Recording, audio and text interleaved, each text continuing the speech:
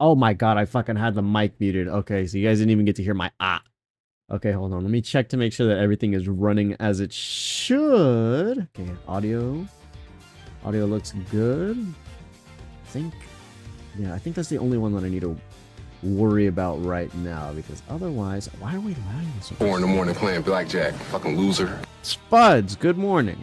Good morning to you. I was talking to you not too long ago. How are you? Heading over to work? Another busy day? Making sure that everything is working as it should be. It looks like it is, as far as I'm aware. Let's see. Why does it do that all the time? Maybe I think it's just easier for it to be able to manage it and play it while I'm like this. So I think that should be fine on this end. But other than that, I want to say that everything looks good. Now, I have to make a confession. Off today? Got things to do? Oh, okay. I am probably gonna have to send you a message, cause or I guess yeah, no, we've got I guess we've got like a thing that we've got going on next week. We're going to a convention again this next weekend. So I guess we'll do the same thing that we did last convention, where we'll probably just like send you pictures and see if there's anything there that you might want to consider buying. I'll message you about it sometime later, but yeah, if you got things to do, I appreciate you dropping by, even though you did just do it to call me a fucking loser. I'm still doing faces like I'm working with a fucking VTuber model. God, I feel so stupid. But that was one of the things I needed to confess as to why we reverted today. Why have we reverted to WA out of the blue? And that was because for some reason, while I was getting up and getting ready and getting stream set up, I could not, for the life of me, get VTube Studio working. It was bizarrely lagging. I tried looking up a solution for it. I tried getting as descriptive and detailed as possible in my current problem with what it was that I was having with VTube Studio, because it just would not work for some reason. I could not get it to work on my end. I tried resetting it. I tried like checking the internet. The internet seems to be fine, and so for some reason VTube Studio, whenever I was logged in and using the phone to go ahead and have most of the things function and working, it just did not work. I could not get the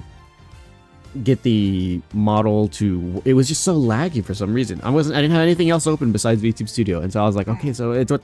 4 in the morning playing blackjack, fucking loser. Ooh, Oh. ooh, goo, goo, goo, goo, Oh. goo, goo, goo, Spuds, I don't know. goo. I don't know if you have access to it on the phone. I know that that Sea Dogs does it all the time. If you ever feel like considering like using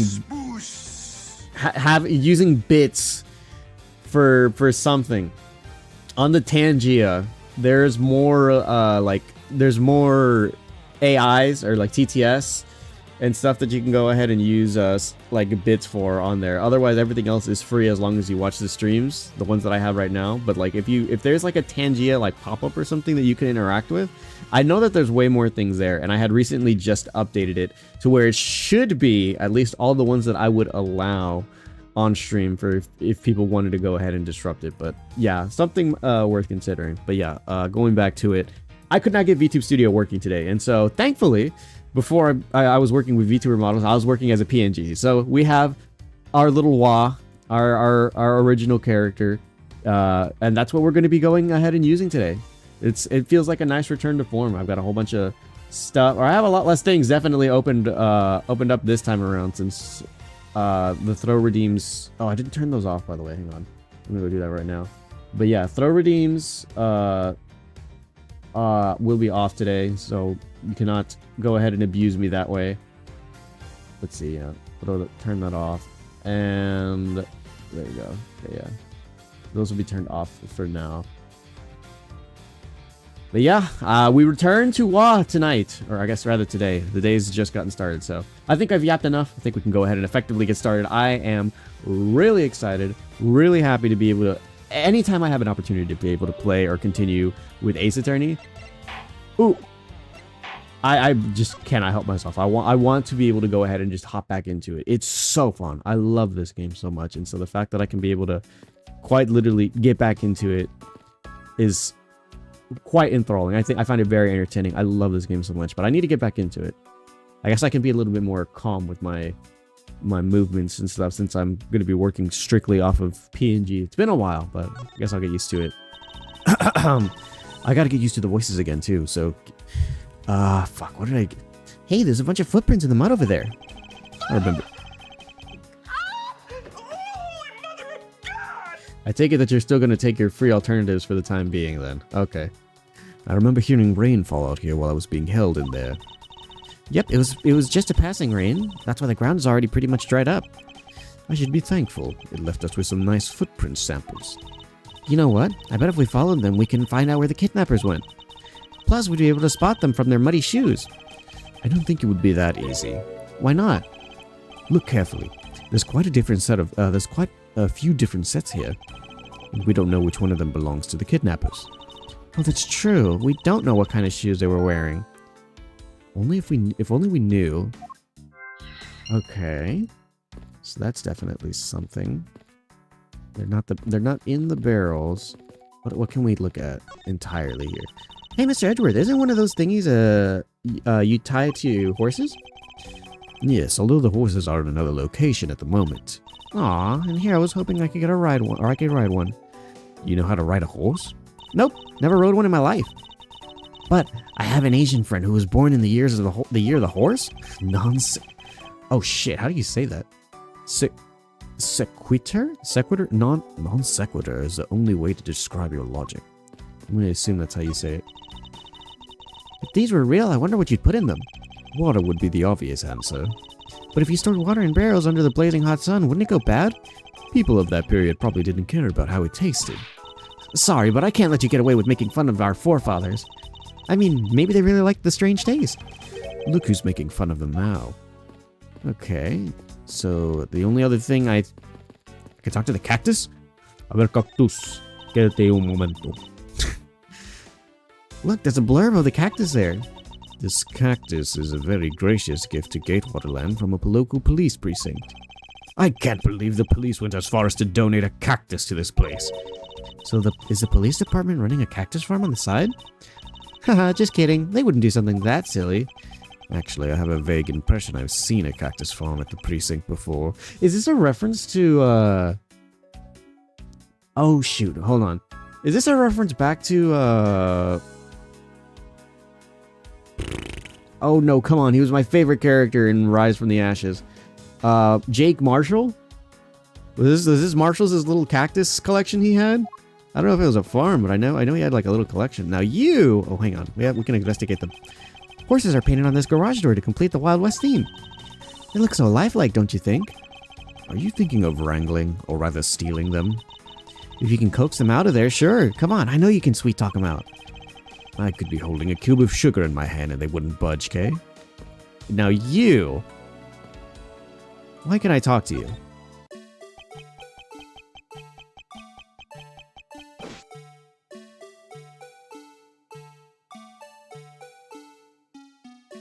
They brought the theme back too?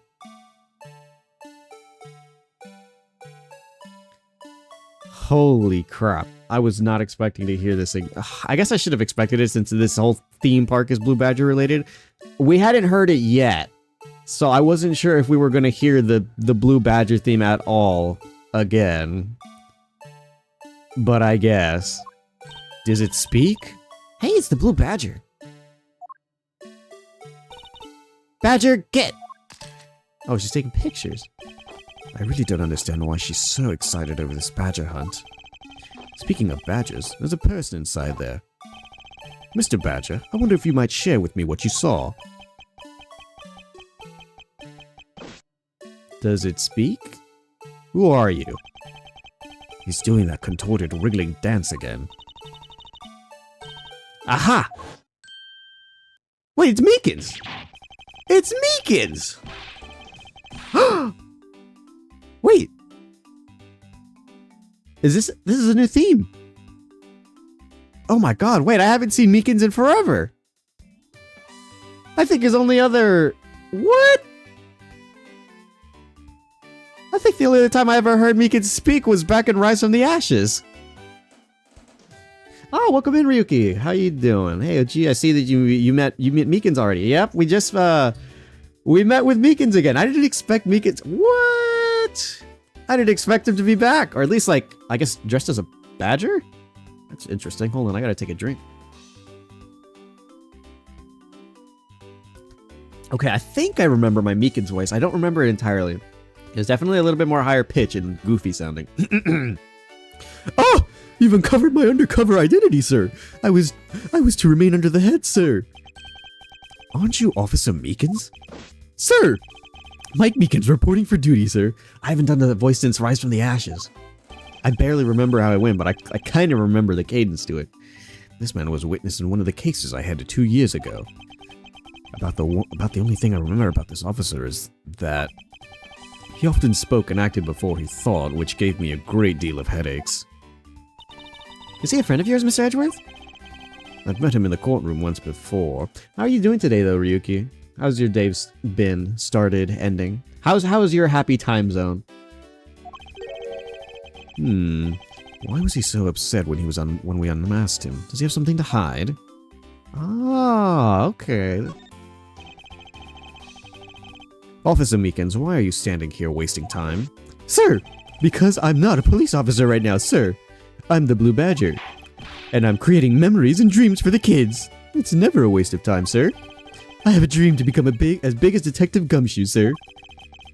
I was patrolling the scorchingly boring... Oh, he's still got his cute little animations. He doesn't have his little, what is it? Like the little, I forget what it's called. The little thing that he holds, his little charm or whatever it is. I was patrolling the scorchingly boring beat until a little while ago, when the dispatch radio on my shoulder crackled with that the kidnappers had escaped, sir. I thought maybe this was my shot at making detective, sir. I rushed over to join in, but when I got here, there was a sea of people already, and I couldn't spread my trademark friendliness and joy on anyone. It would seem that some people never change. Okay. Doing great, just done eating breakfast? Ugh. I haven't eaten anything yet today. I, was just working on getting things set up. I guess I'm just gonna have to live with it and eat before I head off to work, but we'll survive, we'll live. So, what exactly are you in that ridiculous outfit? Why, he says, goddammit. Sir, that's because, sir, I'm here to keep the visitors in good spirits, sir. But it's also to hide the fact that I'm an officer on the trail of kidnappers, sir. I see. Agent Lang is very wise to employ this sort of, diversionary tactics. Ah. To be handed the role of the Blue Badger out of all of the different disguises, sir. It's such an honor. Oh, okay. Any clues there, Meekins? How long have you been standing here, officer? Sir, for about 1 little hour, sir. That's around the time I woke up from being knocked unconscious. And I've been here ever since, sir. If that's true, then it's possible Officer Meekins saw the kidnappers escaping. However, I must tell you I didn't see a thing, sir.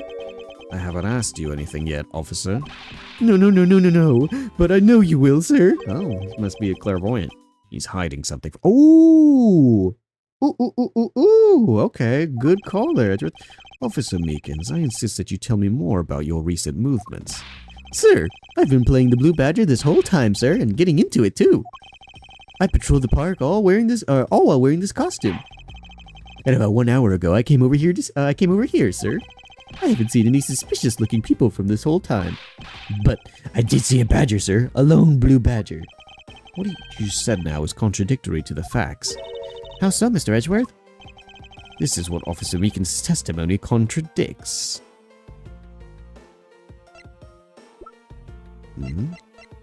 So we have Lance and Oliver still that we don't know about. Oh, Meekins... Wait, 2 years? Oh, Meekins was 22 during the Rise from the Ashes case? Oh, okay, he was still very young. Level-headed, she supports him in his investigations. Lang's 27? Holy crap.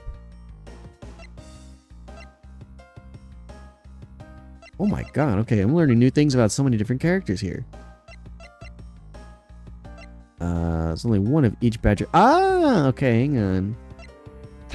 This. Officer Meekins, let's back things up. I'd like to ask you about the last statement. Sir, of course, sir. If that's your wish, Mr. Prosecutor. This little patrolman will wait as long as I'm commanded to wait. You said that you saw a blue badger, correct?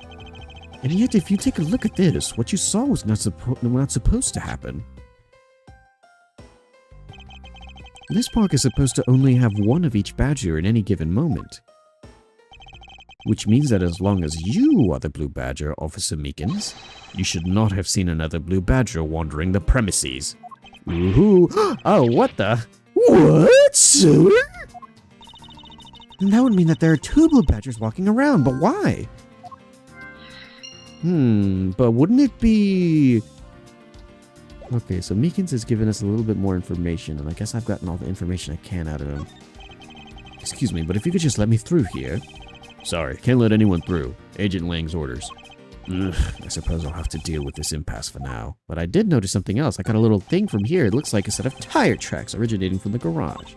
Aha, so that means a car left from the garage at some time, right? Correct, but for the car to leave these tracks, it would mean that it left during the passing rain. That's the only explanation as to why these tracks are made of mud. 3 treads. I think we can also safely assume it's a special type of car. So a 3-wheel, or at least 3 treads. Let's see. I don't think... Talk to this guy. So the only other thing I could imagine... No? Oh, okay, no. I've got it. I have to start putting things together. What kind of shoes? It's gotta be these 2. Okay. Looks like Edgeworth doesn't need the Magatama to uncover what Meekins was hiding. True. The one time that he did get to use it back in the 3rd game, he thought it was fucking crazy. And he also hated it because Larry's such a liar.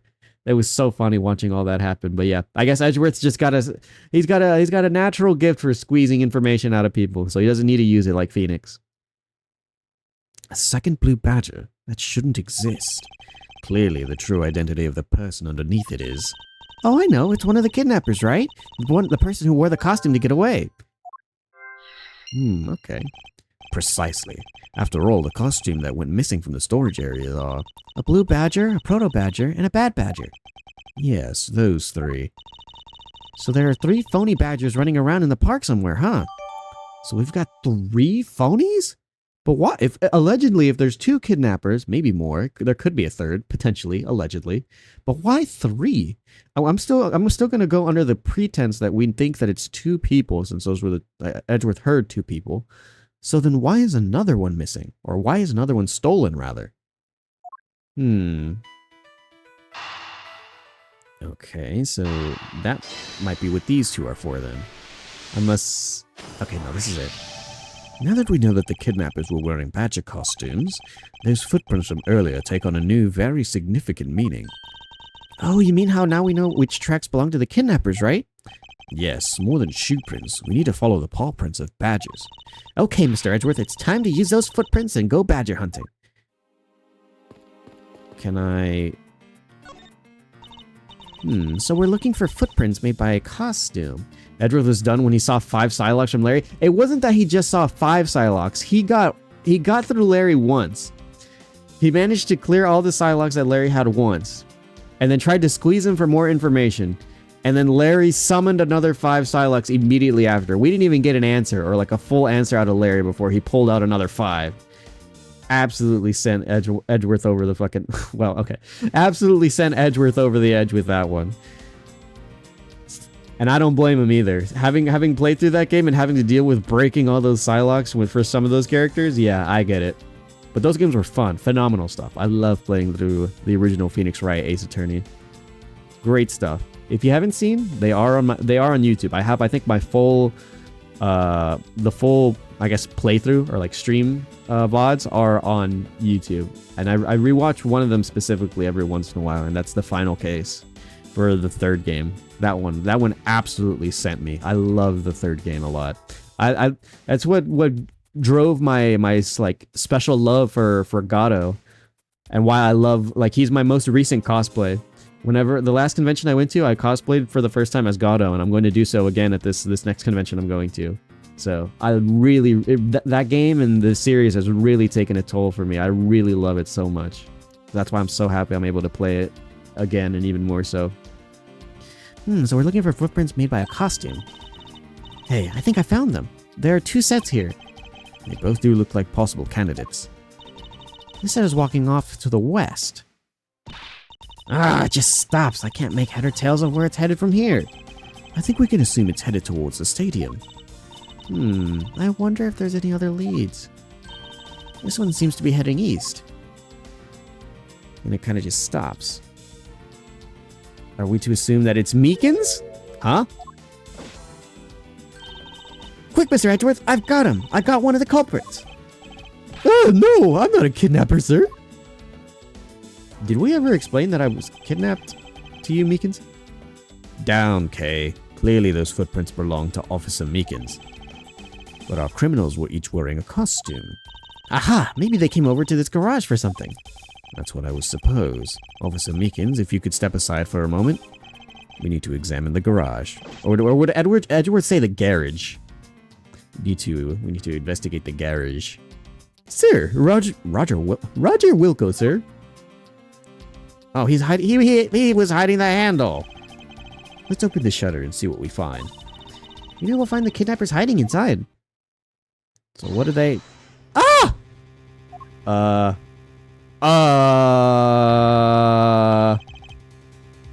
Huh? Wait, is this Oliver? Is this the butler? What in the... We seem to have stumbled across a dead body.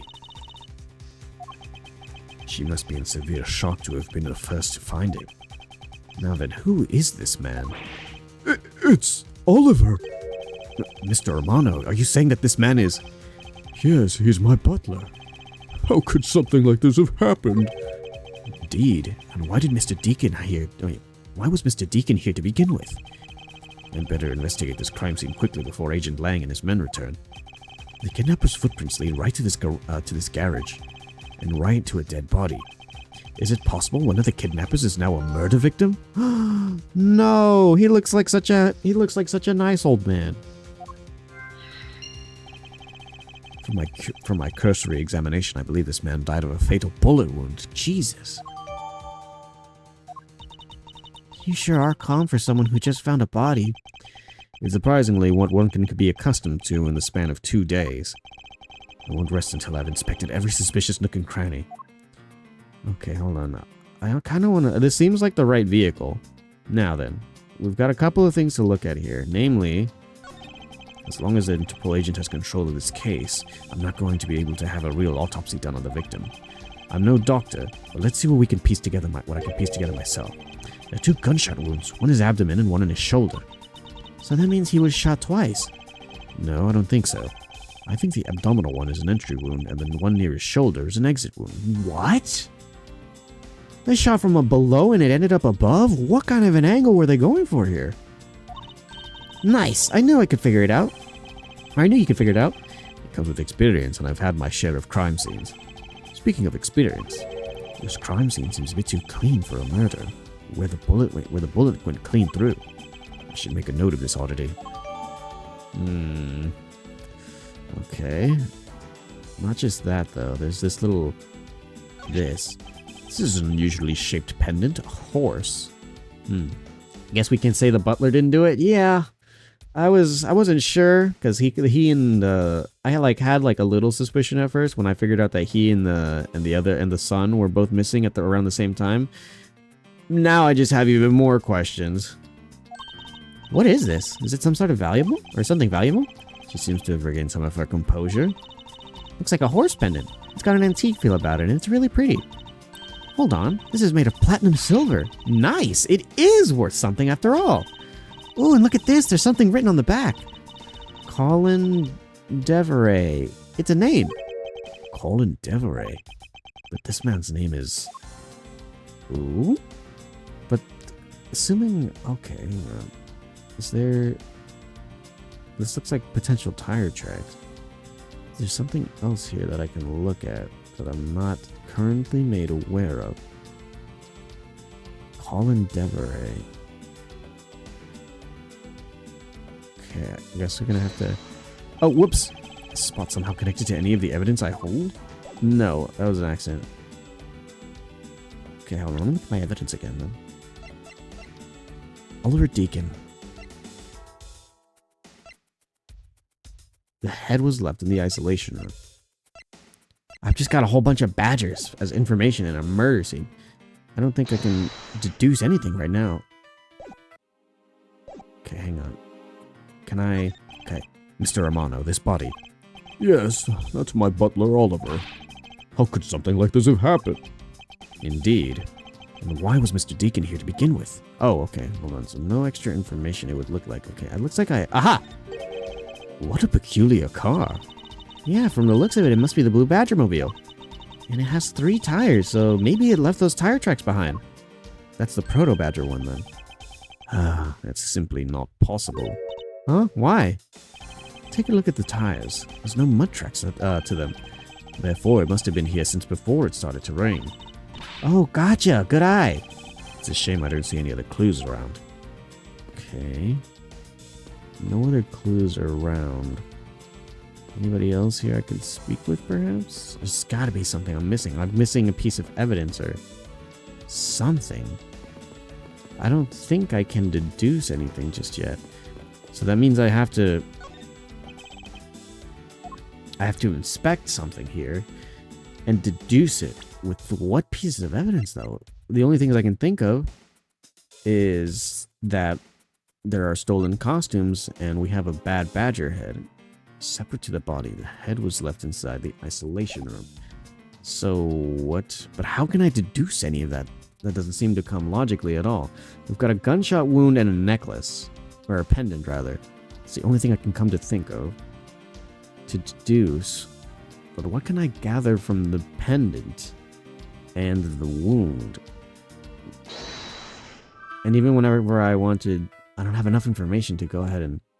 Which means I have to deduce something, I think. So Oliver Deacon, there we go. And Lance Amano. And I don't think any of our... Bullet entered his abdomen and exited through his shoulder. The Bad Badger wields a gun. It's about one of the only other things I think I can probably pull a conclusion out of. And we know that the Bad Badger's head is still in storage. Okay. Damn, okay. I don't know just yet. I'm not quite sure what sort of conclusion I'm supposed to make. Can I talk to Meekins about anything? Can I present? Okay, I want to cover the Blue Badger now, sir. Pretend I don't know anything. Mustn't respond to that. It'd be like shooting fish in a barrel. Okay. Okay, no. Okay, no, he's not going to tell me anything. I feel like Meekins is probably one of the only people that I can get an explanation out of something. I'm hoping I can get at least maybe one more piece of information. Oh, it was written by the expert of the Badger family, sir. It's very, very thorough. It doesn't matter that I was made the Blue Badger only a little while ago, sir. That book helped me memorize every name of every badger, sir. It's not that hard to remember 4 incredibly obvious names. Okay, that didn't really give me much. Drip, drip, little by little, our privacy is being sold off to the public through this, sir. But that means I need to work extra hard on my cute poses. Oh, like what? Like this! Great, now I know what your new pose will be. Look, sir, I've successfully stolen his pose in speaking style, sir. That's a nice K. Okay, that didn't really give me much then, huh?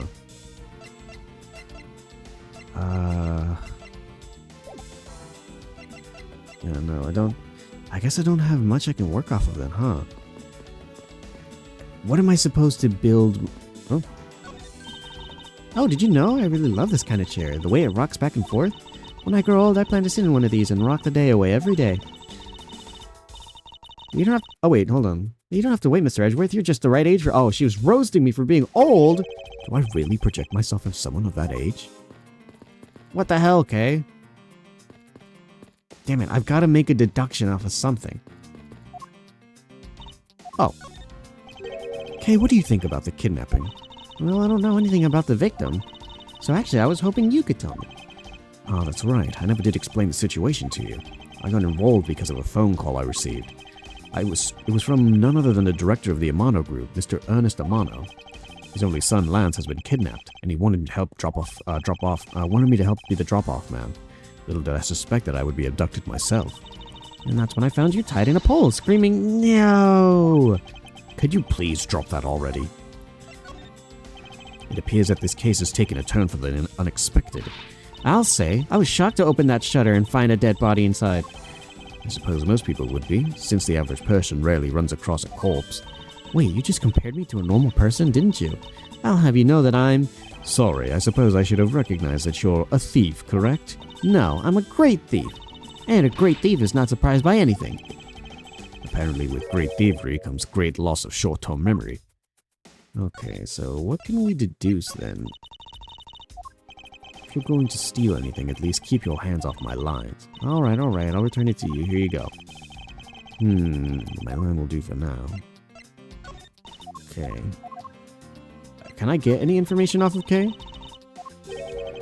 Only we assume that this is not your handiwork. Are you kidding? You should know the Blue Badger is the enemy number 1 to me. Can you imagine ever being on good terms with that thing? Actually, it's surprisingly easy. Okay. I really love theme parks. Too bad we're not here to have a fun time. So why did you choose this one? And why choose to show yourself to me of all people? Because I was tailing you, silly. Duh. You were following me? But why? Okay. Come on, the Badger family is waiting for us to find and take pictures of them. And remember, you have to yell, "Badger, get!" each time or it doesn't count. They even have a rule for when you take their pictures? Tell me about it. I was planning to steal all of my shots, all over the proper great thief should. Does the concept of stealing permeate every aspect of this girl's life? It's a book of information about my arch enemy, the Blue Badger. But I won't lose to the likes of him. Just you wait and see. I'm gonna write the Tome of Thievery. How's that, Mr. Edgeworth? The information that winds up on your wanted poster will suffice in this competition. So no, it doesn't look like there's anything I can get off of Kay. So what can I deduce from this? I guess I'm gonna have to start making a... Oh, whoops. Whoops. What can I deduce from this? I wouldn't rest until I've expected every... Is it really the gunshot? Because I can't think of anything for the pendant. What's the name again? Hold on. Colin DeVore. That doesn't even seem like a name that we know. Colin DeVore?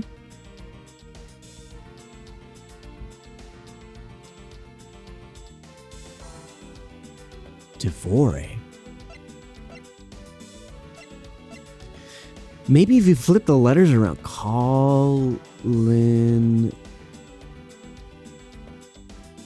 DeVore.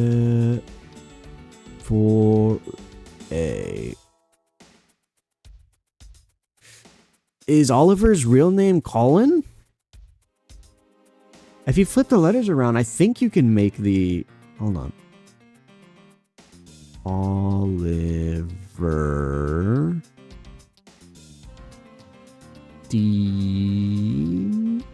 there's another... Wait, hold on. Olive... Yeah, there's another E. D-E-A-C-O-N. Was found dead. Colin DeVore. But this man's name is... That might be it then.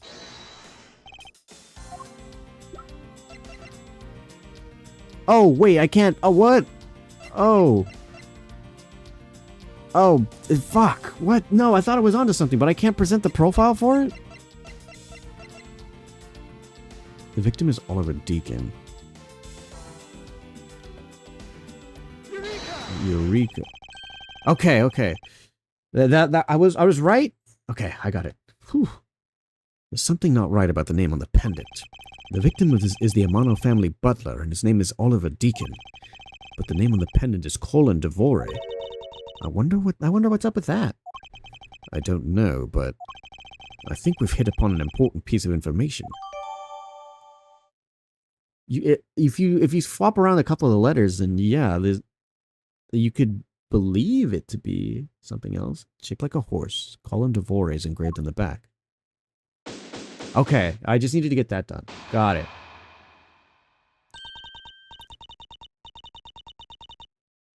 Who the hell is this? Is this Mrs. Amano? Lance! Lance, where are you, sweetie? Excuse me, but you are? Is that a ring pop? Doki doki. Oh, this is bad. He's really good looking. Who? Stop it, Lauren. Hello, Lauren.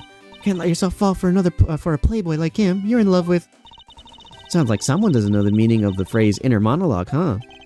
Sorry to interrupt your conversation, but might you be a friend of Lance? Yes, I'm Lance's girlfriend. My name is Lauren Pops. Miss Pops. Lauren Pops. His girlfriend? Oh, it's not like that. We're more like friends, and we're not lovers or anything. Well, we haven't gotten that far yet. But I guess that's how people are going to see it, so I should just accept it. I even got this ring as a present from Lance. Swoon. You know, she reminds me of a cartoon character. May I inquire as to why you're here? I haven't been able to get in contact with Lance lately, and I began to get really worried. I looked everywhere for him, and I heard about the kidnapping, so I came here. Wow, you're really strong for having made it through all this by yourself. Is it true? Has Lance really been kidnapped? No one is supposed to know, but yes, it's true. Oh, Lance. I can't believe you've been spirited away. What the hell? I wonder how you're doing right now. Looks like she's gone back to the fair maiden in love routine. Okay. So, Mr. Edgeworth, where do we go from here? Well, we found a body, so we should look into the murder. Oh, shit, he's back! Damn, okay. Okay, hold on, I need to remember my voice. This guy was cool as fuck. Lauren, this girl deserves better? Oh, what does that mean? You're holding out on details that I don't know yet. Ryuki, ugh. Oh god, please don't tell me that Lance is a scumbag. I hope not. Damn it, no! You're making me worried now for Lauren. I hope she's not a bad person or that anything bad happens to her. Alright, hold on, Lang. I gotta get back into it. Fuck, how did it go again? My men brought me up to speed over the radio. And I have to say, you really should have called. I heard you found something very intriguing. I have nothing to hide, Agent Lang. It's exactly what you see before you. I'll take it from here. Yeah, that guy's really dead. Hey, you waiting for an invitation? Hurry up and detain the suspect now. Suspect? Who? Meekins? Officer Meekins, is it? You're coming with us. What? Sir, I had nothing to do with this, sir. Agent Lang, don't you think you're being a bit rash? Do you even have a good reason to suspect Officer Meekins? Ha! I leave that kind of stuff to you prosecutors. It's your job after all. Like I said earlier, the crime scene isn't as forgiving as your precious courtroom. That's your answer? I know you like your logic and reasoning, but that sort of impractical fluff is not needed here in our field. All you have to do is arrest a suspicious person after suspicious person. That's how you eliminate crime from the streets. But that's also precisely how you unnecessarily arrest innocent people by mistake. Innocent people? Nonsense. There's no such thing as an innocent person. We've all got a blemish or two in our hearts. That's tyranny. I won't allow such a thing to go on unchecked before my eyes. Ha! Too bad you don't call the shots around here.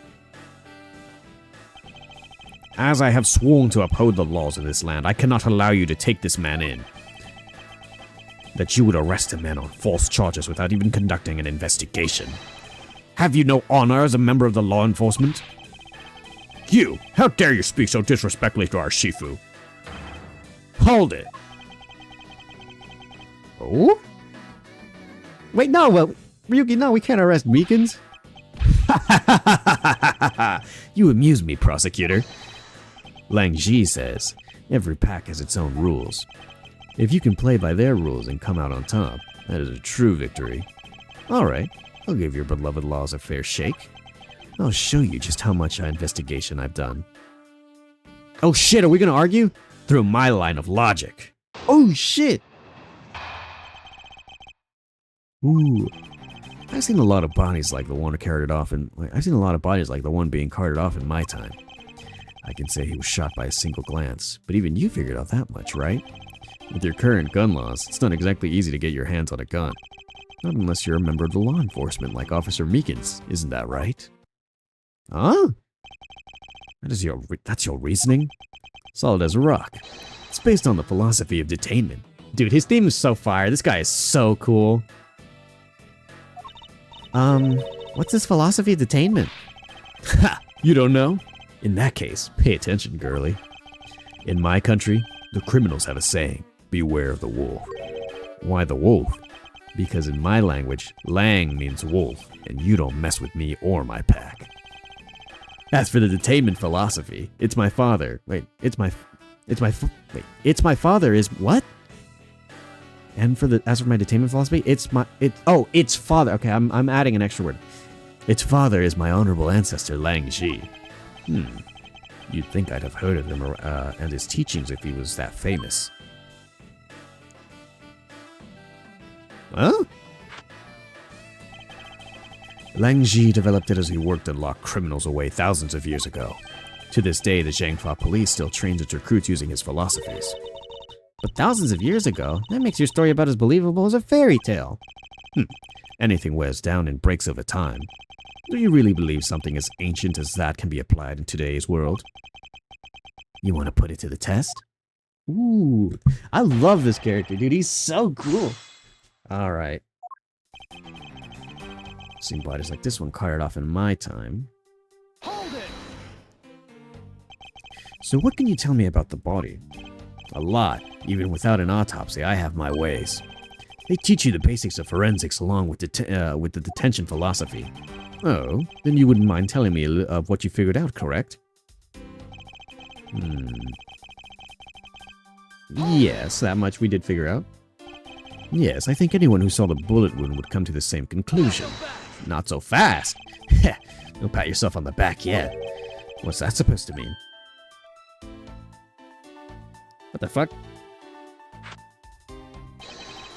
Lang Ji says, search where the water is deepest. You have to keep your eyes on the big fish that lurks in the depths, which is the killer. Is that right? And what would you know about the killer? Hold it! It would appear that you've studied a little bit on our laws. Studied? Who needs to study what every child on any street corner already knows? It's that... Sheena! The Federal Firearms Restriction Act. That's it. The Federal Firearms Restriction Act. I hear it's not easy to get a gun these days. Interesting. The woman is the one in charge of keeping track of the information. Okay, so we know what Sheena's in charge of now. Hold it! If that's the case, then there are plenty of other officers who might be potential suspects. You're not seriously going to arrest each and every one of them, are you? As if I would need to. I've already looked into everyone else here. Oh? Other than Officer Meekins, I know no one else's weapon has been fired. How did you check every single person's weapon in such a short span of time? That's because each and every one of my subordinates is extremely capable. It didn't take more than a few minutes to conduct the entire investigation. The power of sheer numbers. But you have yet to check Officer Meekins' weapons, correct? Thanks for reminding me. Hey, you, show me the gun. Meekins, don't tell me you've actually fired it today. Oh! What's wrong? Why does he look so sickly pale all of a sudden? Gun. What did you say? I can't hear you. Stop mumbling and spit it out already. Sir. I lost my gun, sir. How could you be so irresponsible? In the end, it looks like you're still the only suspect we've got. You're the one who waited here outside this garage to ambush and kill the victim. So you think the Officer Meekins waited here to kill the victim? Hey, Crust, welcome in. It just occurred to me that Gumshoe has a gun. Oh god, please don't tell me we've got to defend Gumshoe. Hello, Crust, welcome in. Yeah, we've gotten just a little bit of investigating done today, it would seem. Just a little bit. I'm hoping to get some more. I think this little accusation deserves a lot more scrutiny. Officer Meekins ambushed the victim in his garage and killed him there with his gun. Let's keep pressing then.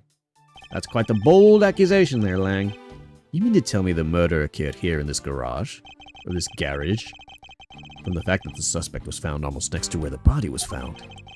I'd say that it's pretty obvious that this is the crime scene. Lang Ji says, a criminal always returns to the scene of the crime. So you know, there's a thing that we learned about this earlier, and that's that this place looks a little too clean to be a crime scene. Hey, finally a quote even I've heard of before. Furthermore, Lang Ji says... He forgot the quote! Sheena. Successful investigations are the result of multiple returns to a crime scene. Looks like neither detectives nor criminals have changed their ways over the millenniums. So this is the kind of conclusion the philosophy of a detainment can lead you to. I don't get it, Mr. Edgeworth. Why are you putting yourself on the line for Mr. Meekins? It's not that I particularly care about what happens to Officer Meekins. What? However, I simply cannot stand by while Agent Lang ignores our country's laws. Jilong Lang. Just what sort of investigator are you? Okay, so I know which one I want to go ahead and... Oh, shit. I know which one I want to go ahead and do then. Should be this one. Objection! Here we go. Logic. I can get behind it. Unfortunately for you, Agent Lang, that is not simply possible. What do you mean? You've seen the crime scene for yourself. And while you were looking, did you not think to yourself that it was a little too clean? Yeah! What the hell? So you did notice that there was too little blood. Do you still wish to claim that Officer Meekins committed the murder here?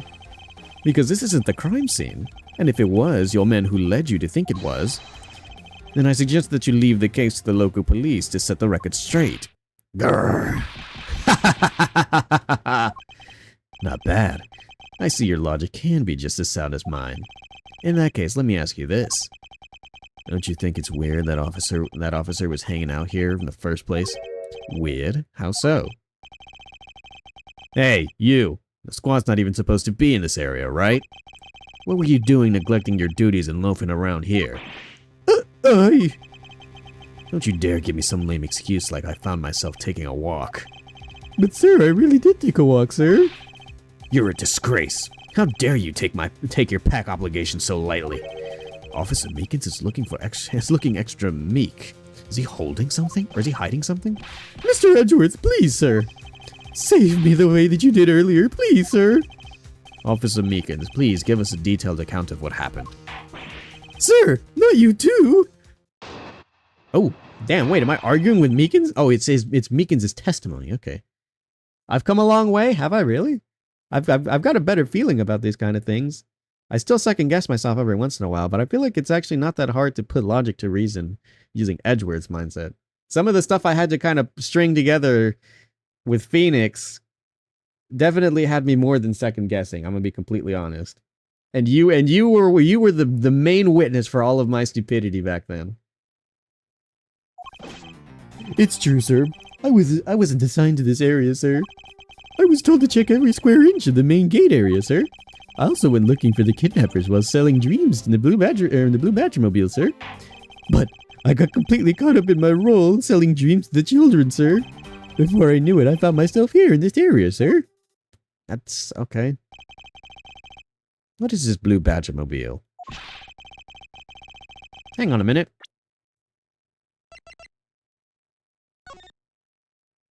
Shit, no, I wanted to look at the picture.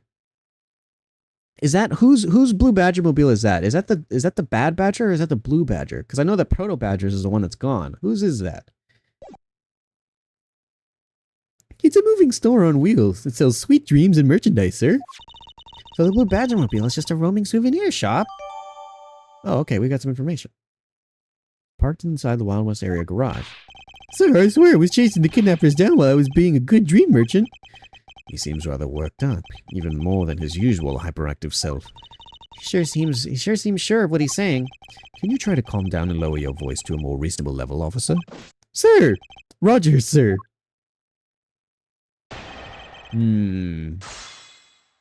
Alright, Meekins. Hold it! Let's go ahead and try to piece this together then. Alright then. Where were you assigned to? I was assigned to the main gate, sir. You must mean the area with the bridge and the outrageous fountain. Okay, then why are you here in the Wild Wild West area? It's because of a very deep reason, ma'am.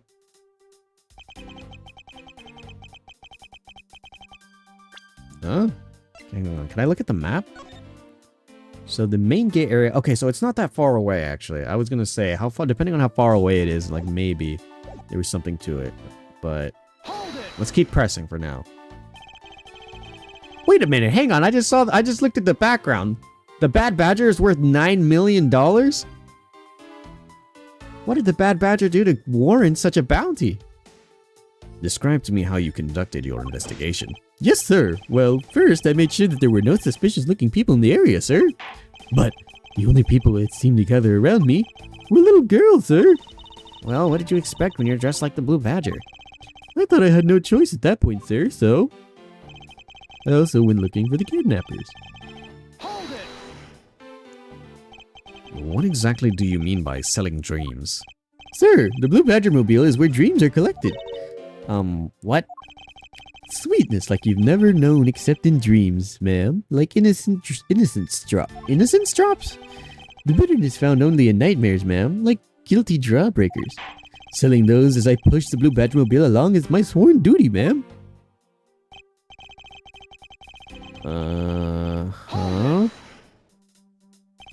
You completely forgot to look for the kidnappers. No, sir, of course not, sir. I would never do something like that, sir. You're absolutely right.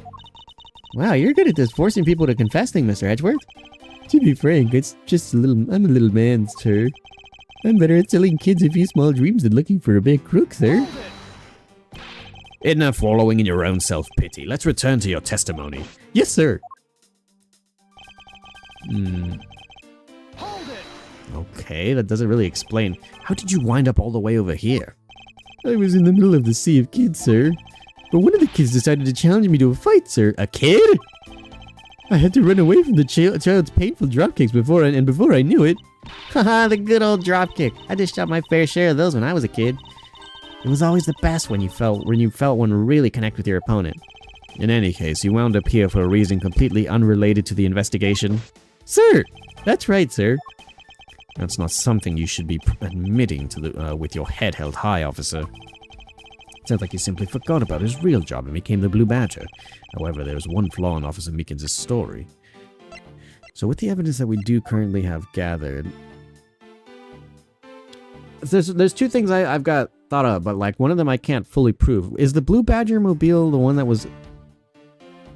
Assuming that he was out and about, and it was like raining an hour ago. Okay, there's like two things I've got thinking of.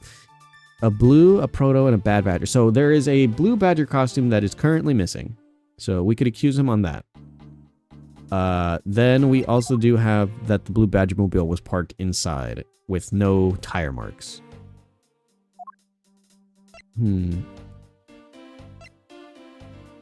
Okay. Yeah, those are the only two things I can go ahead and... But I have a feeling that he'll need some prodding before he'll spill the beans. So it's true, I wasn't assigned to this area. I was told to check every square inch of the main gate area. I also went looking for the kidnappers while selling dreams in the Blue Badger mobile. I got completely caught up in my role selling dreams to the children. Where I knew it, I found myself in this area. So one of these two, I'm assuming this one. And I'm assuming that because there's extra emphasis on the Blue Badger mobile that's going to be the thing. Maybe. I don't think the costumes are going to be that big of a thing. We just got the Blue Badger mobile, so I'm going to go ahead and present that. Officer Meekins, I would appreciate it if you didn't tell such transparent lies. Sir, I'm lying, sir? Yes, you are. If you were really selling those dreams with the Blue Badger mobile until recently, then what is it doing here inside the garage? Actually, I had just lost track, sir. Lost track of what? By the time I realized the Blue Badger mobile was nowhere to be found, sir. Which would mean it was perhaps stolen. And that's when I came back to this area thinking maybe it was in the garage, sir. But that's when you found me, Mr. Edgeworth, sir. Oh, a likely story. Who do you think is going to buy such a convenient tale as that? And what exactly is so convenient about his story? The car getting stolen? It's completely unbelievable, even for a cover story. But I think we can assume the car was used alright. To move the dead body. What? You killed the victim at some distant location, Officer Meekins. And then you used the blue Badgermobile to transfer it all the way here. Now then, you're coming with me. But it wasn't me, sir. The killer, sir. It wasn't me, sir. Agent Lang, wait. What do you want now? We still don't know where the real scene of the crime is. You can't say we know all the facts in this case, let alone the truth. I told you, truth schmooth, I couldn't care less. I'm starting to have an idea on something. Is Lang known for getting most of his arrests just because of this art of, I forget what it's called now, the art of detainment or whatever? Has he just been throwing innocent people in jail and that's what's gotten him the title of the most arrests? Our job is to catch the crook. You'll find out your precious truth after we arrest this guy and take him in. That's the job of you prosecutors in your fancy courtrooms with your logic. As for us, we don't have that kind of time to waste. You boorish buffoon. Oh my god. I think you need to leave. What? We need to get the body to autopsy and you guys are getting in the way. You would interfere with another one of my investigations? Hey now, let's not forget who holds the actual authority to conduct investigations here. Ugh. I'm afraid the one ruining the interrupting is you, my ignorant little pretty boy. Now, be a good fancy boy and get out of my sight. If you don't, I'll arrest you for obstruction of justice. Damn. To meet such, oh my god, to be continued? It's definitely got the like air of authority to him. I guess so. There we go. Moving on. Oh, okay. Are we gonna have access to more of the park?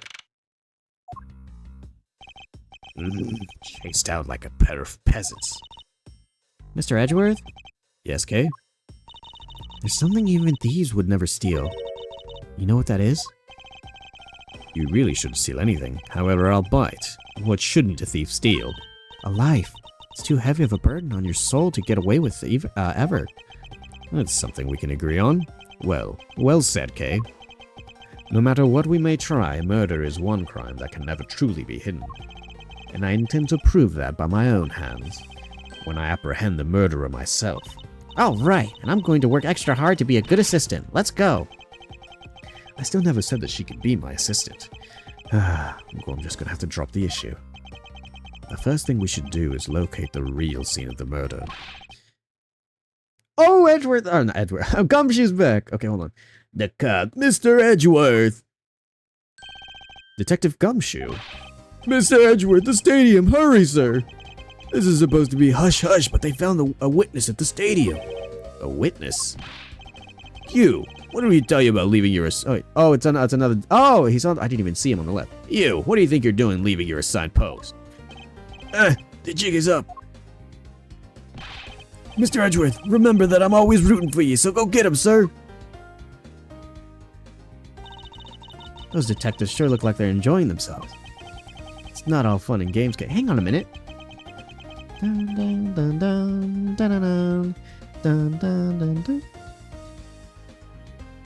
That's that's not Edward. That's dun, dun, dun, dun, dun. That's his Gumshoe's like. Is this the remix theme for it? This is the investigations version of it. Dun, dun, dun, dun, dun, dun. Yeah, it is. I think. Oh, that's so cool. Dun, dun. It's not all fun and games, Kay. Now then, let's go to the stadium and meet this witness. Okay. Maybe we might even find the scene of the crime. Oh, okay. So this is where the pink badger's located then, I guess. I thought there was a witness here.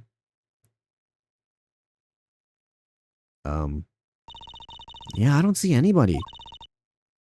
Mr. Edgeworth, who is this? No, is it? It's, oh my god, it's Emma! What is she doing here? Emma, oh, we've got Emma's theme too. Oh, I love Emma's theme. Oh, this is great. Oh, I was not expecting to see her in this game. Oh my god, Emma's here. And she's grown. Oh, Emma. She's still got her signature glasses. She's got her... She's dressed a little bit differently now, too. Or at least from the last I see her. But she's still got her signature glasses. Aw. Emma. Is she...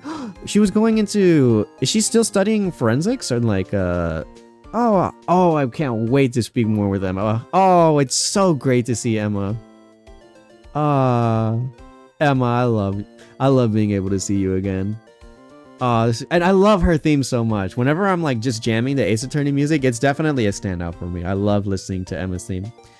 My favorite part is this second beat.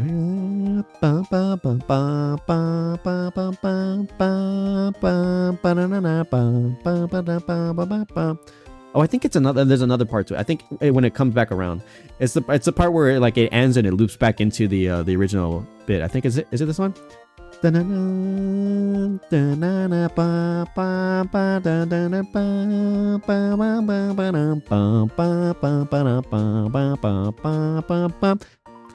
with the little the trail in with the little sound. I love Emma's theme so much, and I'm so happy to see her again, dude. Rise from the Ashes was a immaculate case when I played it through originally. I love that case. Fantastic stuff. Finally a third episode in Ace Attorney game that isn't bad. What? I loved a lot of the third cases. I was told, Crust was telling me about them and how the third cases are kind of just very different. I'm quite fond of a lot of the third cases. A lot of they take away a little bit from the main story to kind of focus up on some other stuff, and I quite like them. If I'm going to be honest. Long time no see. You are Miss Emma Sky, correct? Oh, it's so cool. I didn't expect to see Emma in this game. This girl is the younger sister of my former superior, Lana Sky. 2 years ago, we stood in the same courtroom together and as witness and prosecutor. But I thought she had gone to Europe to study forensics. She went to Europe? Beans, welcome in. Making your traditional appearance. I can't believe you remember me, Mr. Edgeworth. Of course I do. How have you been? You look to be in good spirits. Are you still studying abroad? You bet. More than anything, I want to investigate crime scenes scientifically. I've been studying nonstop every day to become a top-notch forensic scientist. But it's spring break. Oh, it's spring break. Okay. So I thought I'd come back for a bit. I see. Oh, Emma, it's so great to be able to see you again now. Okay, this place is down. Got it. Let's chat it up. Hello, Emma. I almost didn't recognize you. You've really grown these past 3 years. Please don't tease me, Mr. Edgeworth. I know I still have a long way to go. But I'm going to be a super forensic scientist someday. You'll see. You seem to know Mr. Edgeworth really well. Are you two acquaintances? Oh, I forgot to introduce myself. I'm Emma Sky. Nice to meet you. I'm studying abroad now and to be a forensic scientist. How about you? Wow, that's a great dream. My name's Kay Faraday. I'm training to become an unstoppable great thief. A great thief? Don't think too hard on it, Emma. It's not worth the trouble. In any case, we have much to catch up on. You bet we do. Oh, Emma. Oh, we're chatting it up. This is great. I love this. So why are you here, Emma? Well, I just happened to decide to come back home for spring break. And then I heard that you'd come back too, so I raced on over here. I really wanted to welcome you back at the airport, but I just missed you. And how exactly did you know where I was? Through the power of science, naturally. Oh, wait, what the heck? What is she tinkering away on? It looks like a DS. And it's got her initials and a heart. Oh, that's so cute. She's got numbers flashing on her glasses. I use these what? I use these to track your footprints and I follow them straight to you. This set is the greatest. It's so wonderfully scientific. You spray this chemical on the ground and when you shine a special light on it, zing, the footprints light up like an electrified noble gas in a glass tube. It's almost like magic, scientifically speaking. Forensic science has never seemed so more ominous to me than this very moment. Aww. Emma, I'd like to ask you what you witnessed. Huh? What are you talking about? Are you not the witness Detective Gumshoe told us about? Well, I did get a call from Detective Gumshoe earlier. He was practically yelling at me. Mr. Edgeworth really needs your scientific doohickeys right now, pal, he said. What was that man thinking? Or rather, not thinking? Let me guess, there's been a murder, right? Yes, unfortunately. There's a sudden glint in her eyes. But I need to keep my mind focused on the witness. Now, where did that person go? Okay, so it's... Well, I'm glad that we could go ahead and chat it up. It's... Oh, and I love that her theme just keeps playing. Emma's theme is great. It's always been a standout to me. This game came out in 2009, so it's probably molded after it. Okay. Oh, okay, you know, you're right, yeah. Probably was. I was thinking on it. I was trying to... Oh, okay, hold on, we can't leave. We have to find the witness. The mean old werewolf. It's supposed to be here in the stadium. Is it the pink badger then? Is it here? I assume this is another badger mobile. Yeah, but it's... I think Edward might say, yeah, but it's a different color than the blue badger's car. Yes, this is the retina searing pink model. What's that off in the distance? Oh, the pink badger's here. Oh, hey, it's the pink badger. Badger, get. Tough love.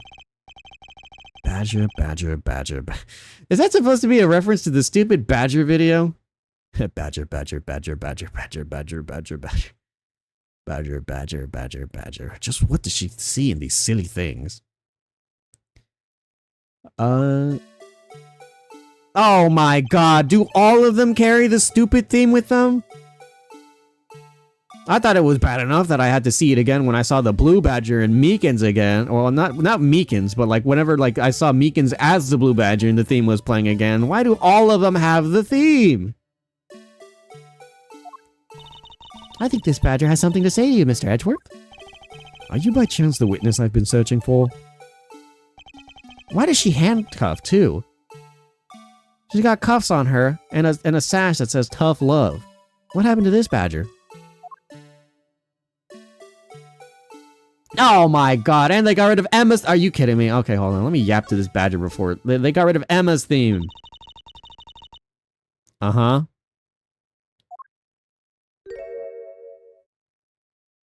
Oh my god. What? Wendy?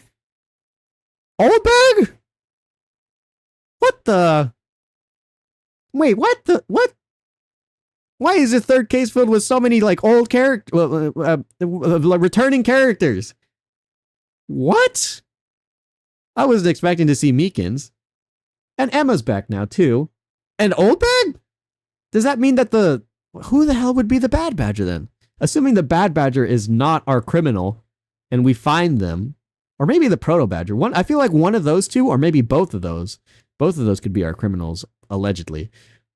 But assuming at least maybe one more of those is supposed to be like someone else that Kay can take a picture with, I wonder who it could be. Oh my god, this was definitely not someone I was expecting to see again. Wow. Huh. Okay, hold on. I've got to get that parody voice again, because that's the voice I gave her last time, I think, when I was speaking as her. I can't take being inside that stuffy head anymore. Oh, no. Oh, yeah. Edward's PTSD. Yep, it's kicking back in. You're... No, why her? Why here? Why now? I first met this woman 3 years ago. She was a witness in one of my cases. 3 years ago? That was... Wow, I can't believe that... blah, blah, blah. I can't believe that Turnabout Samurai was 3 years ago. Like, I remember, Crest, when you were telling me that, like, each game was, like, a year apart or, like, not too far after it. Ooh.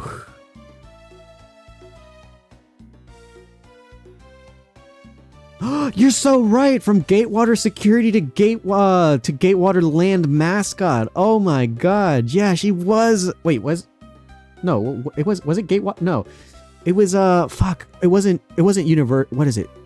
What was the studio? The studio she worked at. I'm blanking out. It was fuck. I forgot what the because it was something similar to Universal, or like that's how I got the parody of it. I forgot what, but she was a security of a... Fuck, I forgot what it was called. Yeah, but I get where you're coming from. Oh my god, she's still got some of her animations. Oh fuck, I didn't get to read that! Edgy Poo! Why couldn't you understand what I was trying to tell you? I mean, real. Oh god, please don't tell me she's gonna go off. I was really trying hard to keep. Okay, I thought I was gonna have to like super read some of these things again because of how she gets. I was trying so hard to keep the kids' dreams alive by staying in character. But you couldn't pick up on what I was trying to convey to you. I'm sick and tired of this roundabout way of talking, so I'm going to be direct. I had a bad feeling before, but this has just made it official. Today has gone beyond the typical not my day into the realm of waking nightmare. Global Studios, that's what it was. Thank you, Ryuki. So you're a friend of Mr. Edgeworth too, Miss Pink Badger? You could say that, but right now I'm just the Pink Badger, dearie. She may look the part, but I know better than to trust my eyes around this woman.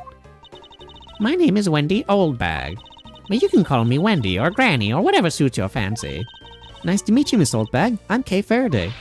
Huh. How do I care about a young whippersnapper like you? Why is she cuffed? Yeesh, I was just trying to be polite. Oh, God. Well, she's got a new theme to her. Weren't you a security guard at one of the Gatewater hotels the last time we met? Oh, wait, no, but Crest, yeah. I forgot, yeah, you were right. She was, it was Gatewater during the second game, whenever that was, when she was being a security guard, for the,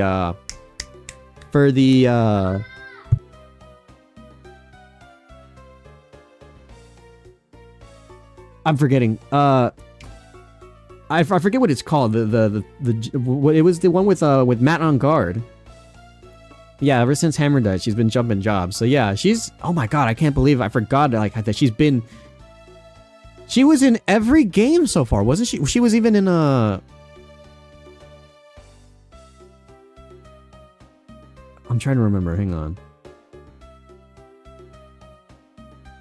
Every instance that she's appeared in so far.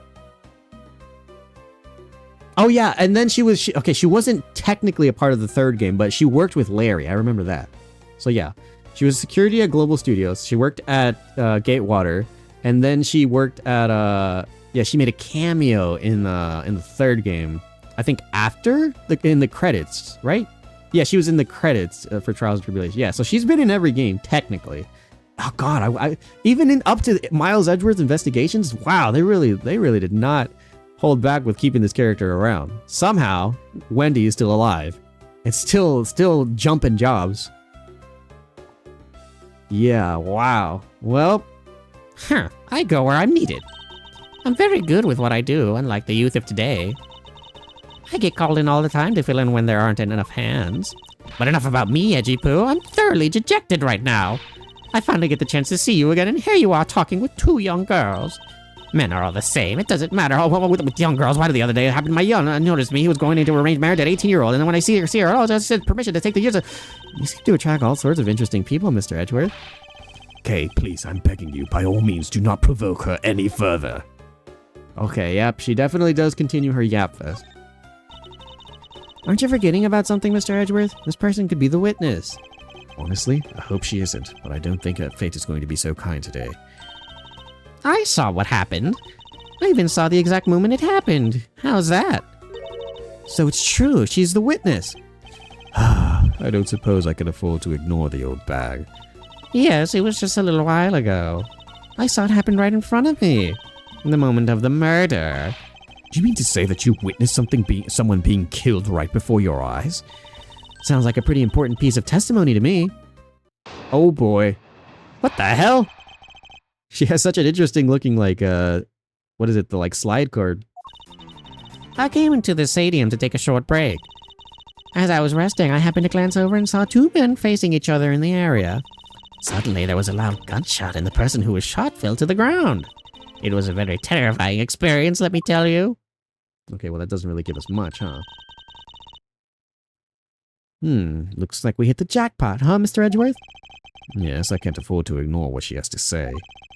Unfortunately. What's that unfortunately you tacked at the end there supposed to mean, Edgy Poo? Well, anyway, let's see what we can find out from this little old lady. Yeah, the persona cut-ins. She's got one for herself too. Seeing that for some of these other characters is so funny. Okay. So where were you before, perhaps? Do you mean that you took a break from being the pink badger? You may not think it, but it's hard work keeping kids' dreams alive. You smell of sweat, your hips creak with pain, you even begin to dream about work. That's the kind of story that would scar a child for life, you know? Well, that's what I chose to go. That's why I chose to come take my break here, whippersnapper. I don't plan on playing the part of the dead badger in front of a bunch of kids. What the fuck? So what did you see while you, the pink badger, were resting? Oh yes, that, well. Yes. Hold it! You saw two men? Can you describe them for me? They look like your average Joes, completely uninteresting and not worth fawning over. I'm telling you, they were so boring that I don't even remember much beyond that. Oh, Wendy, please. But did they have any special features? Anything you can recall that would be helpful?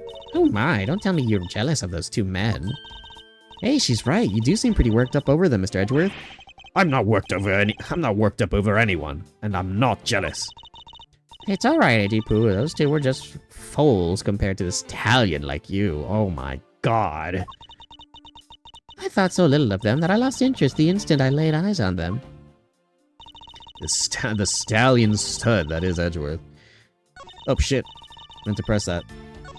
Hold it! Okay. You're claiming to have seen the exact moment in which a murder took place? Absolutely. The gun made a terrible racket when it was fired.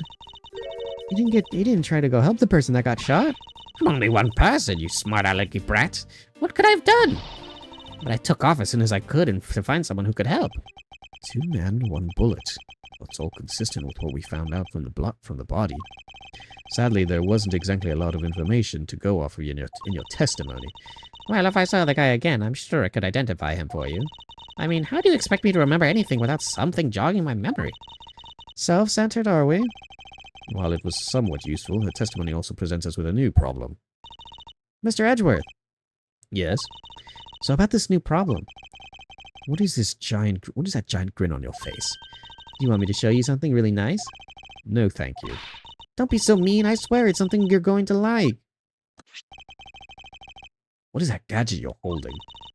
What you see before you is a secret weapon of the Great Thief. Ah, I should have known it would be worthless. Ah, don't be like that. Teehee. Ahem. What the fuck is that? What do you think now? Holograms? Or what is this? What is it doing? It's projecting something into the air. I'm going to input the necessary information to run the simulation now. Simulation? Once I'm done, I'll increase the size of the projection to its maximum size. Dark skies of evening, when no bird dares to take the wing. One alone remains all-seeing. Now witness the true power of a real modern-day Robin Hood. What? What is this? This is a recreation of the murder based on the info I put it into Little Thief. What? What is happening? Little Thief? I dare say I think you're taking the Robin Hood thing a bit too far. Little Thief is actually meant to be a simulator for me to plan my thefts. But I suppose if I used it like this... Let's see, Miss Oldbank said that the two men were facing each other, and then a gunshot rang out and the victim fell into the ground. So with this we can expect a crime scene as it was in the past. See, so what do you think? I have to say I'm impressed by the technology thieves have access to these days. Well, it is a super secret weapon of the mighty Yatagarasu. Indeed. Oh, but if there isn't enough information or if something is out of place, the recreation could come out a little strange. In other words, I can use this to authenticate the validity of a witness's testimony. You got it. You really catch on quick, Mr. Edgeworth. Right now, the simulation is a recreation of the witness's testimony. So for now, I should re-examine everything. And if I find anything illogical or strange, I can ask for clarification. Feel free to examine anything in the simulation in the way that you always do. You got transported to the Digimon world? Yeah, I guess. I didn't know that Kay had access to that. I didn't know that she was one of the protagonists for Digimon, and that she could summon other people, including Edgeworth, to the Digimon world. Or that people in the Digimon world actively shot each other. Uh-huh. And if you find something, I've got Little Thief with me, so just let me know, okay? Okay, I guess I'm investigating the simulation. Okay, so what have we all here? It looks like they broke the stage. Oh, whoa, okay, here we go. Looks like they broke the stage down. I guess that means that they're done for the day. Or maybe it's because of a different show scheduled to start its run tomorrow. Okay, so what? Spoken with everyone, so rather it's a silhouette of the killer with his gun at the ready. Okay, is it not possible to recreate the face of the killer? Well, I can't exactly input what we don't know into the Little Thief. She has a point. According to the testimony, the victim fell to the ground here. That's right, but if that's the case, then we've already found a first contradiction. Huh? What? Where? If this is the real scene of the crime, there's something missing that should be here. Which piece of evidence shows the missing item?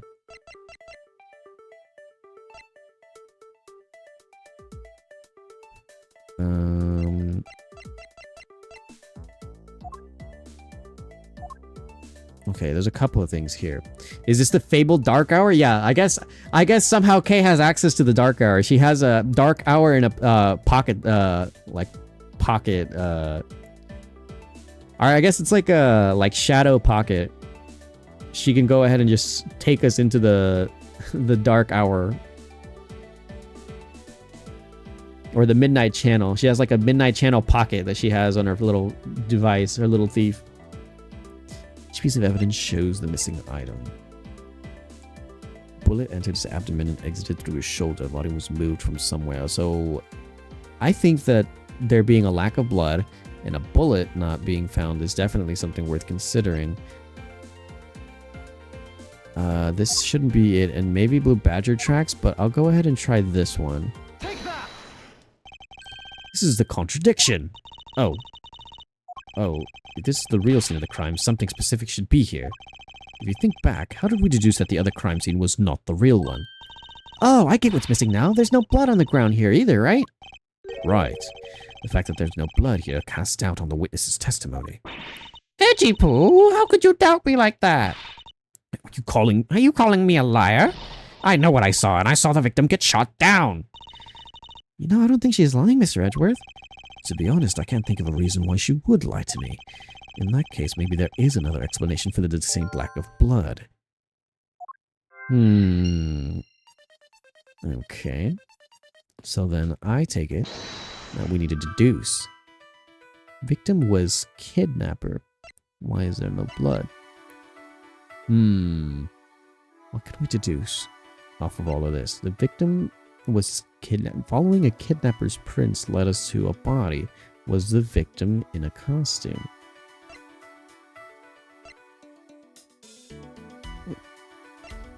Could it be? The stage I saw this morning in the center of the stadium had been packed away. Oh, whoops. Let's try this. It says that the victim could have been in a costume. Is it not possible that the victim was wearing a costume? Do you really think that Mr. Deacon was one of the kidnappers? I think we can reasonably assume that there is a very good chance that he was. And that if he was shot while he was inside one of the 3 stolen costumes, then Mr. Deacon's blood would be inside the costume instead of the ground. Precisely. Now, if only we could prove that the victim was wearing a costume. You'd think it'd be pretty easy if we could find some footprints. But the problem is finding them since there doesn't seem to be anything around, unless we had Emma with us.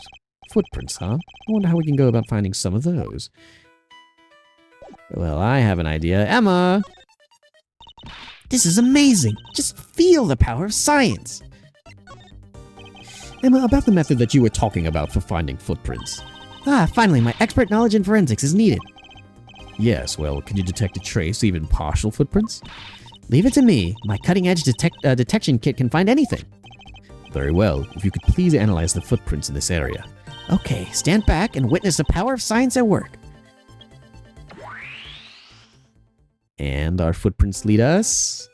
Oh, yay! Emma's theme. What the? Hang on a minute. Hold on, something weird just happened. Chat, are we good? I saw that my... What? Hang on a minute. I'm seeing...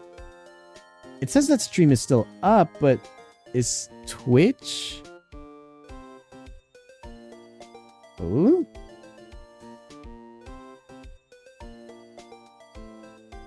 Hang on a minute.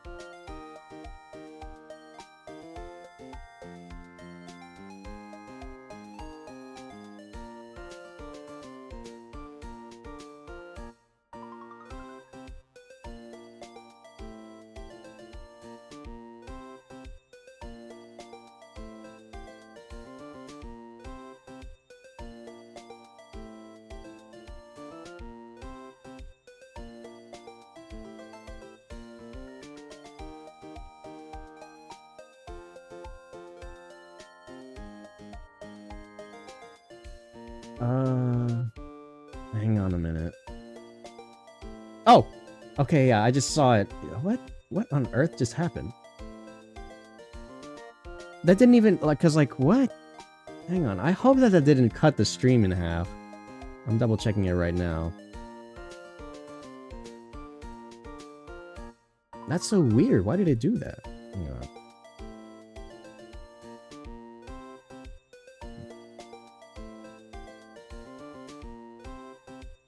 It looks like it's still...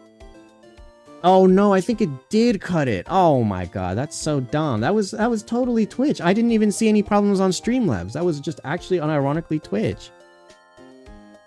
Oh man. Sometimes, I tell you. Well, thankfully, with us being back, I can also say that we've got Emma's theme back, and that's the thing that I was the most happy about, is that we've got Emma's theme back. Let me see, hold on, I'm gonna refresh it on my phone too, since it looks like that also did bug out. I just noticed that happen and I was confused as to why. So, go ahead and move some of this stuff around, and I guess let's get back into it! Let's see, is it... Oh, hang on a minute. Oh, shit. It's not starting on my phone either. Is Twitch, like, just fully bugged out? Hold on, I'm gonna close it and open it again. Why the hell did that happen? Let Emma's theme keep playing. I hope it wasn't like a set at me or like something, because that was really weird. Yeah, it looks like it's back. I see it on my phone, I guess. There we go. Okay, yeah, it's playing again on my phone. I just had to quite literally close the app and open it up again, but it looks like it's running fine again for now. You guys let me know if anything else happens, or I guess like we'll see. Oh, fuck, I can't believe it cut the stream too. I don't see anything. Oh, that's right. Here, put on these special glasses on, Mr. Edgeworth. Oh my god, wait. Jeff Bezos doesn't like Kay's gadgets? I guess so. These would probably, like, save a lot of people a lot of money that he does not want those people to save. Also, did she up her glasses?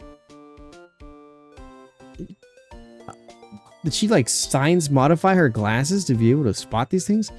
These footprints. These footprints here were definitely left by a badger costume.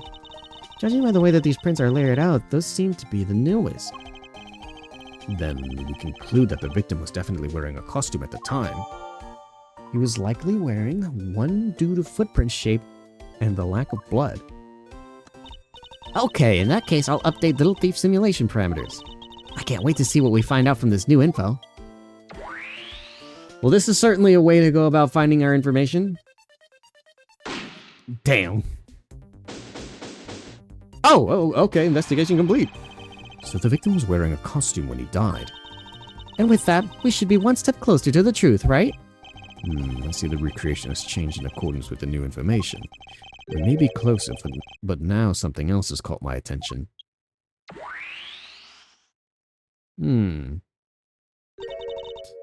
What do you want? Your testimony, naturally. I'd like to hear it one more time, if you please.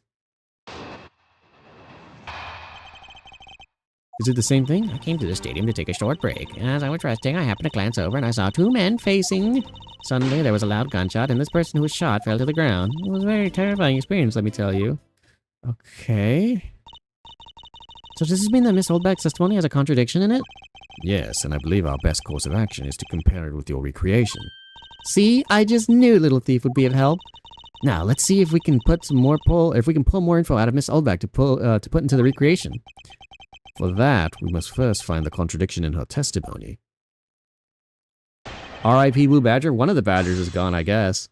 Or, like, whichever one. Okay, hang on. So let's see how much of the information still sticks.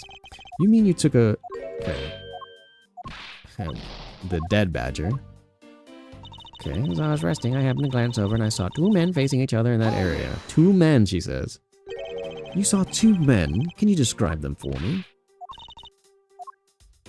Anything you would recall to be... Okay, so I think that's where the contradiction is that we know now that one of them was a badger rather than 2 men. And why she couldn't identify them. I'll keep going though, just in case. Hold it! Absolutely. Only one person. How can I help? Okay, yeah. I'm just gonna make sure because I don't think we were able to press this last time. Oh my god, she's still got the blushy face. Well, don't you have anything to say to me? No, not especially. You're so cold, Edgy Poo. But that is exactly what I like about you. Dog! You sure are one tough cookie. One part unshakable and one part scary. What's a smart mouth of yours, Missy? What do you know about my fragile heart? Knowing what we know now, thanks to your recreation, contradiction stands out like a giant sore thumb. Yep, that's what I figured. Let's clear up this issue with with some well-presented evidence and get this over with. Saw 2 men facing the area. 2 men, you say? Objection! There we go. 2 men? How did you know the gender of the 2 people involved? Seeing as how the victim was wearing a costume at the time. Ah! Furthermore, I have another matter I'd like to inquire about. I'd very much like to know why you failed to mention the costume in your testimony. What? I'm beginning to doubt if you really witnessed the murder at all. But I'm telling you, I really did see it. I saw it with my very own eyes. From a seat in the 2nd tier. The 2nd tier? Hey, didn't you say you saw it right in front of you earlier? That was, you know, I was using the phrase in a metaphorical sense. Ah, I see our witness is still has a screw loose in the metaphorical sense. The cushy seats in the 2nd tier are reserved for hotshot VIPs, which is exactly why I go there now and take a, why I go there now and again to take a nap. I can't see how you could have gotten a good look at them from there. It's so high.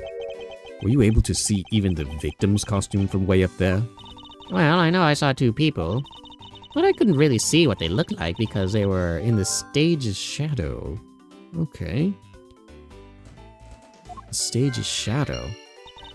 My eyesight isn't what it used to be, you know. Not like when I was younger. People used to call me eagle-eyed or, oh, eagle-eyed old men from 100 paces away. I also noticed Flash trying to make the move, but I also saw easy. The judgmental eye, I never...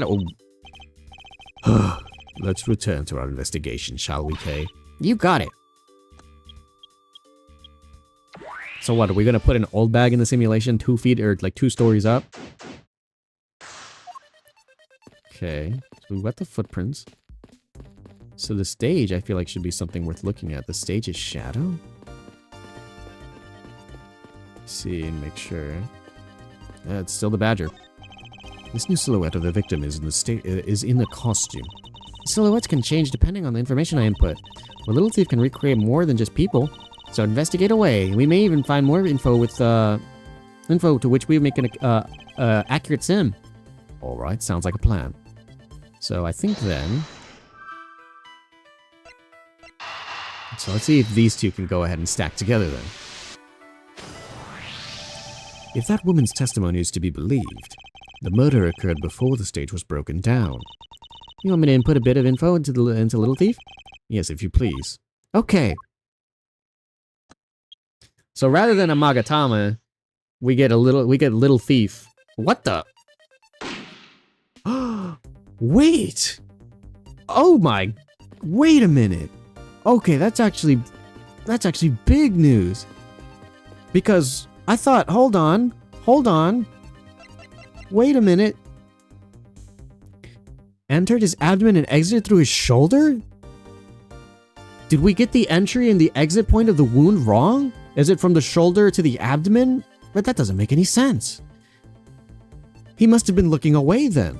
If we're to assume that the bullet hole entries were to come from one angle to be able to pierce the body a certain way, we thought that it was from the lower abdomen into the shoulder. Like, so from down going up. That's the part that confused me the most before. I was like, the person had to have been like shot while the other person was crouching or something, or like something bizarre like that. But if we're to assume that, say, maybe he was turned around, like he was looking away and he got shot from the stage and an up to down position, then it's from the shoulder to the abdomen. Okay, that changes a lot. This new silhouette of the victim is in a costume. Silhouettes can change depending on the information I input. Little thief can recreate more than just people, so investigate away. We may even find more info with one of which we may find an accurate sim. Sounds like a plan. Well, there is clearly a contradiction here.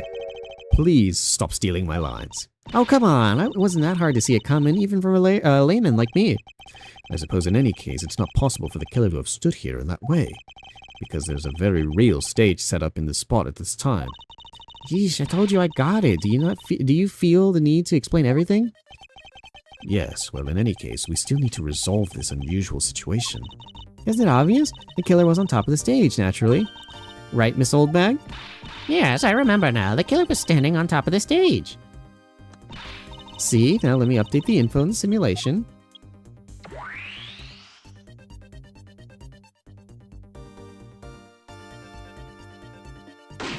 Not quite.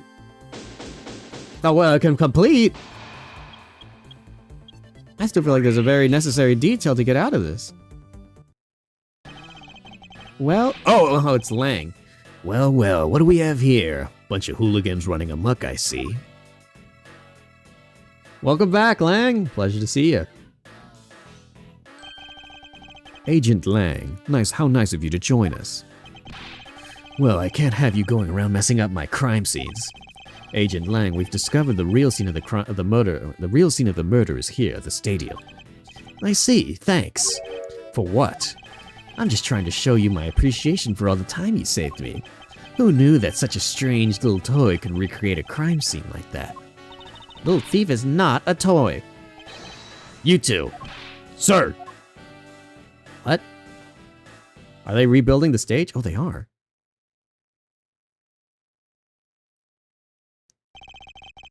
And there you have it. You see? Big boys like me don't need silly toys, little girl. Now this is a recreation. So what? Do you still intend to assert that Officer Meekins is the killer? Of course. Even knowing that the crime took place here doesn't let him off the hook. Really? Meekins is still the suspect? This is the real scene of the crime. Officer Meekins lay in wait for the victim on top of the stage. And when the victim finally showed, he shot him from on high. That's the truth your little recreation showed. Are we sure? How far will you go to accuse Officer Meekins of the crime? He's the most likely suspect we've got, especially given the situation with his gun. Well, even if he is the killer, at least my recreation was on the mark.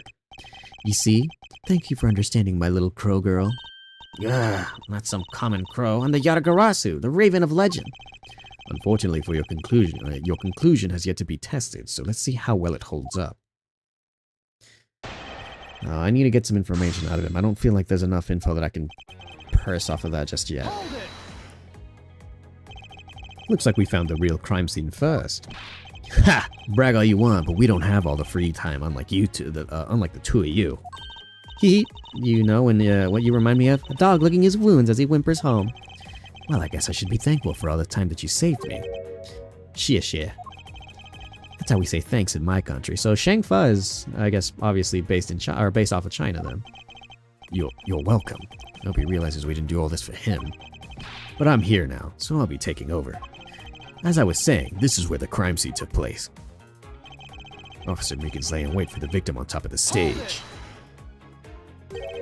Lying in wait? How did Officer Meekins even know the victim was going to come here? Simple. He was investigating the kidnappers, right? And while he was doing so, he came to understand the victim, Mr. Deacon's movements. Huh? Ha! And why would the good officer want to ambush and kill a kidnapper? Oh shit. You mean his motive? Who knows? And who cares? You can find that all yourself when they talk to him in jail. You have no respect for the order of the law. Don't get me wrong, but I need more than there's no motive to convince me otherwise. He's right. A lack of a motive is a rather weak argument by itself. So the officer lay in wait on top of the stage. And when the victim finally showed, he shot him from on high.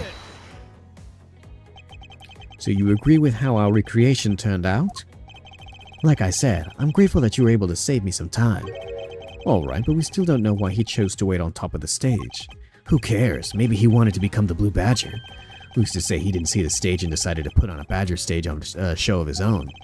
Or maybe there's a completely different reason. What does it matter? It doesn't change the fact that Officer Meekins stood up on that stage and shot the victim on the ground below. Okay, so it's that third one that I gotta figure it out. So you honestly believe that what you're saying is really what really occurred? Hey, you're the one who came up with the scenario. Are you saying that you doubt yourselves? Touché. Unfortunately, Agent Lang's conclusions do not contradict with our recreation. Then does that mean that it all went down just as he says? No, not quite. I wonder if what we had recreated earlier was the whole truth.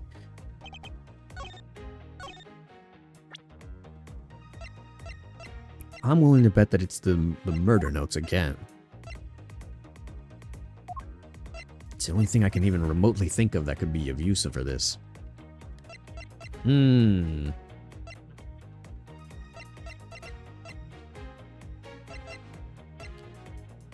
So let's try that. I'm terribly sorry, Agent Lang.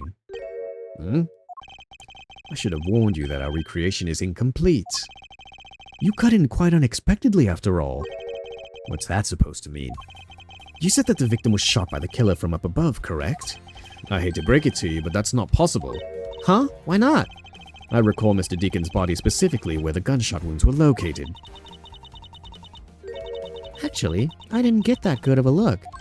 Oh, well then. The bullet entered Mr. Deacon in his abdominal region and exited his right shoulder. There is more wait. Oh, wait, hold on. Do we have it backwards then? Hold on. Okay, so I didn't have it correct the first time, or I was still under the assumption that the killer was the one on stage because that's how we had it set before. But if we were to assume that it was backwards, that where we originally have the killer and Mr. Deacon, Oliver Deacon, what if the killer was on the lower part and he killed Mr. Deacon who was on the stage? That way he could get the definite shot from below and go up that way. Okay, that definitely makes a bit more sense, I think.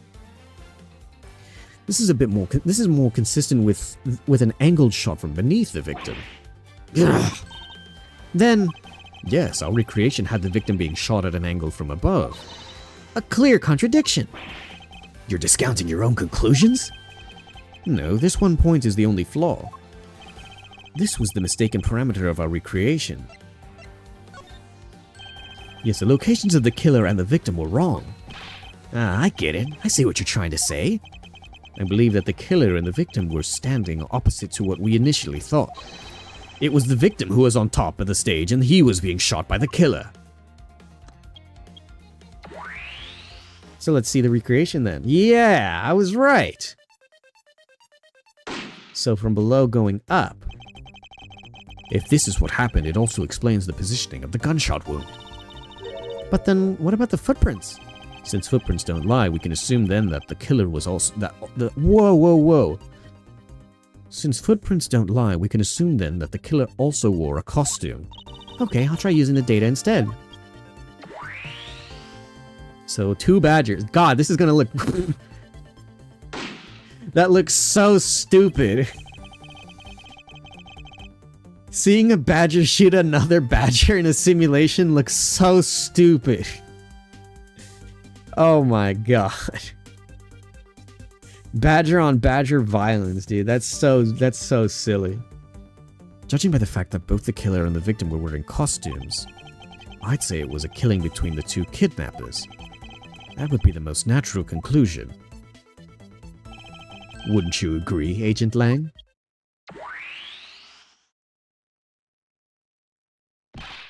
Huh. Well done, Mr. Prosecutor. But that alone doesn't clear Officer Meekins of the crime. Oh shit, we still going? Another bit of proof.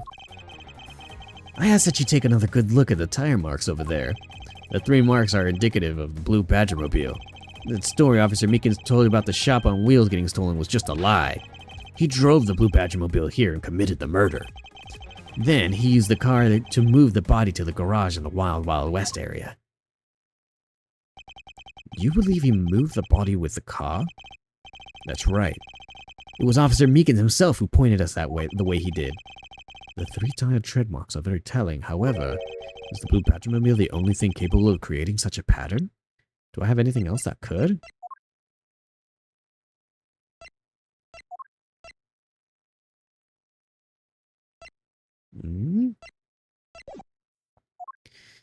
I mean, there's a pink Badgermobile here.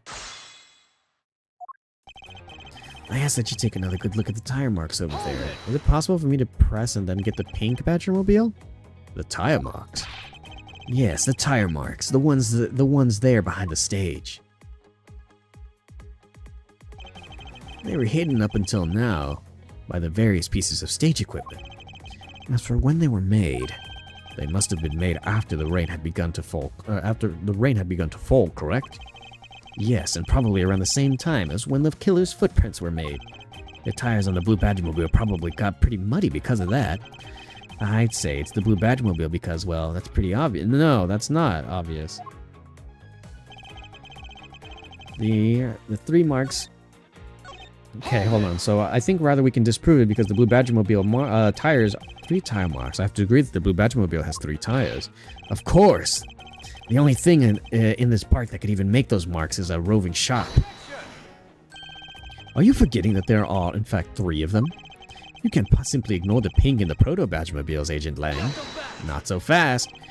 Of course, I didn't say it couldn't be either of the other 2, but I see no reason to drag them into this just to complicate things.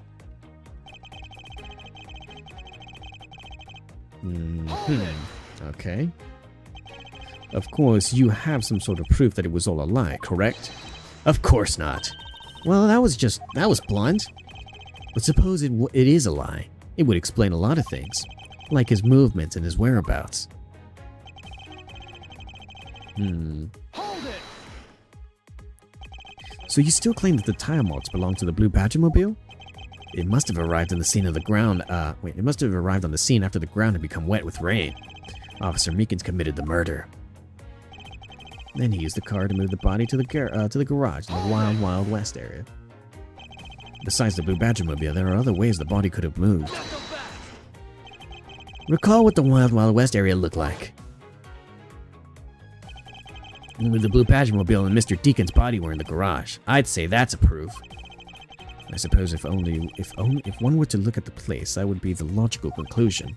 However, my experience tells me that the truth is usually not so easily found. Is there some sort of problem with Agent Lang's statement with regard to the scene? Yes. Looks like the only thing the car was selling was death, not dreams. Only if what Agent Lang believes turns out to be true. The 3 tired marks are very telling. However, is the blue Badgermobile the only thing capable of creating such a pattern? Story Officer Meekins told his shop was that he drove the Badgermobile and committed a murder.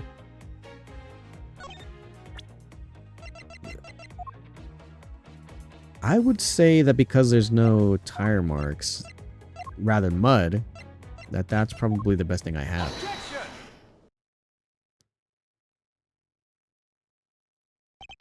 Sorry, Agent Lang, but that's an impossible tale. And why is that? Those tire marks could not have been left by Officer Meekins' blue Badgermobile. One look at the car would have told you so. What proves that the blue Badgermobile had never been through the stadium? The tires. Take a good look at the tires. There's not a single dollop of mud to be found on it. Ugh! If this car had come from the backstage area and left those tire tracks, then the lack of mud on these tires stands out as very peculiar indeed. Then how do you explain the tire tracks, genius? Hey, I've got it. What about Miss Oldbag's pink Badgermobile? Don't be ridiculous. I was sleeping the entire time in the second-tier seats. Indeed, I believe that we can rule her out as someone related to the crime. However, there is yet one more roving store as I recall. Oh, you mean the Proto-Badger? That's right. There was one more parking space inside that garage, and it proves the existence of the Proto-Badger-mobile. Agent Lang, I suggest that you find this Proto-Badger-mobile post-haste. There must still be some sort of incriminating evidence in it. H? Hey, did you hear something? H? Who are you? Who is this? Oh wait, is this Lance? He's got the ears. He's got the loopy ears. I don't even know what to give this guy's. Help me. Are you all right? Well, this is something. Looks like we found our. It is Lance. It looks like we found ourselves our kidnapping victim. Where were you all this time? Wild West with kidnappers. He was in the room next to the one that I was held in? Ran away using underground and got lost. The kidnappers. What is it? I can't understand what you're trying to say. The kidnappers escaped wearing costumes. Did you see the faces of your kidnappers? No, I didn't see their faces. But two.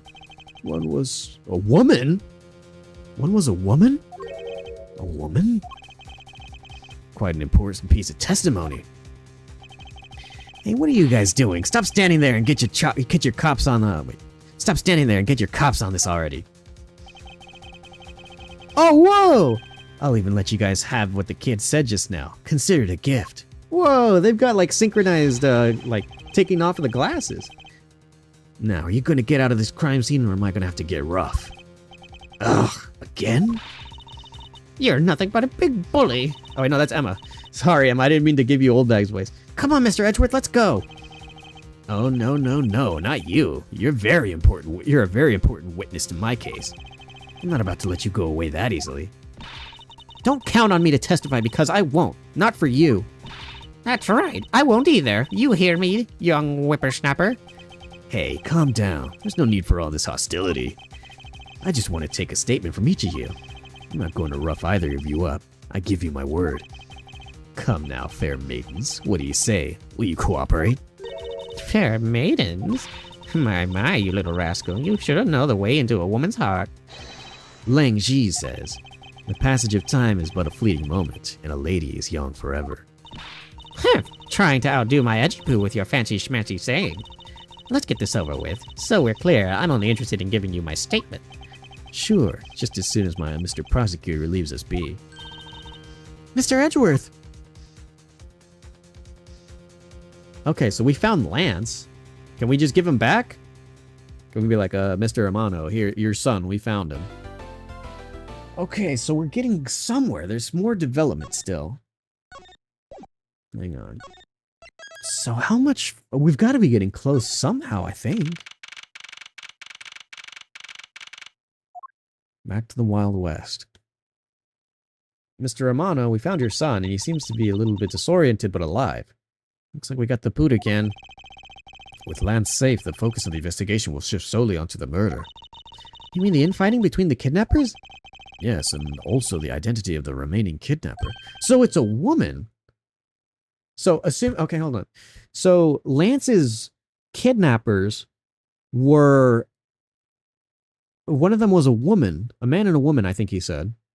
So assuming then that the man is Oliver Deacon, or even more so, Colin Deveray, then if we find a woman with either a similar last name or maybe this being hers, maybe her name is Deveray Colin or something, I don't know, then that's probably going to be our main suspect, I would imagine.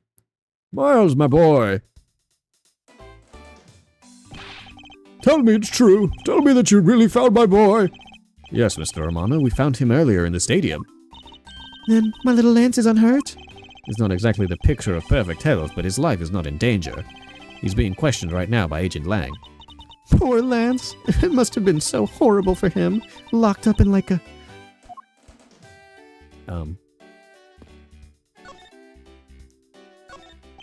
Miles, my boy, I can't thank you enough. It was nothing. I'm still in shock over what happened to Oliver. But I have to say I'm relieved that Lance is alright. Oh, that's right. I mustn't forget to pass this on to Lance as soon as the police are finished with him. Letter? What the fuck was that? I didn't even read it. Oh, the way Lance was being chased by women reminds me of someone I know. I almost can't believe he received yet another love letter, you know? Here, take a look for yourself. Isn't this a breach of confidentiality? Viola? Hang on. Don't tell me. Like actually, don't tell me. There's only one other Viola that I know of in the Ace Attorney franchise. She was very keen on being very friendly with a very Furio Tigre, last that I remember. I hope that if we're going to be re-meeting a lot of characters, that she's not one of them. I'd hate for her to end up being a victim again, or even more so, one of the alleged killer. I would hope not. I hope this is a different Viola. It's a very simple love letter. Oh, hey, let's see. It's really weird. It's from a lone... Ah! No! No! No! No! No! No! Okay, hold on. Please, Viola. Where are... Oh, Viola. Oh, no. It's from a loan company, Tenderlender. Looks like a collection bill to me. Oh, wait, it's a collection bill. Okay, wait, maybe? It does... What doesn't it say? Yeah, you're beloved. Oh, no, Viola. Shit. He loves me. He loves me not. He loves me. He loves me not. Oh, that's the 12th one. No, you can't give up, Lauren. Just one more try. Excuse me, but I can't help but feel a bit sorry for all the flowers that you've gone through. I suppose if they were me, they... then blush. I believe you said that you're Lance's girlfriend when we first met, correct? Yes, I am, but... Oh, it's not like we both think of each other as lovers. But he did give me this ring, so I guess we're not just friends either. I mean, because this isn't just any ordinary ring. Ah, it is. It tastes so sweet when you lick it. Ah, it's so wonderful. Do you mean to tell me that he gave you a lollipop ring? So which is it? Have you guys not decided if you're going out, or is it just one-sided? Decided? Shouldn't the parties involved naturally just know? My father used to work for Mr. Amano, and so Lance and I grew up together. I said it out loud. I don't see how that's anything to be embarrassed about. So your father was an employee of the Amano Group. What did he do? I heard his job was to fly around the world. On Pegasus. Pegasus? Oh, Pegasus was the name of the airplane. The airplane belonged to the company. You had me there for a second. But now, it's all changed. My father isn't around anymore. Oh, I see. About 10 years ago, he rode in Pegasus off somewhere and never returned. Riding Pegasus to whereabouts unknown sounds like the stuff of legends are made of. It's been so long. I don't think I'd recognize him if we were to ever meet again. So, you mean to tell me that her father might be Deacon? Or Oliver? I'm so sorry, Lauren. But I won't give in to the sadness. I have to live. Yes, Lauren, live. About this incident. Incident? But there isn't the kidnapping already over with and dealt with? I've been here the whole time, so I'm afraid I don't know much about what's the other incident. How did you come to know that Lance had been kidnapped? Oh, that's because of my woman's intuition. You based everything on that?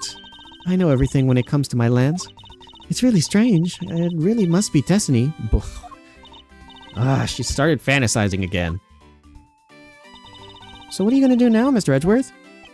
We already established that there's a good chance that the killer is the other kidnapper.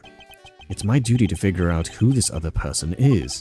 I believe there's one location that might hold a clue or two. The crime scene? Not the crime. It's often the case that the clues come overlooked at the crime. That's not what I meant. I thought crime scene like back where I was originally got. That's pretty good. Very professional prosecutor-like of you. And of course we'd go investigate if we hadn't just been tossed from there. True, and Agent Lang is still conducting his investigation there. Yeah, now get it together, will you, Mr. Edgeworth? All right, then. To do our part, we should leave them alone and investigate somewhere else. I believe there is one location that might hold a clue or two. The place where we were held as prisoners. Hold it! Don't let me in with you! I can't allow you to slander my good name as a great thief by saying I was captured. Not being able to escape from somewhere qualifies as you as a caged bird, Kay. Besides, we judged that place out pretty well while we were there, remember? Don't you think it's even better to go check somewhere else? Perhaps you're right. But I really need to figure out the leads to the killer's identity. I believe there is only one location that might hold a clue or two. The obvious location is the kidnapper's hideout. But we're still not allowed in, remember? Agent Lang and his men should be done with this area. In that case, there's no harm asking the officer over there to let us in. I guess so. So they've gone ahead and cleared it up over here. So this must be the Blue Badger mobile that Officer Meekins was driving. He said it was stolen, didn't he? Don't tell me that you were the one who stole it. What the heck are you talking about? I don't even have a license. It's illegal to drive a car without a license. A great thief doesn't break the law. This little girl has a very odd understanding of the word law. Oh, what the heck? Oh, it just takes me over here. What? Oh, what the? Oh my god, what? They're here! It's Phoenix and Maya and Pearl!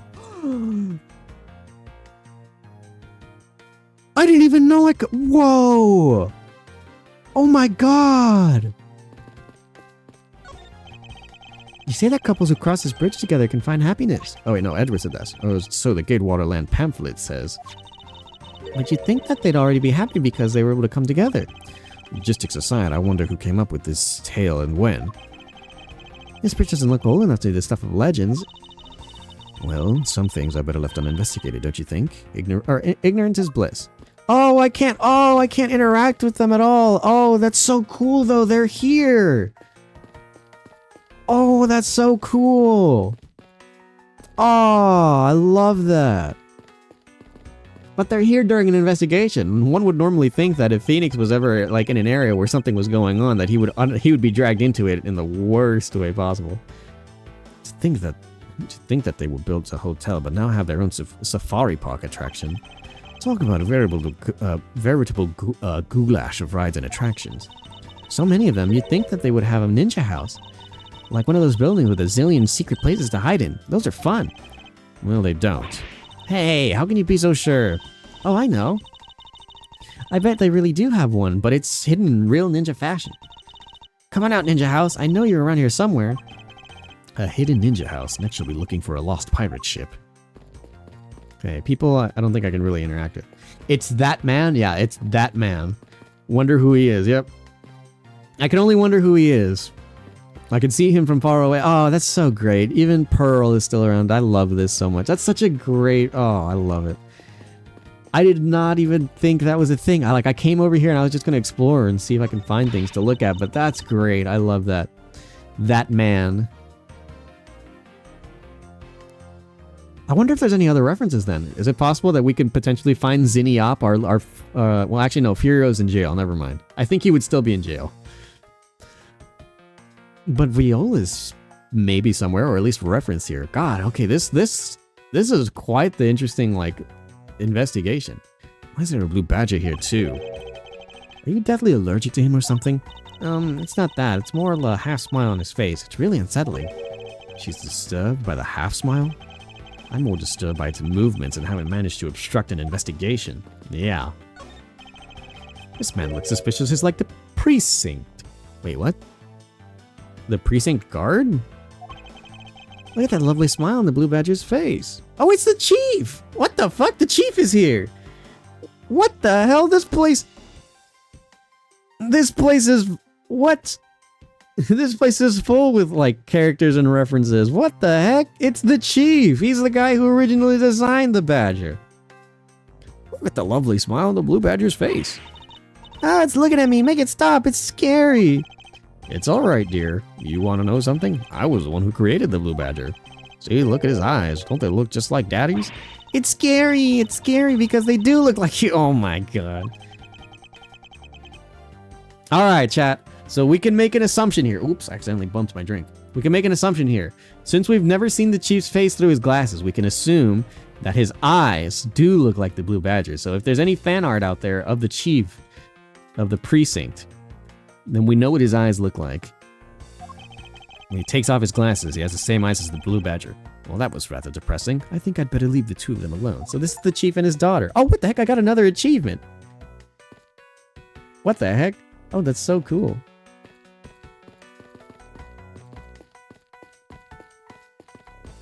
Can I investigate the cat now? Oh, okay, no. I guess it's recycling dialogue here. Why can't I interact with the cat? Yeah, he murdered a man. I don't think he'd be out anytime soon, even with Viola's help. What do you have to report? Sir, nothing unusual out of the ordinary, sir. Where have I heard such a redundancy before? Is it possible for you to let us take a look around inside? Sir, Roger, sir. He speaks like Meekins. That was surprisingly hassle-free. Are you certain? Didn't Agent Lang order you not to allow me in? Sir, that's true, sir, but Detective Gumshoe asked me personally to let you in, sir. And I couldn't refuse a request from him. Wow, looks like Detective Gumshoe has a following. Furthermore, I was asked to give this document to you, sir. What's this? Oh! Aha! So now we've got a name. Colin Deveray. Dominant hand right, 5'8", 123 pounds. Whereabouts unknown after his escape from Penny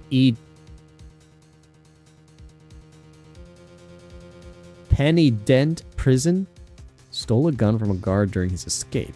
We thought he might have headed for where his wife was and sole daughter are, but despite our surveillance, he's yet to show up. The man in this picture. Isn't this Oliver Deacon?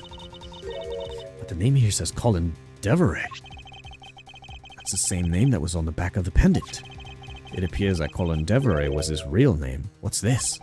He was convicted in a case 10 years ago and sent to prison.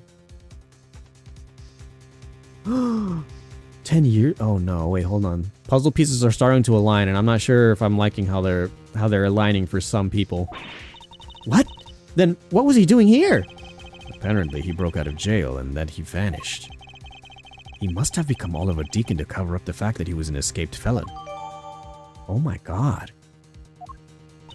And his sole daughter, huh? Now I'm not sure what's going on anymore. There's some sort of link between the victim's past and the current case? The police documents are rather these police documents are rather detailed. I should take the time to give them a thorough read eventually. It's fine, let's focus on one thing at a time, starting with the kidnapper's hideout. I agree. We should investigate first, think later. More than thinking things through, I think you should try to remembering things first. Now then, if you could please unlock the door, officer. It was locked up until a while ago, but since then the door's been wide open, sir. I'm not sure I follow what it is that you're saying. Care to explain in a little bit more detail? Sir, the door was locked down tight when they checked out the room. So they got about 10 officers to help out and break the door down, sir. I see. I guess that means I get Agent Lang's leftovers. Well, let's see what we find. Well, Agent Lang doesn't have a good track record so far, but we've got this other room where allegedly they were keeping the badger suit. So this is where the kidnappers planned their foul deed. Well, you were tied up for a while in the room next door, hee? Okay, please, must you bring that up again? Now then, down to business. There might still be some clues left in this room. Oh, I see something very potentially incriminating on the bottom down there. Let's try to find what we can in the other kidnapper's identity. Okay. So first, actually, where is that piece of evidence? Okay. Hold on, let me... Tender Lender Loan Company. I'm surprised I didn't catch that on at first. I read the... God damn it. So, Viola is thrown into this as well, dude. Poor Viola. Well, but hang on. Beyond this door is where the kidnappers held you after you getting the jump on you. Must you keep reminding me? But this is a room where I got to see your awesome face. You did not need to remind me of that mortifying moment either. I'll rest until I've inspected every suspicious-looking nook and cranny. Okay, well, we see coffee. We see, is there anything else? There's 3 chairs here. So who are these for? I wonder what this key is to. You got me. Reminds me of the key we found in the other room. That's it. This must be the key for one of those trapdoors. That wasn't a trap door. You only called it that because you quite literally jumped into it. Hey, but isn't that what you're supposed to do when you see one? I'm not having this conversation with you. Okay, so we've got the key. I don't see anything suspicious in some of these other areas. Folding chairs, and by the looks of it, they were probably used by the kidnappers. There are 3 chairs that are on the table. Uh-huh. So why were there 3 chairs and 3 cups of coffee? Cheap styrofoam cups. Oh, I think that was K. Looks like only 3 cups were used. Okay, well, I think we can go ahead and pin those 2 together so we can make the assumption that there was 3 of something going on. Or 3 people, rather. The poster of Gatewaterland is stuck to this wall. Intrigue, fun, prestige. Gatewaterland has it all, and it's waiting for you. It's not especially catchy, is it? Okay. Just making sure that we get a look at everything. I think that was everything that we could go ahead and grab from that. A sign advertising the photo rally. Something I have absolutely no interest in. Yeah, but I do, and I'm going to get my hands on the rest of the Badger family. You'll see. She definitely brings a decidedly different atmosphere to the criminal investigation. Watch out, Mr. Edgeworth! It's a broken mirror. Probably came from the haunted house. Why is it here? Are they planning to repair it? Okay, not evidence. Unused folding chairs lean against the wall. Oh, unused folding chairs lean against the wall in their folded state. Wow, whoever lined up these did it perfectly. They're not even a single hair off.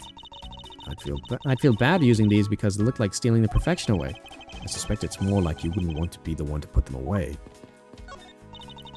Ooh, they have barrels just like outside. Yes, and? Well, I know I already asked you when we were out there, but if these were real, what would you put in them? There's an expectant gleam in her eyes about what I'm about to dash. So here we go. This must be where they dispose of old and worn out costumes. That's so sad. It would seem that they throw out the costumes away in pieces.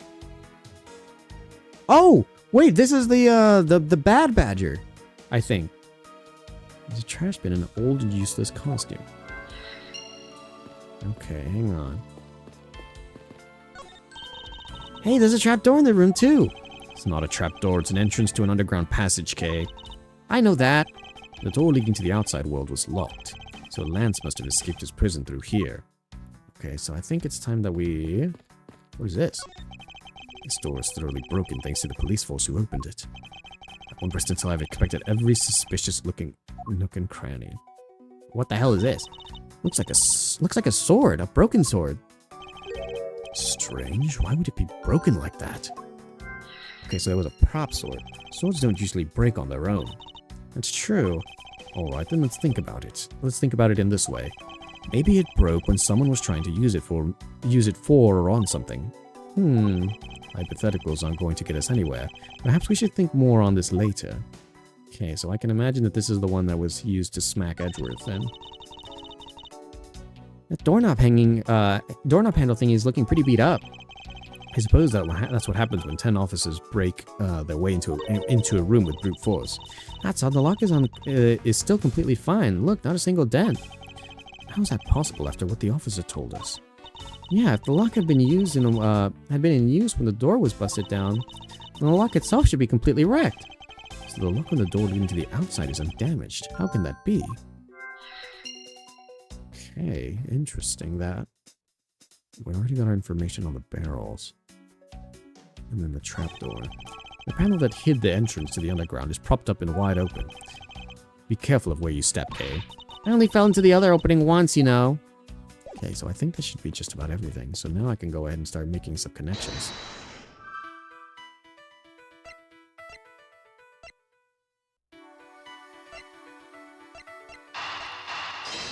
What we can conclude is that there was 3.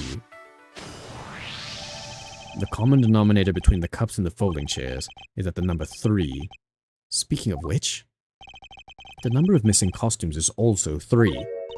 Wait, but I thought there were only 2 kidnappers. Indeed, something isn't adding up, literally. Is it possible that there is a 3rd kidnapper that Lance didn't see? Okay. Hold on.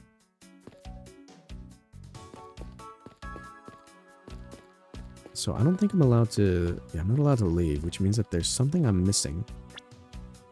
I wish I could go ahead and connect some of these profile-wise, but... Old and useless costumes.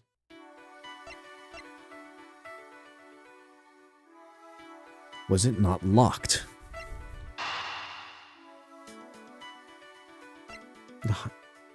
There's a trash bin for old and useless costumes. See, this is where it gets a little bit tricky. I'm not sure. I can go ahead and gather with the bits that I have right now. And I think I've investigated everything that I currently can. So it's got to be something with the pieces that I have right now. Costume pieces, the door leading outside, broken prop. I feel like the broken prop should be used for something else. Lying next to the door, broken, clearly in half.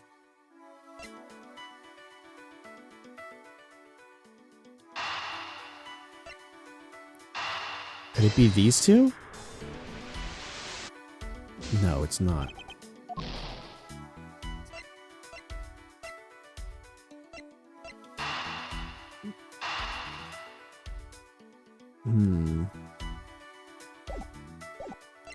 How about these two? Okay, there we go. It's a bit strange that the police had to force their way into an unlocked room.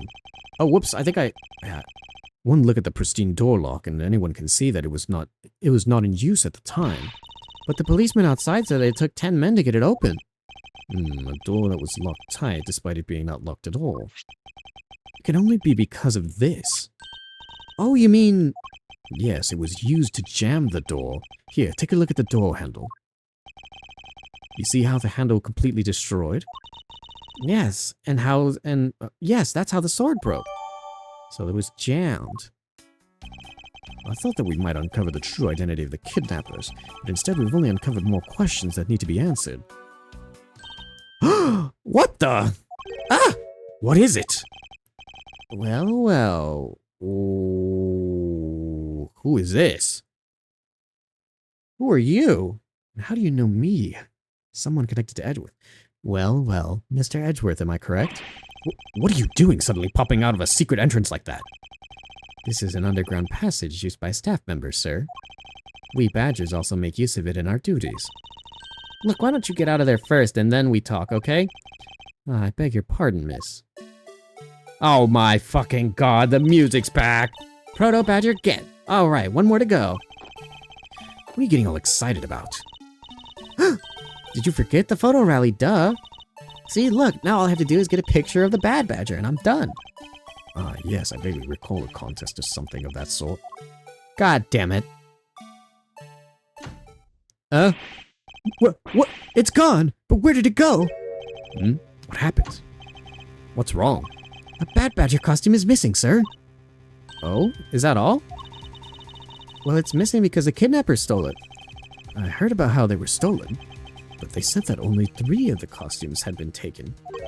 What? Is he saying that more than 3 of them are gone? Mr. Proto Badger, please tell me a little more about the costumes that you use. What? We're gonna talk to the Badger. What do you mean by a Bad Badger costume is missing? Why, just what I said, sir. We are only 1 Bad Badger short. Counting the spares, we have 2 of each, costumes on hand at a time. Okay, so because one of them is walking around in the park, the other should be in that room. Actually, both of them should be in that room. Huh? What do you mean? Normally, we don't use the Bad Badger costumes. In fact, we only use them during a certain event at a set time each day. It's a stage show where the Bad Badger wreaks havoc around the park. Oh. And the other Badgers must work together to apprehend him, sir. I'm speechless that such a show exists. Well, sir, I was just trying to explain to you the only time that we use that costume. Then, doesn't that make it near impossible to take a picture of the Bad Badger? Personally, I can't believe that that it's this close to showtime and there's no costume. Oh dear, what am I to do, sir? All this basically means that the kidnappers stole 4 costumes in total. Then are you saying that there are 4 kidnappers? No, I don't think that's very likely. Oh? Look, hold the costumes for a minute. The stolen ones, you mean? What proves that a fourth kidnapper does not exist? The fact that there's A pink badger? If you had 4 people and say you wanted to steal a 4th costume, wouldn't you naturally go for the full set and steal a pink badger costume instead? Yeah, that makes sense. And yet the kidnappers decided to steal another bad badger. I believe the culprits needed 2 bad badger costumes. The question is why? Huh. Fair point. So then could I theoretically make the connection here then that These 2 can be used. There we go. The second bad badger costume. I believe it may be closer at hand than we think. Huh? What do you mean? That costume in the trash. Wouldn't you say that it's wearing some very telltale pants? Hey, you're right! Let's get it out here and take a look. As I suspected, it's a bad badger costume. Well, minus the head. I won't rest until I've inspected every suspicious-looking nook and cranny. Well, there's quite something suspicious here. Look, its hand is hurt. Looks like something was ripped off on it. Okay. I wonder why this bad badger's costume's right hand is torn up like that. Maybe it's a flesh wound from a fight with a blue badger. I always knew the blue badger was one ferocious beast. I somehow doubt that even real badgers are as bloodthirsty as that, Kay. So what can we deduce with my pieces of evidence?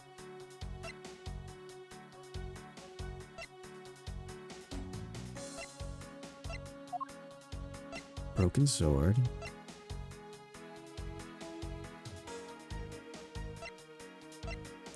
Colin.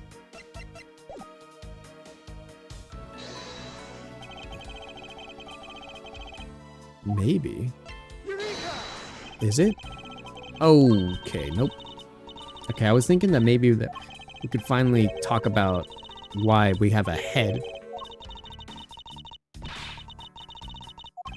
Okay, not good, not good. Okay. Definitely something off about this costume. If only I could envision the truth in my head, I'd be one step closer to it. So, it's got to do something probably with like the rip in the hand.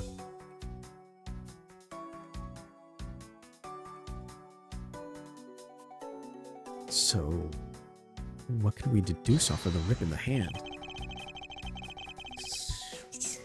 Let me think. The rip in the hand, what does it tell us?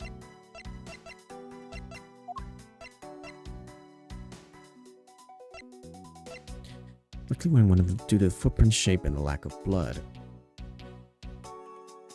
It doesn't look like there's a bullet hole in this one though. Hang on. But what is the rip? What could I deduce from this? Something's not adding up yet. Or like I haven't quite gotten it to click.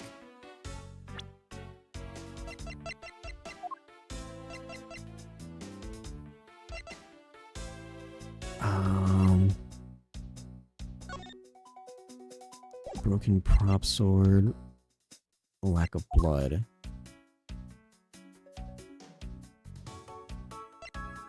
I'll try that one then. But no, okay, I was gonna say maybe this was the costume they used, but no, there's no bullet wound unless it's on. No, it would be on the other side. There's no bullet wound I can spot off of it at all. So maybe this was not the costume that was taken that got shot in. So what can I deduce? Call Endeavor engraved on the back. Body was moved from somewhere.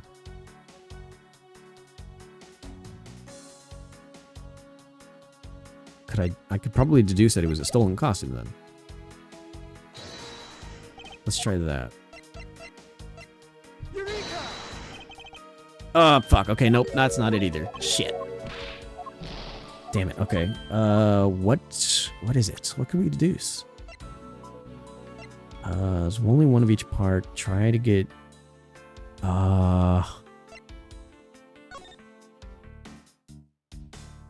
Is it the gun? Hold on, can I...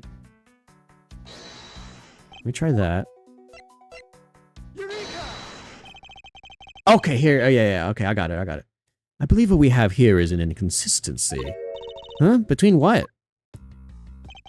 Look carefully. Our costume is not holding something in its right hand that it should be. Oh, the gun! Precisely. The Bad Badger was designed to always hold the gun in his right hand. However... You there. Did you remove the gun from this Bad Badger's right hand?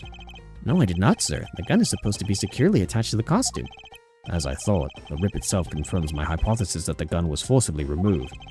Mr. Proto-Badger, the gun is, of course, not a functioning weapon, correct? Absolutely not, sir. That is a model gun. However, it can fire blanks. We need to use them for the stage show. It seems that our kidnapper also had a need for a model gun, my dear costume friend. It was ripped from the Bad Badger's costume, capable of firing blanks. Okay, there we go. I got it. Healed back up. I think we're about done with this room. So what's next? Well, we found a few answers, but there are still a few things left that we have to ask a certain person about. Let's go, Kay. Who is it? Meekins? Who are we going to discuss these Badger details about? Mr. Edgeworth, sir. Huh? You gotta hurry, sir. Come on. What is it, detective? They found a blue Badger costume down in front of the main gate, sir. What? Isn't that one that the kidnappers was wearing? Bingo! That's why you've got to come to the main gate with me right now. If we hurry, we might still be able to get there before Wolfboy does. All right, let's make haste to the main gate. Oh shit! Oh come on! How long is this? What time is it? Okay, I've got a little bit of time. I can still go, well, like a decent amount of time, so we can still keep it going. This is a really good one. All right.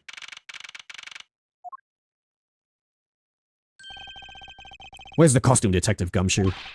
Just on the other side of the fountain, sir.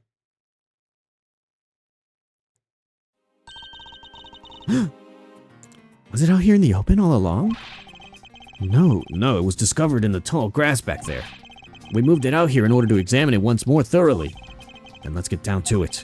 I won't rest until I've inspected every suspicious-looking nook and cranny. Well, there's something quite awfully suspicious here. What do we have here? Oh, it's another pendant. Those two treasures in one day? How lucky is that? And hey, this pretty baby is made of platinum silver too.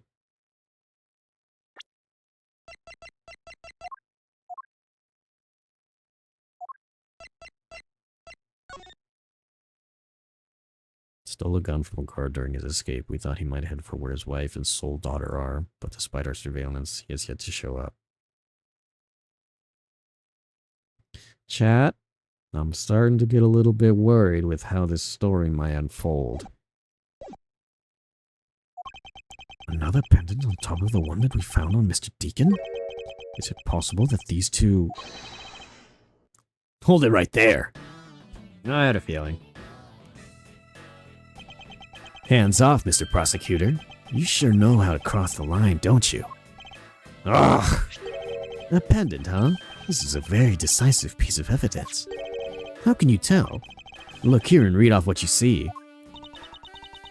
Lauren? Hey, it's the name. That's the name that's engraved on this. Mrs. Pop's pendant. It's shaped like a pair of wings. Lauren D is engraved on it. Aha! We have you now, Miss Kidnapper. No, you don't understand. Oh no. Lolly, I can't believe you were one of my kidnappers. Lance. You're kidding! Miss Pops was one of the kidnappers? What? Wait, she was? Yes. It was me. I held Lance hostage. So Miss Pops is one of the kidnappers. But even knowing that, I can't call this case solved or over. Hey guys, case closed. Get the car ready. I mean the special one for this young lady. Hold it! Again, Mr. Prosecutor? What is it this time? Are you proposing that Miss Pops is also the culprit of the murder case? What happened? I thought Officer Meekins was your suspect. We found it. Found what? That officer's gun. He literally dropped it in the middle of a thick patch of grass. Your country's police are a sham. Just look at how careless they are. Who are you calling a sham? The officer's gun didn't show signs of having been fired, so it can't have been the murder weapon. So Officer Meekins has been cleared of all charges, I see. And that's when a brand new suspect comes walking onto the scene. The murder only happened because the kidnappers started fighting amongst themselves. As I recall, it was you who said that, right, Mr. Prosecutor? Miss Pops, did you really kill Mr. Deacon? Yes, I killed him. I can't believe it. Thanks for the confession. Uh-oh. Agent Lang, it's much too early to declare this case closed. Look at you, so sure of yourself. We've got the culprit's own confession and some very incriminating evidence. What more could you ask for? Miss Lauren Pops. Yes?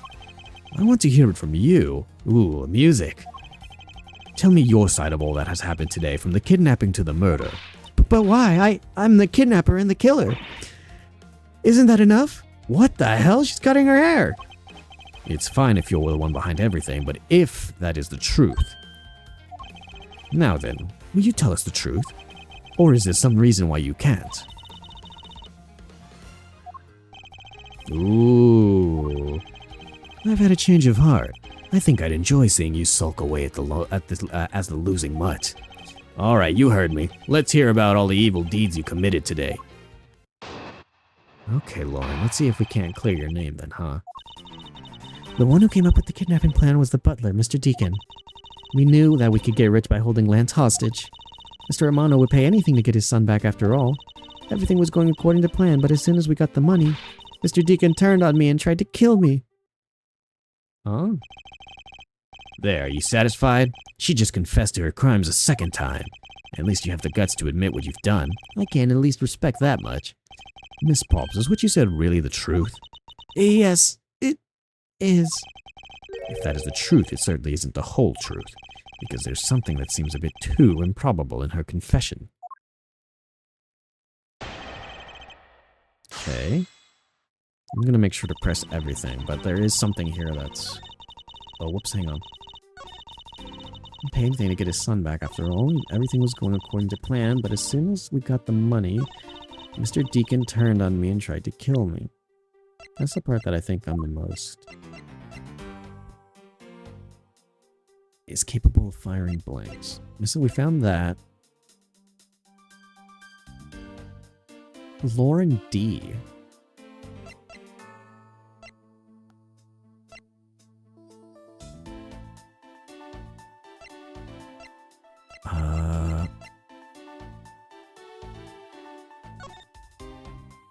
Stole a gun.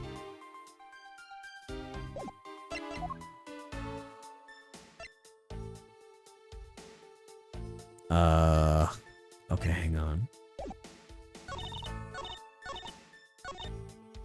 Start from the beginning.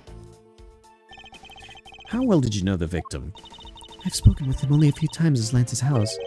A few times? That's it? Yes. If there were only a few times, I don't see how they could have trusted each other. But if you hardly ever talked, then how could you trust you not to steal his plan? That's completely irrelevant. He was planning to betray her from the very beginning, which is why he chose someone who wasn't especially close to. Isn't that right, Sheena? Yes, however, Mr. Deacon made a very poor choice. In the end, he was killed by the one he intended to betray himself. Ha! I bet he didn't see that one coming. Hold it! You knew? How did you know something like that? Oh no. What should I do? Okay, what's wrong with her now? Come on, isn't it obvious? You're making her scary face again, that's why. Why don't you try asking her in a nicer, more gentle way? No, stop it, Lauren. You're always like this. You always fall for the stern-looking one. That's why you'll always be unhappy. Or maybe that's it. She's been bewitched by your icy glare.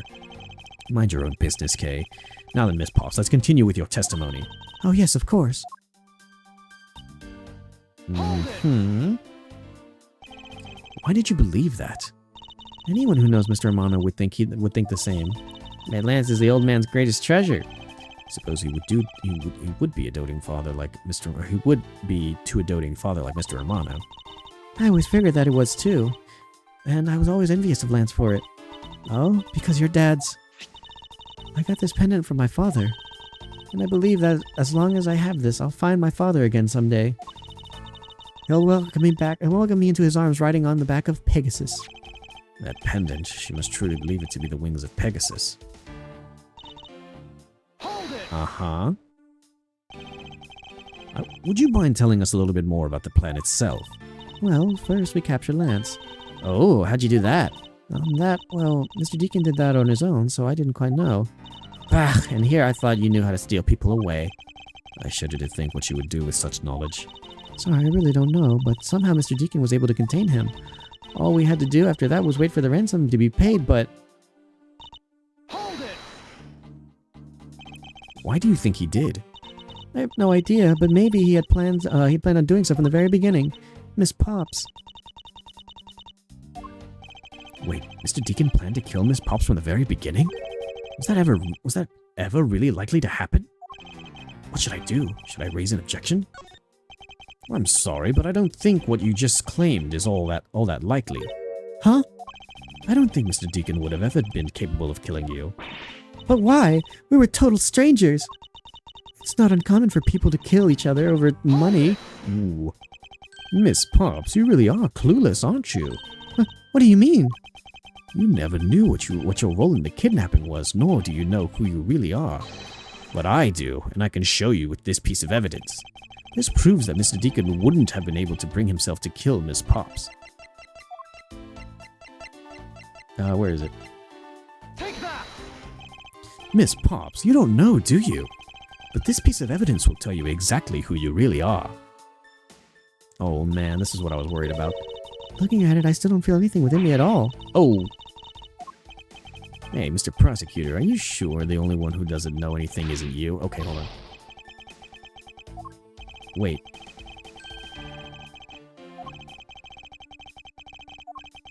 Okay.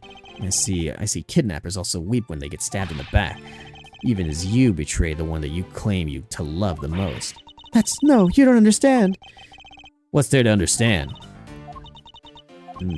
What's wrong, Kay? Can't believe she was betrayed. I kind of feel sorry for her. I feel a little sorry for her too, however I also wish she would tell us the whole truth, because there is something that seems a bit too improbable in her confession, but I'll give it another careful listen and see.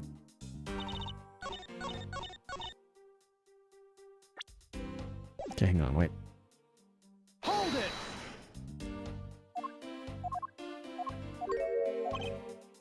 Raise an objection. Hold it! Oh, wait. Hold on. Okay.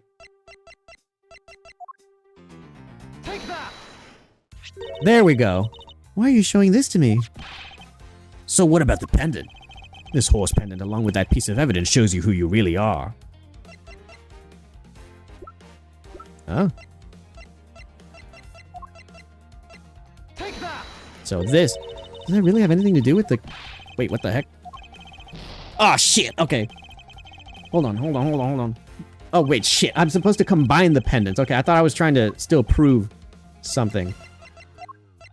Take that! These two pendants resemble each other, wouldn't you agree?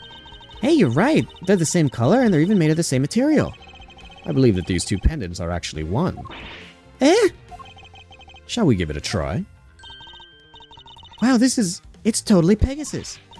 But why? Why does my pendant match up with Mr. Deacon's?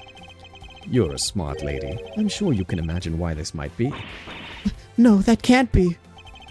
So the two make a set. Huh. It's just another trinket. It's not as though this changes anything. You lack imagination, Agent Lang. Very well, I'll show you with this evidence. This is the piece of evidence that gives meaning to this Pegasus's pendant.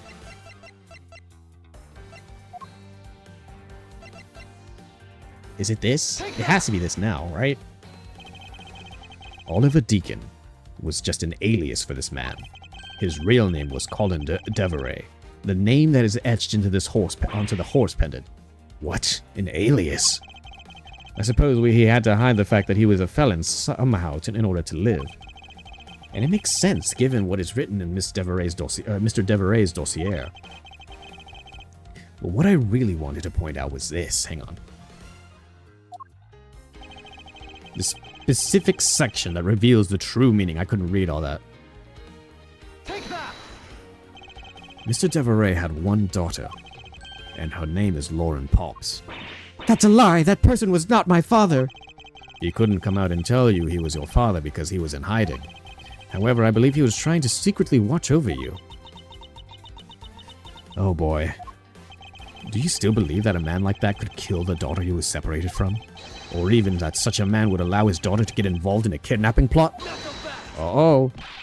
Ha ha ha ha ha! And what's so funny, Agent Lang? You're good at making things up in your head and deciding it's truth, aren't you? What are you trying to say? Your thinking is much too innocent.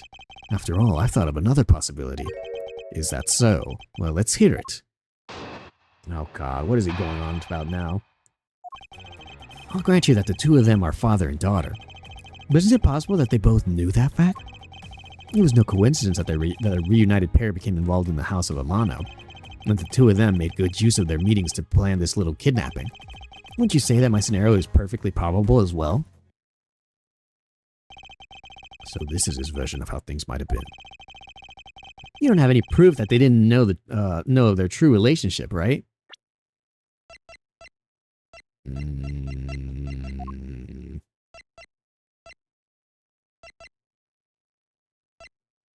Besides the fact that...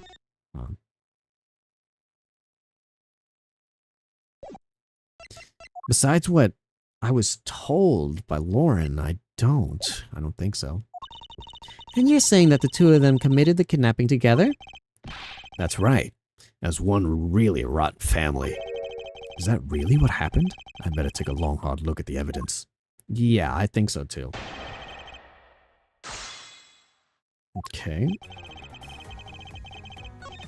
But is it possible that they both knew? A coincidence that the reunited pair became involved in the House of Amano?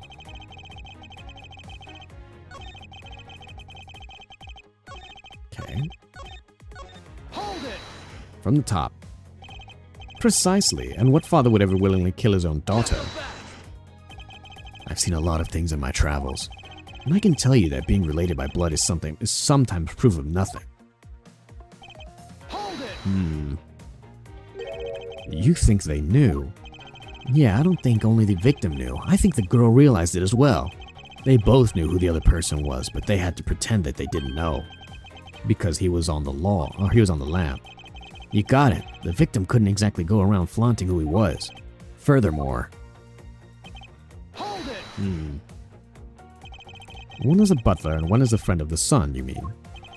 They probably thought that was their best shot. Is that what you honestly believe? Of course. Hold it! You mean how they both plotted to commit this crime as blood relatives? Can you think of a better partner? They're certainly a clever pair. The butler and the girlfriend, no one would ever suspect that they were in fact family. Yes, from the very beginning, they painstakingly practiced those roles well. Hold it! I believe you're being a bit too overconfident for someone with no evidence. Am I? Because I don't see you presenting any evidence on the contrary. Without evidence, we're stuck in a stalemate. Agent Lang isn't wrong. His scenario is certainly a probable one. You better hurry up and do something or Lauren's gonna wind up looking real bad. I know, but first things first. Is Agent Lang's line of logic factually correct? Was the crime really committed by the two of them? By this father-daughter pair?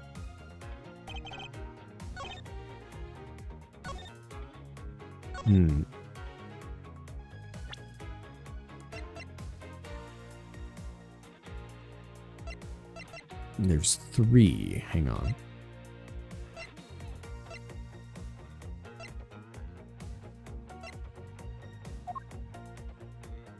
Lauren?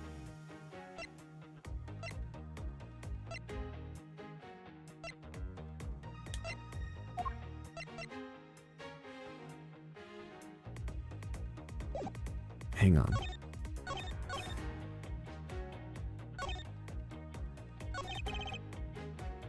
two of them are father and daughter, but isn't it possible that they both knew that fact? There's no coincidence that the reunited pair became involved in the House of Amano. Good use of their meetings to plan this little kidnapping. Hang on.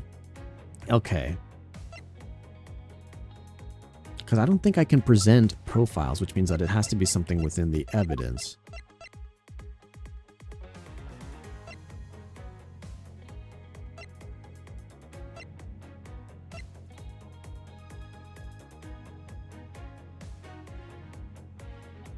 To make their little kidnapping.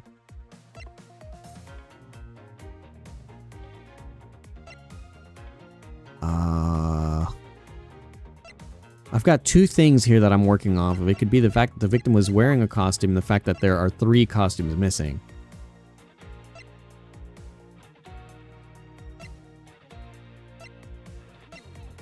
My thing is, where can I present it? 2 of them are father and daughter. Isn't it possible that they both knew that fact? That's just a question. It was coincidence that they reunited became... So it's somewhat one of these 2, I think. This one seems just factually correct. The 2 of them made good use of their meetings to plan this little kidnapping. Let me press this one again just so I can make sure. Do you mean how they plotted to commit the crime as blood relatives? Can you think of a better partner than the butler and the girlfriend?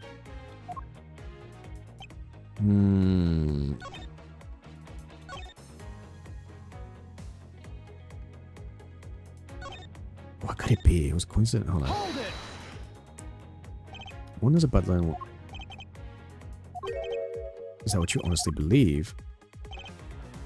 Okay. I'll have to grant... Also, they both knew that as a fact. A coincidence that the reunited pair became involved in the House of Amano, and that the 2 of them made good use of their meetings to plan this little kidnapping.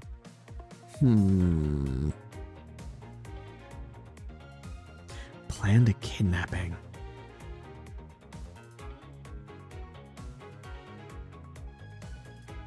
Oh, okay, this is getting a little bit iffy.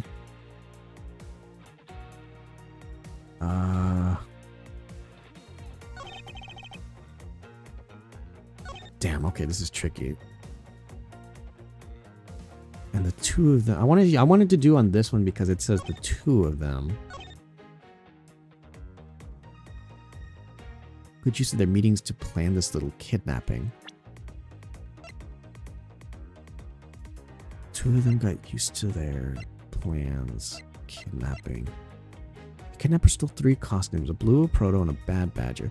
I want to say it's the stolen costumes, but where? Is it here?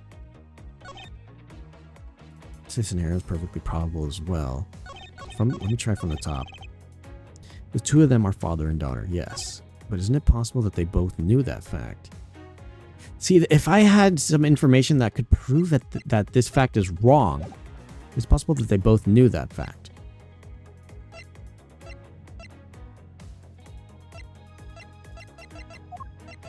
Does it have the date that he was arrested here?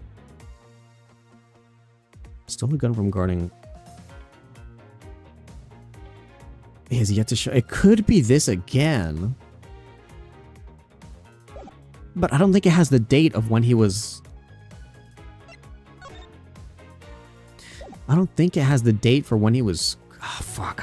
I'm overthinking it again. And I've got, like, multiple things that I can go ahead and try, and I don't know where I can go ahead and do it. Hang on. You think they knew? I don't think only the victim knew. I think the girl realized it as well. They both knew who they were, but they had to pretend that they didn't. Because he was on the lam. You got it. Furthermore... See, but... I'm working off of what Lauren said.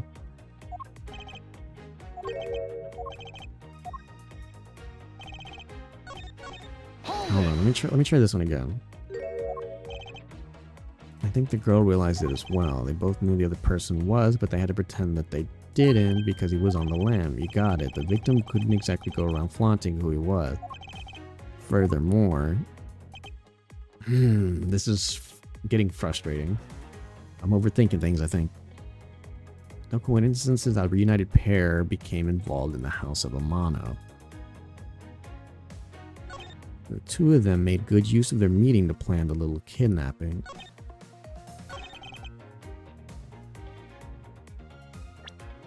I wish I could...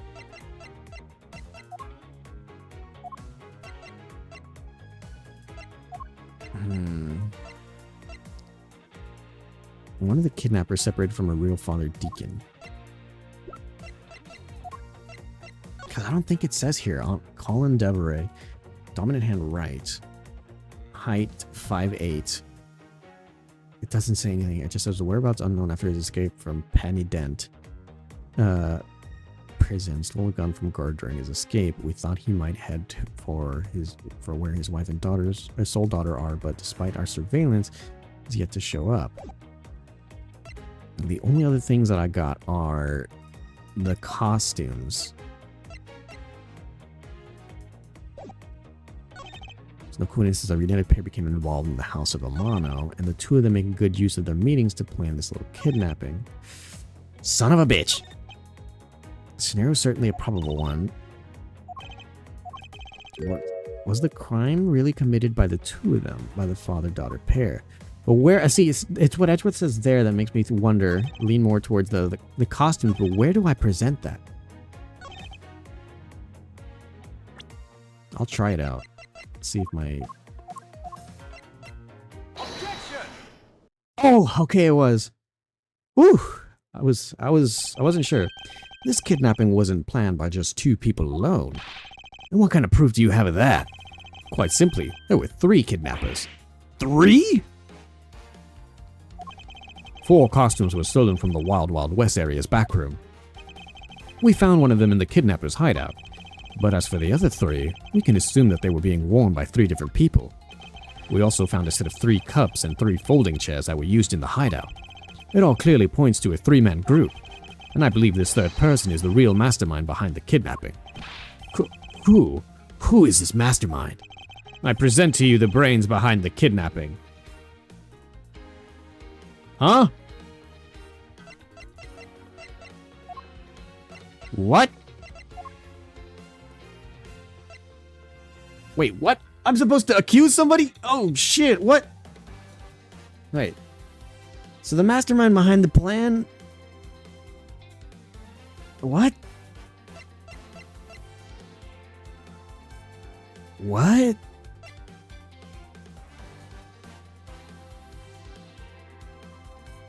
Huh?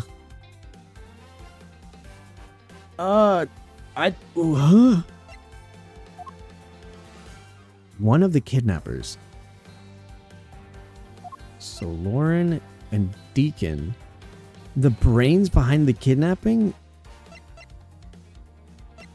The only 2 people I would even consider remotely like accusing for this are either of the 2 Amanos, either Lance or Ernest. But it can't be Ernest, he was willing to pay for it, so could it have been Lance? Wait, what? That doesn't make any sense though. What? I'm so confused right now. What on earth is going on? Who?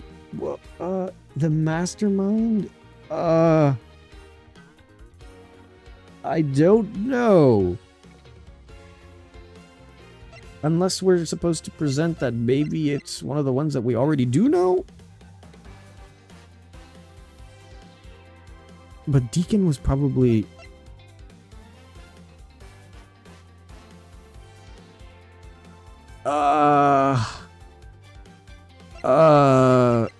Shit. The brains behind the kidnapping. Who could it have been? Okay, hold on. Let's think this through. So Ernest asked us to go ahead and get Lance. Okay, so Lance was the kidnappee. He was the one who was kidnapped. And we now know, confirmed, I didn't expect Lauren to be one of them, but Lauren was one of them, and Deacon was the other one. Or Deveray? What's his... Okay, hold on.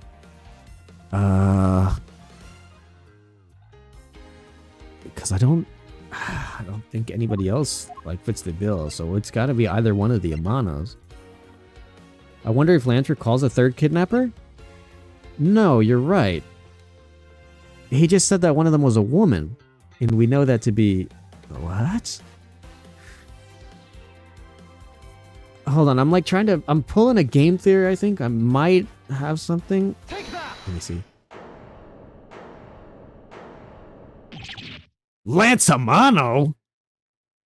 Was he trying to get away? Was he trying to run away? Oh, wait. Hold on. I think maybe... Are the pieces falling? Assuming this is right, because like if I'm wrong, I'm going to look super stupid. I have an idea. So maybe Lance either was trying to get away... I have two theories. Either he was trying to get away from his dad for some reason or another, or he was trying to get away from Tenderlander, or rather even from Viola. Because she's... well, Viola's kind of got a bad track record, I guess, for the time being. And so if he staged a kidnapping and managed to elope away with Lauren, then maybe that would work out for the best. I don't know. A game theory. I haven't fully like worked out the details, but an idea. Something I'm working on. Yes, this abduction was in fact schemed up by Lance himself. Oh, and then he would take the money that his dad... Okay, so they would take the family... Maybe? I don't know. The family of Lance, Deveray, and Colin, I guess I should call him. So Lance, Colin, and Lauren could, I don't know, like, I guess.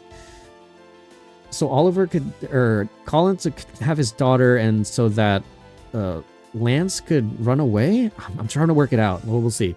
This abduction was in fact schemed up by Lance himself. Recall what he said when he appeared before us. Did you see the faces of your kidnappers? No, I didn't see their faces, but two. One was a woman. However, there were 3 kidnappers, which is in direct contradiction to what he said. But I only know I saw 2 people. This guy was being held hostage. Is it possible he couldn't see all 3 of them? Ah, yes, but what about when you were being held? I have my doubts about what happened then. Lance, would you mind telling us what happened while you were being held captive? I really don't remember much anymore, honestly. But if I don't tell you at least something, you won't believe me at all, will you? Alright, so I've got to pick this shit apart now.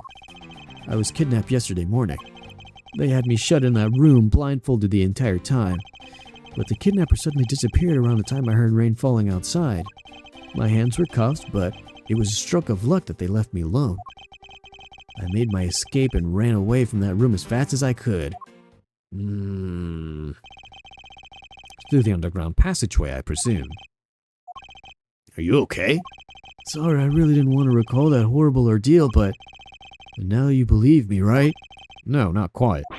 Oh, how could you not? Why do you look at me with such icy daggers in your eyes? Oh, Nina, welcome in.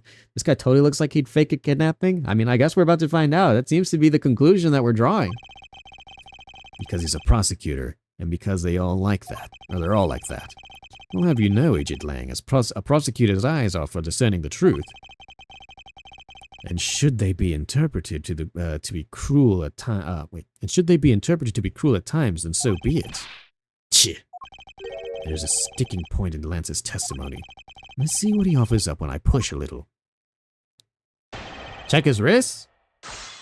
What's on his wrist? I saw the handcuffs. I'm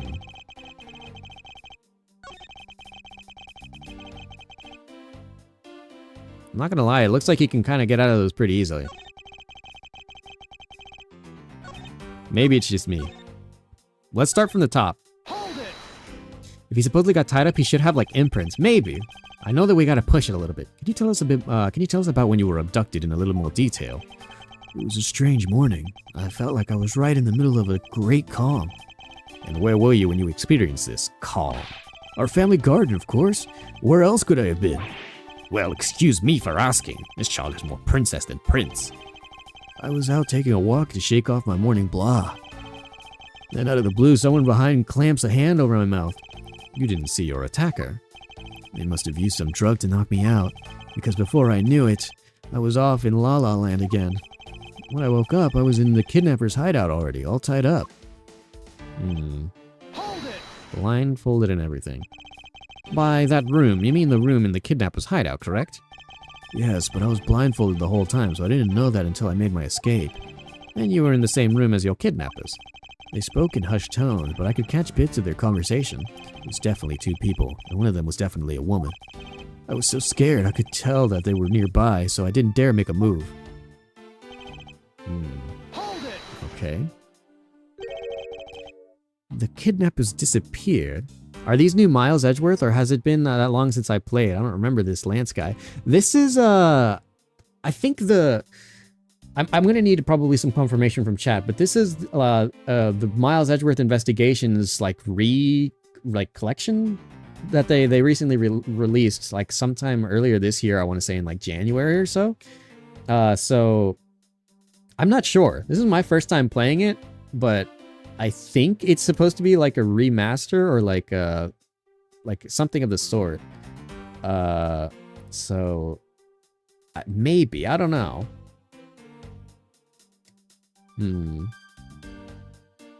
Oh, this came out summer of last year. My bad. Lance is pretty forgettable to me. Really? I think he's sick. He's pretty cool. I like his whole shtick. So this includes the new ones. I remember the airplane one, but I don't remember this guy. Yeah, we did the airplane one last time. Last stream, I think we finished off, and we did the we did the airplane quest. I remember that. We did recently finish that one, and so I'm doing this one now as well. I don't know. This is my first time playing, so I can't say for certain what the continuity of these games are. It's a remaster that released in September. Oh, damn. Okay, I was very much off on the release date for this.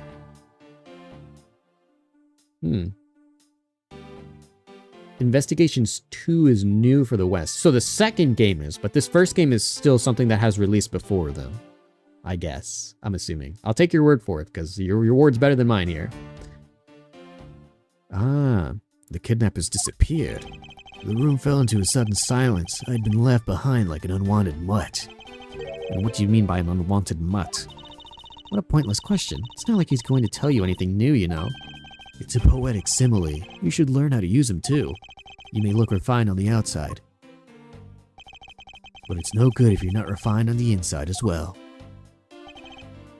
Okay, so this is where I start to wonder. Then those cuffs on your wrist, I suppose, are still cuffed in that case? I'm well aware of how I am chained to reality. I couldn't find the key, so I'm afraid that I'm stuck like this. Even though I escaped from the jail cell, I will forever be a prisoner. What is this guy on about? I played the original from the DS. Oh, so you're a little bit more familiar with this as well then, Nina. I see. I want this game now. I love Miles. I agree. From the last time that I played an Ace Attorney game, those being the Phoenix Wright ones, I fell in love with the franchise, hook, line, and sinker. I am fully sold on it. I am loving this stuff pretty well. So I had to give it some time. I like to give it some time before we hop onto a continuation of a game. But I was told by yours truly, Pizza Crust, in the chat, that after I finished the Phoenix Wright ones, that there was 2 games that I could have gone on with, and coincidentally enough, after I finished Trials and Tribulations, the Miles Edgeworth collection was coming out. So I went ahead and nabbed it, and I said that eventually we'd get around to it, and here we are. So this is where we are. Even though I escaped from the jail cell. Oh yeah, he's japping on about. Made my escape and ran away from the room as fast as I could. How did you manage to escape? I wanted to just get out of there, but the door leading outside was locked, which is why I had to use the underground passageway to make my escape. I remember our escape to be equally as hard. This is an invaluable piece of testimony. I mustn't let it go unexamined. The door leading outside was locked tight, so I had to use the underground passageway. I think we've already got what we needed to, and that... I'm willing to just put him in his place. I don't like the guy from I don't like the third guy from the series. You talking about Gatto? Oh God, please don't tell me you're talking about Gatto. I love that guy. I love that guy so much, I ended up cosplaying him. Now, if they had re-released the Leighton crossover, you're so right, dude. I'm like so invested in like all of this stuff. I don't know if I'll ever get around to the entirety of Ace Attorney. I would like to. I would like to see what all the games have in store, but I guess whatever's available currently, I will try my best to be able to go ahead and play. No, there's another Ace Attorney series? Okay, so... Oh gosh, okay, yeah. I guess I wouldn't know about that then, because I'm going at it at my own pace. I'm not too deep into it. So you say that the door leading out was locked, but was it really? Ooh, okay. We're talking about that room behind the saloon in front, right? Look, I heard that it took quite a few men to get that thing open. Oh, Sheena, damn, I didn't read that. Yes, that's correct. Then take a look at this. What is that? A sword? It's not an especially reliable one if it's broken like that. Allow me to start from the end. My conclusion is that the door was never locked. It was simply held shut by the sword, which was used to jam the handle. Oh? Lance, even though your hands were cuffed together, you could still use them. If that's the case, then why did you not simply remove the sword and escape? Why didn't I? I was disoriented. Yes, that's it. I didn't notice it. As if I should accept such a bold-faced lie. You locked yourself in that room because you had to make yourself look like the victim. But you did not, in fact, possess the key to the door. That is why you used the prop sword to improvise and create a prison for your very own. Uh-oh. You've been making this guy out to be one of the kidnappers for some time now. I wonder if you've forgotten something very important along the way. And what would that be? A motive. What else? Do you honestly think that an uptight pure boy like him would hatch up a completely pointless scheme such as kidnapping himself?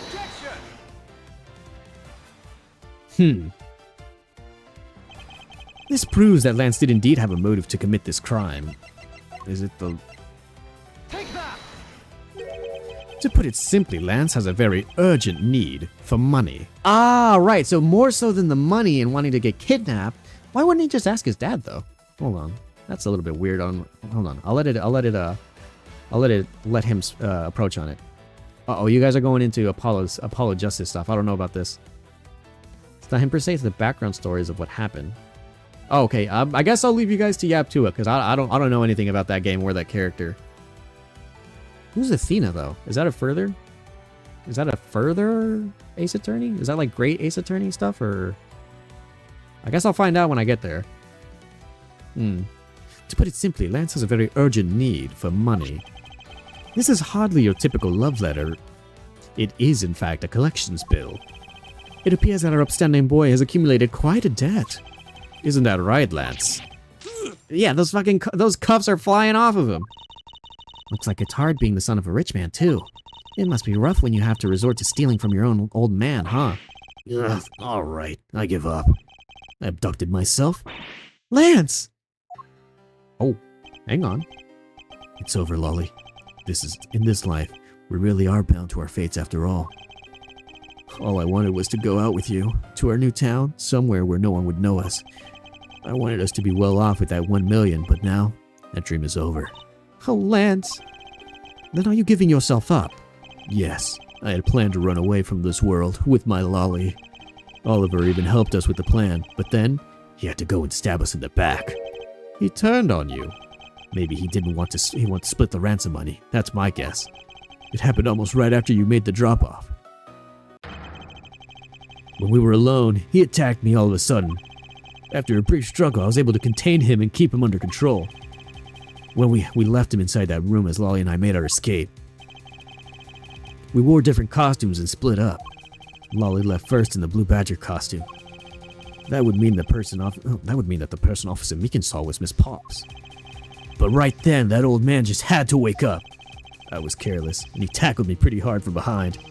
Then, Oliver put on a Bad Badger costume, took the suitcase with the $1 million and ran. I contacted Lolly right away and warned her that he had a gun. They had no idea that they were related, so I thought that it could only end badly. I still don't believe it. That person was not my father. Because if he was, I just killed my own father. Lolly, then it really was you. Oh no, God. Oh God, please don't tell me it's true. That man was not my father. I mean, because at the stadium, there was a bad badger pulling the suitcase with the 1 million in it. But that badger pointed his gun at me, aiming to shoot me dead. That's why I used the gun I got from Lance. There was a gunshot, the other person crumpled to the ground, and I ran, scared for my life. Oh my God, no. I think the big picture's finally coming into focus, don't you? Lolly, forgive me. I didn't think it would turn into something so frightening. If only I could have protected you. See, I hate this like, I hate this animation he has because he like peeks through his finger, and so it seems like he's still not even telling the full truth. So Miss Pops, she shot her own dad without even knowing who he really was? If that was really true. Are you saying she's lying? But why would she lie about something like that? What purpose would it serve? You would be surprised how often people lie without even realizing it themselves, Kay. Huh? What's that supposed to mean? What I mean is listen very carefully to confession one more and you'll see.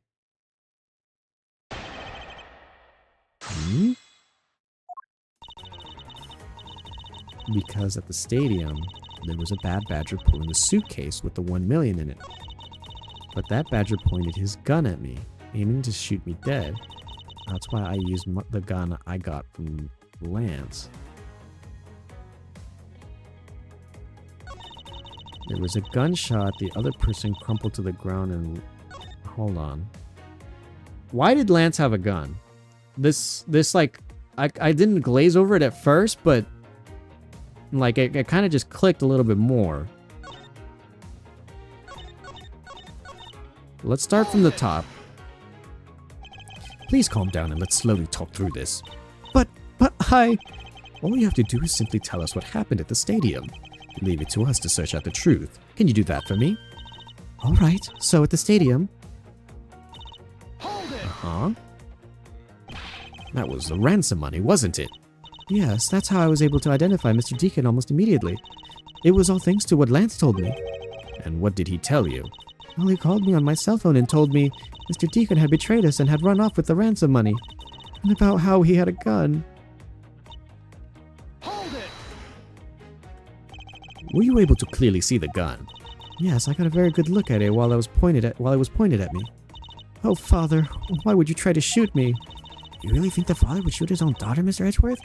I don't know. I don't want to believe it myself. But it's true, my father's left arm was raised...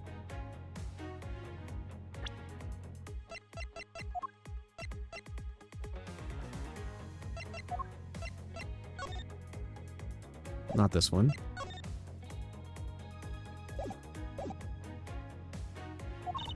Pointed straight at me. I'm about to die, I thought. Miss Pops. Please calm down and take a deep breath. And then would you allow me to please hear that last statement one more time? Yes, of course.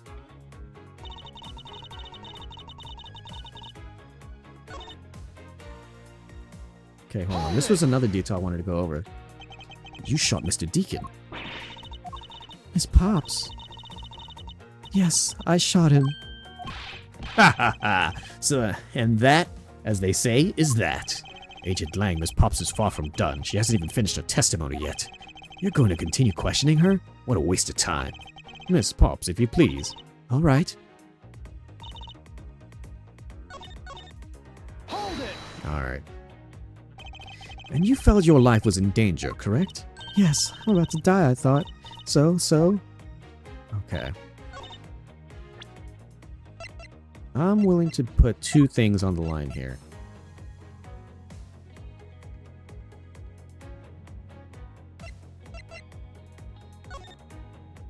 Dominant hand right. So I'm willing to put two things on here. Either that or... Not this.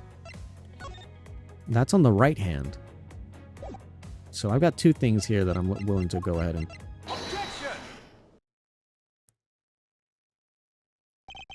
I have here a dossier on your father. And according to this, your father was right-handed. Ah, then... The person pointing the gun at you from atop the stage was not Mr. Deacon. Uh-huh. Hold on there, Mr. Prosecutor. I think you need to take a refresher course. The Bad Badger has a model gun attached to his right hand. Which is why the only hand he could have held the real gun with was his left. Isn't it possible that it went down like that?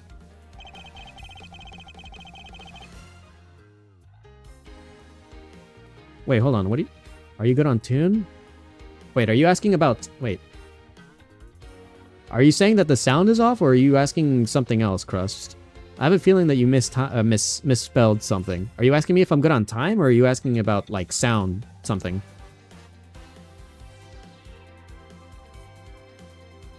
Time? Yeah, we're good on time for now. I've been keeping an eye on it so far, and so we're good. I have a little ways before I have to go to work, but I think we're gonna, like, if we're reaching a conclusion here, I'm probably going to maybe sneak peek the next chapter, or just wrap it up when we're done with this case. But I think we might sneak peek it a little bit, since if we are at a conclusion right now. I think we'll have a little bit of time to be able to sneak peek what's to come next. So I guess we'll see. But for the time being, yes, we are good on time. So no need to worry for that for now. Agent Lang, were you paying attention to what Miss Pops was saying? Then again, I suppose I can't expect someone who has never set foot in a court to catch it. Enough with the smugness. Out with it already. Miss Pops told us earlier. There was a bad badger pulling the suitcase with the 1 million in it. According to you, the bad badger had the gun in his left hand, which would mean that he was pulling the suitcase with his right hand. If that is that correct, Miss Pops? Yes, exactly. And I'm sure it was the bad badger. It had those huge sunglasses on its face. But if that's the case, even I can see that there's a huge contradiction. Yes, Miss Pops claims to have seen the bad badger, and yet the bad badger had both of his hands full. These two pieces of information contradict each other, so one must be wrong. Or both could be correct. They're both correct. Impossible. That just leaves us with an irreversible Mrs. Pops' entire statement rests on the fact that she saw sunglasses and a beard. But what if the bad badger wasn't wearing pants on his lower half? This proves that there was a way for the bad badger to freely use both of his hands. We'll go with this one, I guess. Take that! Get your head on straight, Mr. Prosecutor. That doesn't show me... Oh, shit. Okay. Wait, I can explain. Okay. Had a gun in his left hand and the suitcase in his right hand. But the bad badger costume had a model gun attached to its right hand. But which is what created the contradiction? Mrs. Pops' entire statement rests on the fact that she saw his sunglasses and beard. Oh! Oh, whoops. Take that! The costumes have two parts to them, a head and a body. Finally, we get to use this. I was so confused when we were going to use this. Oh, I get it now. The head Miss Pop saw was probably really the head of the bad badger. However, is it not possible that the body was that of an entirely different badger? A different badger? Yes, or to put it more bluntly, I believe it was the lower half of this badger. Body of the bad... Hang on.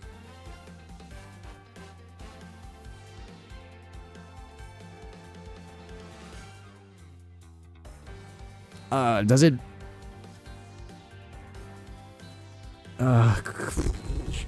Well, there's like two badgers I could pick from. Take that! The blue badger? Oh, right, there's another missing blue badger, I think. His head may have been the bad badger's, but his body was the blue badger. The blue badger? Hold on, let's see. Who was it that had one of these on? I did. So did off... Oh, shit! Oh, shit, I was wrong. Yeah, okay, no. Wait. So, yeah, fuck, okay, so that leaves Take that! one other one. What the heck is this? It's the proto-badger. Yes, and it's a simple matter of process of elimination. Mrs. Pops, who is wearing the blue badger's costume, so we can eliminate that one. And the pink badger is one of the wrong color, which would have been incredibly obvious. All that's left is the proto-badger costume. Miss Pops, who was the one who wore the proto-badger costume? That would be Lance. Ooh, okay. The plot thickens. Not so fast. Are you saying what I think you are? That Lance Amano donned the bad badger head and pretended to be Mr. Deacon? On top of which he plotted to shoot Miss Pops while wearing that hideous thing? The stage was set up in the stadium was nothing more than a setup. And its purpose was to lead Miss Pops into believing that she had committed murder. No. So that means that her dad tried to protect her and ended up taking the shot, and he's dead for it. Oh no! Standing there in front of Miss Pops and pretending to be the victim. It was all done so that way she would pull the trigger. I have no idea what you're talking about. Why exactly would I have to do all that, huh? There is but one reason. Lance Amano. You are the real culprit behind the murder of Mr. Oliver Deacon. What? No! That's slander. Take it back. Yeah, you take it back right now. Just out of curiosity, Lance, which is your dominant hand? I'm left-handed. But what does that have to do with anything? Depends. According to Miss Pops, her attacker held a gun in his left hand. Ha! Who is what-handed doesn't prove a thing. And besides, now you're just being absurd.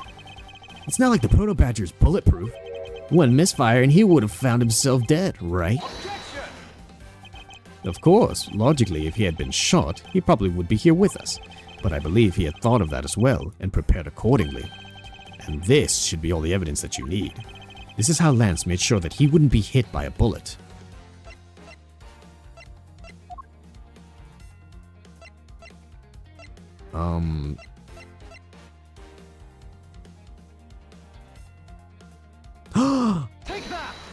He gave the gun. Yeah, he gave the gun to. Oh, it wasn't a real gun.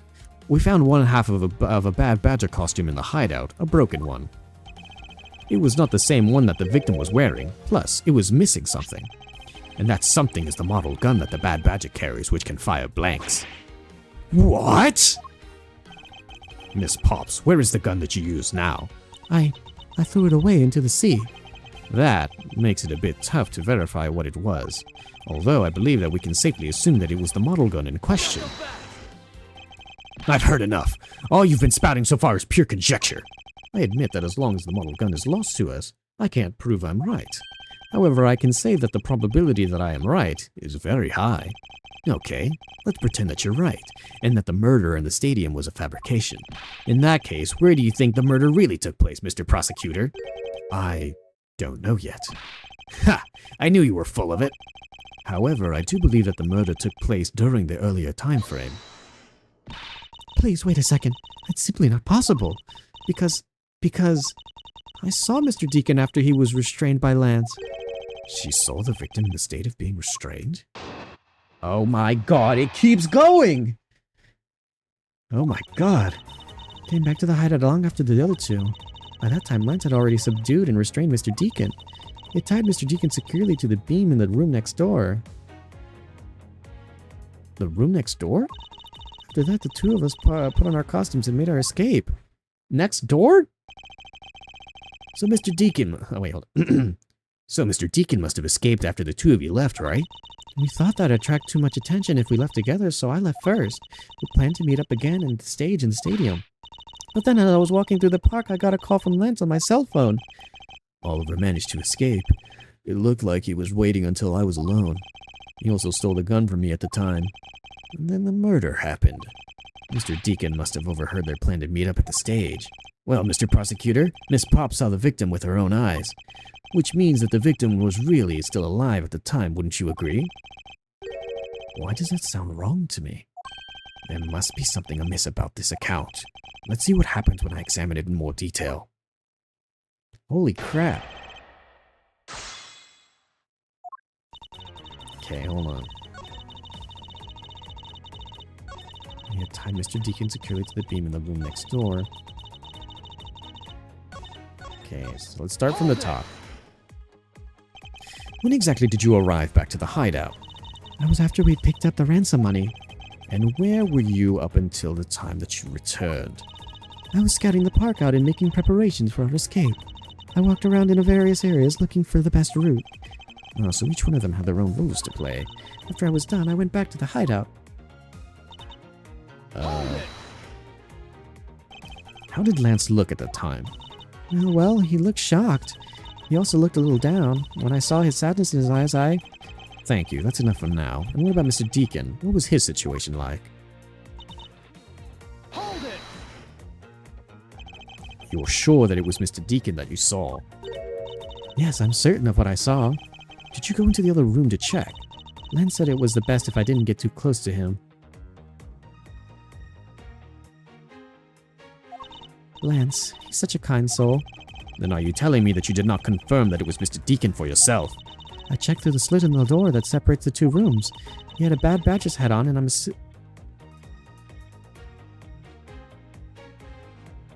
See, some of the time frame here is starting to correlate to a different set of events. After they got the ransom money, there was a a bad badger head nearby, and there was somebody tied up in the other room, and she couldn't confirm. And I happened to have heard some noises as I was gaining my conscience. That just had to be Mr. Deacon. She saw a bad badger head.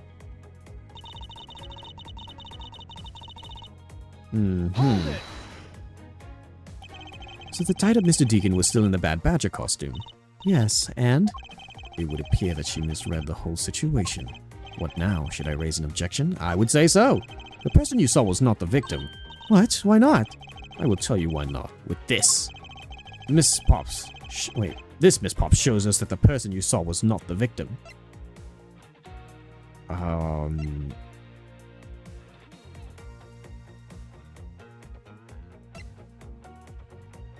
The head was left in the isolation room.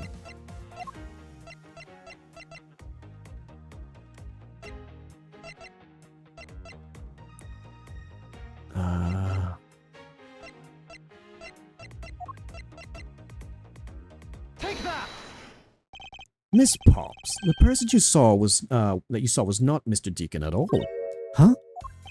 The person you actually saw was this person. It was me. Huh? The person I saw was you, Mr. Edgeworth? I always thought it was a bit odd. Why would the kidnapper abduct me, even after I had handed over the ransom? Aha! It's not as though I saw the face of the kidnappers. If I were them, I would have just taken the $1 million and ran. But in the end, there was a point to it all. It was to make me look like Mr. Deacon. And if that was the reason for which I was abducted, then I believe we can assume that the victim was already dead at the time. Well, Lance, am I right? That's... You showed Miss Pops a person namely me, with a bad badger's head on, and then made your costumed escape together, or so you pretended. Huh? What do you mean he pretended? Exactly that. I believe Lance watched you escape, and then doubled back to the hideout, probably to come and remove the bad badger head from my unconscious self. And to create his fake prison, with the prop sword that they then escaped with via the passageway. Hold your tongue, boy. Don't get caught up in the tidal wave of words coming out of Mr. Prosecutor's mouth. Tidal wave? We've heard a lot come out of you, but yet I've yet to see a shred of evidence. The victim's betrayal and his subsequent detainment. All of that could have happened while you were out cold. That's right. You were out for a while, Mr. Prosecutor. Even if that were the case, Miss Pops. Miss Pops would still have seen me tied to that beam. I was scared of Mr. Deacon, and I didn't go into the next room. So I really have no idea if you were in the room or not, Mr. Edgeworth.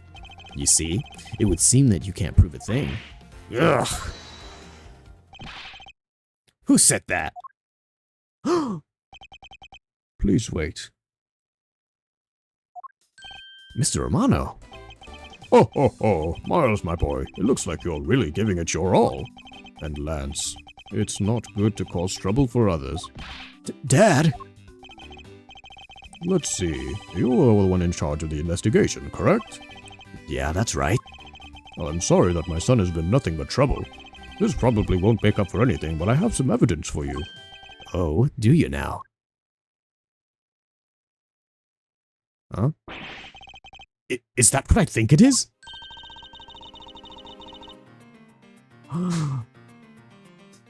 Oh, hello.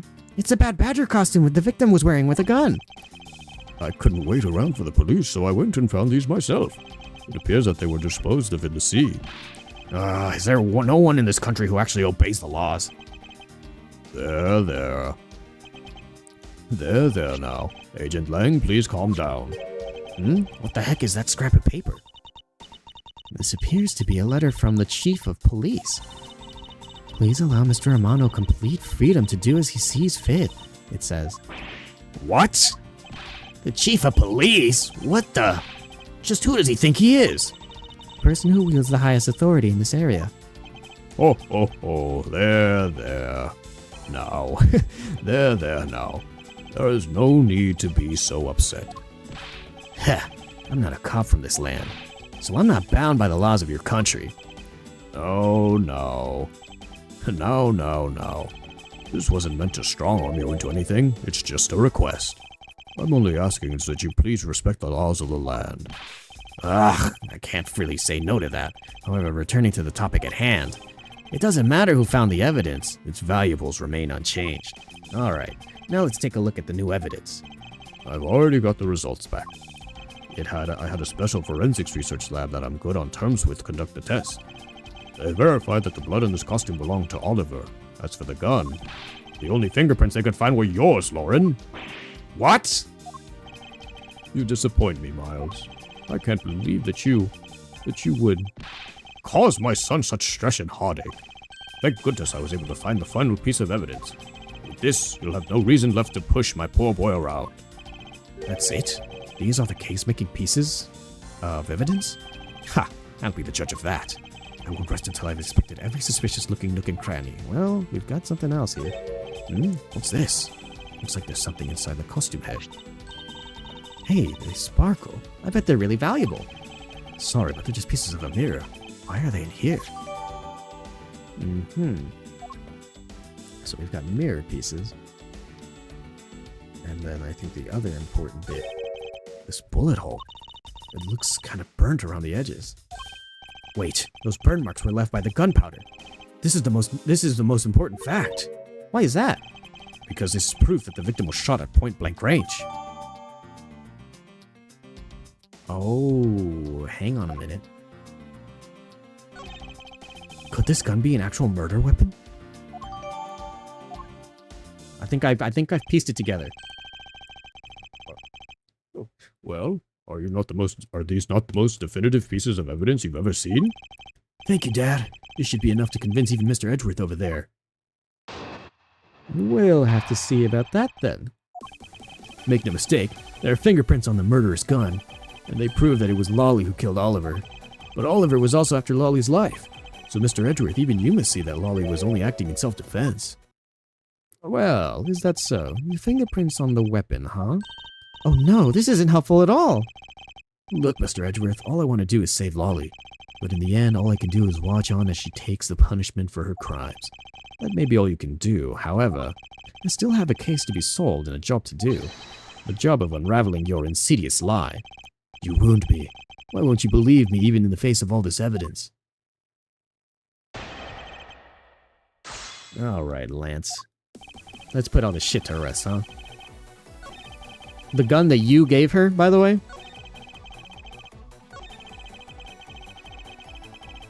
No, sir. Oh, whoops. Hold it! Those fingerprints. Are you sure they belong to Miss Pops? There's no mistaking about it. Through my connections, I have the best forensics techniques money can buy performed. I find that a bit peculiar. What? Are you trying to pick an argument with me? What should I do? Should I raise an objection? Let's see. Frankly, I don't believe that Miss Pop's prints should be on that gun to begin with. And the reason why Miss Pop's prints should not be on the gun is I need to stretch my leg. Ow! I was in a bad position there. Ouchies.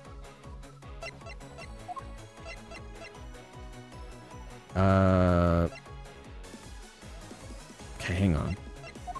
It was originally stolen from a guard.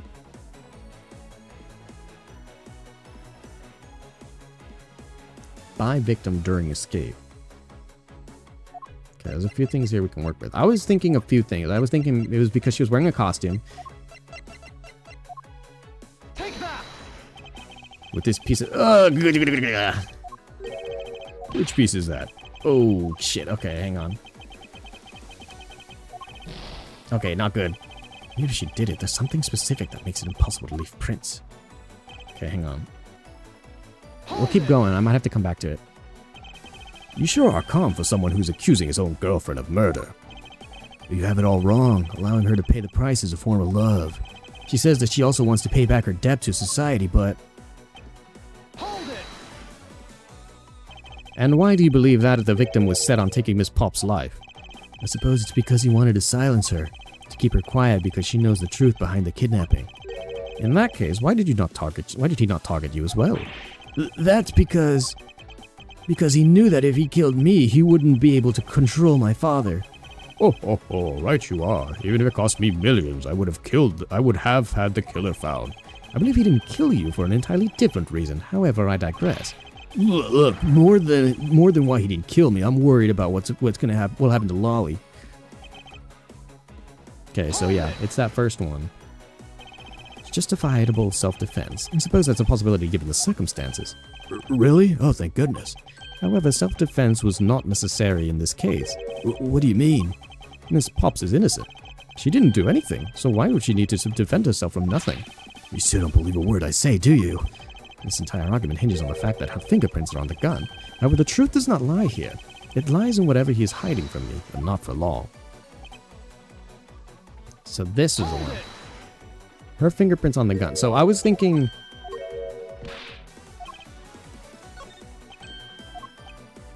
Oh, whoops. Okay. Fingerprints shouldn't be on the gun.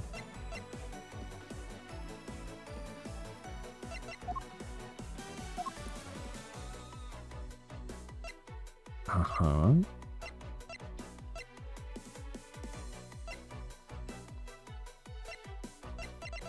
It's because she was wearing a costume, isn't it?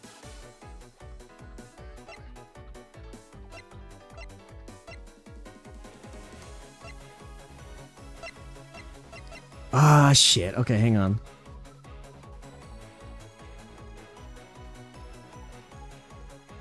The reason why Miss Pops' prints should not be on the gun is... she was wearing the blue badger costume.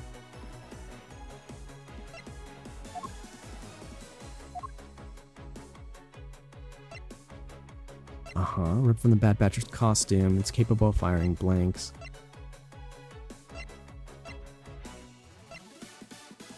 Letter for Lansamano, the sender of the Tenderlander Company.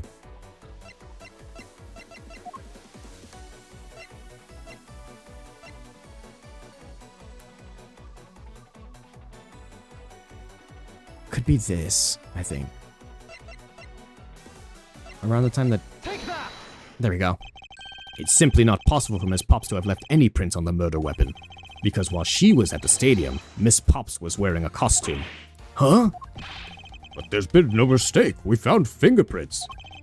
Well, Miss Pops, do you remember touching the gun at any time?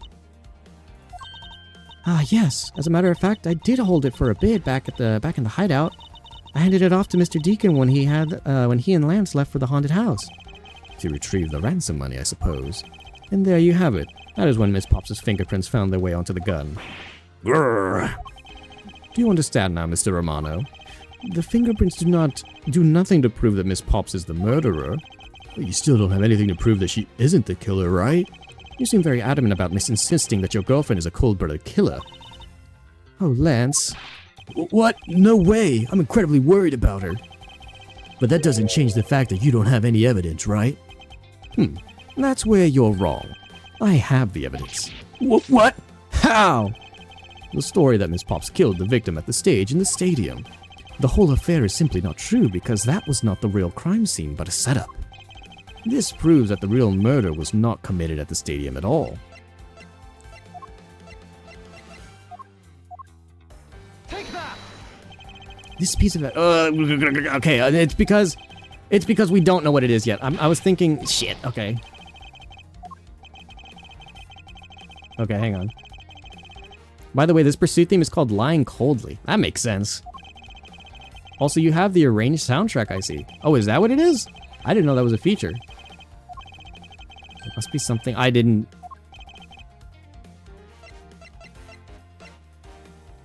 Okay, hang on.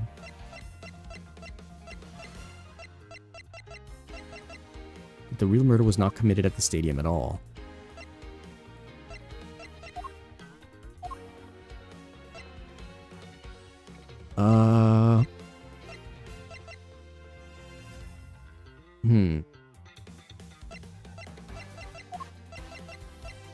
Yeah, I mean, the one that was used whenever I was talking with Lance.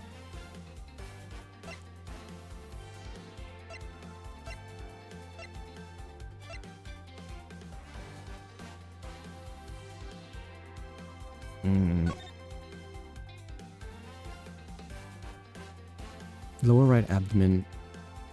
Is a point right shoulder.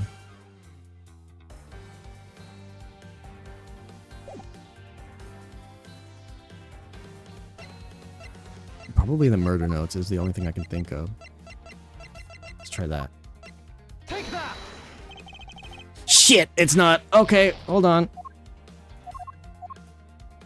In the scenario where the victim was up on the stage and Miss Pops was down below, there must be something that invalidates it. Something that proves that the murder was not committed at the stadium at all.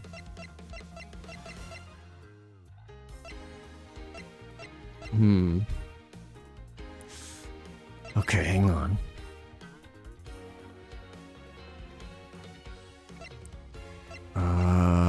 This proves that the real murder was not committed at the stadium at all.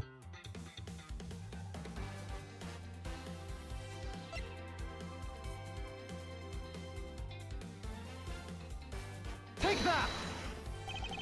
Let's just take another good look at the costume the victim was wearing. Then I believe you will see why I insist that he was not shot at the stadium. This is the part of the costume that proves it. The burn mark on the gunshot. The burn around this bullet hole was made when the victim was shot at point-blank range. Ah, so you mean when the murder... you mean the murder Miss Oldbag saw at the stadium was really... Yeah, she saw two people, but they were separated by a distance. If the victim was indeed shot from below the stage, there shouldn't be a gunpowder burn. Yeah, look at you, Mr. Smarty Pants Prosecutor. Since you seem to know all the answers, why not tell us where the real crime scene is then? Lance set me up to look like Lance set me up to look like Mr. Deacon back at the hideout. If that's the case, then the murder must have happened prior to that. And the location where Lance and the victim were at just before I was imprisoned was the haunted house. I've got it. I know the real scene of the murder. The real location in which Mr. Deacon was killed was here. Yeah, the haunted house, because that's where the glass was from, and they were looking to repair it. I think it's not unreasonable to assume that the murder took place in the haunted house. The haunted house? The haunted house? Yes, and I have proof that it is highly likely that the victim was killed there.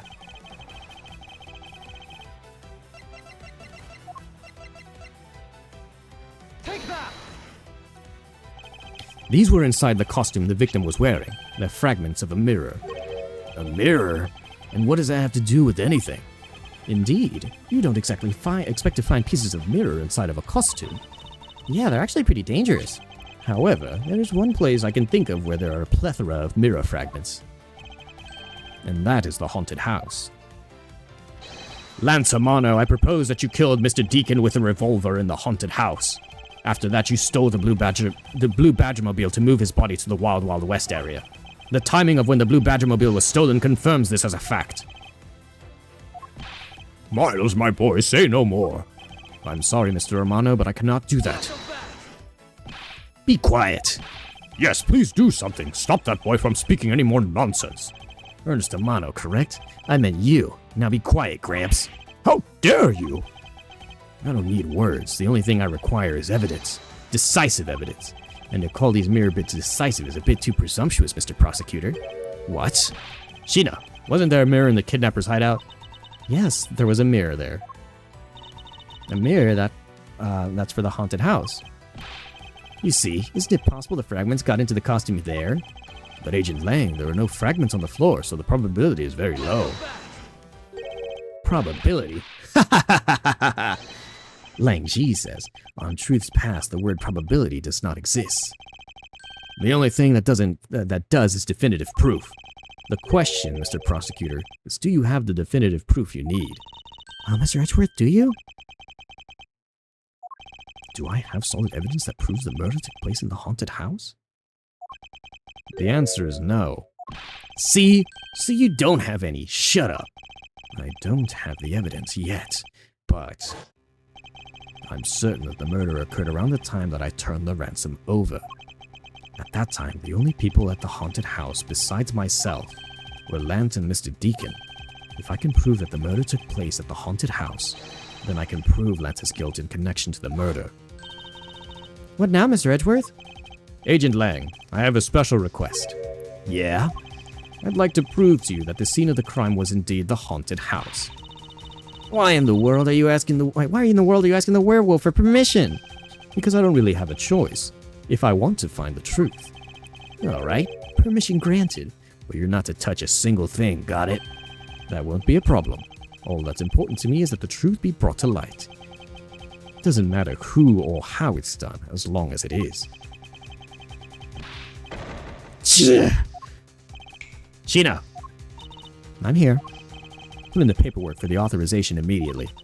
Understood. I'll get to the Gatewater Group's approval. Who was that? No. No. Let's hold on for a second. There's no need to obtain approval. Mr. Amano? Agent Lang, if you would please take a look at this. What is this? Sheena! It's the deed to the haunted house. The deed? Read it out loud. Gatewater Land Inc. hereby bequeaths the property known as the haunted house to Mr. Amano for a lump of sum of 1 million, paid in full in cash. What? Oh. As you can see, I am now the legal owner of the haunted house. Are you kidding? When did you? I ran into the owner of the park earlier, and we made a deal almost immediately. How quickly things move when you can repair $1 million in the blink of an eye. That's 1 million you paid. Don't tell me it was... Oh, that's right. This disgusting suitcase belongs to you, doesn't it? I don't have any more use for it, so you may have it back now. You used the ransom money? My Lance is a good boy. He even apologized for the kidnapping a bit earlier. So I do believe that I will forgive him. After all, he did return the ransom money. That's the way things are, so if you would please discuss things with me from now on. Discuss? What is there to discuss? Why, permission to enter the haunted house, of course. While we were busy listening to Lance's story, Mr. Romano was out there preempting us? Permission to search the haunted house is denied. End of discussion. Agent Lang, I want you to arrest that girl. And Miles, you should hurry on home now, my boy, before I really lose my temper.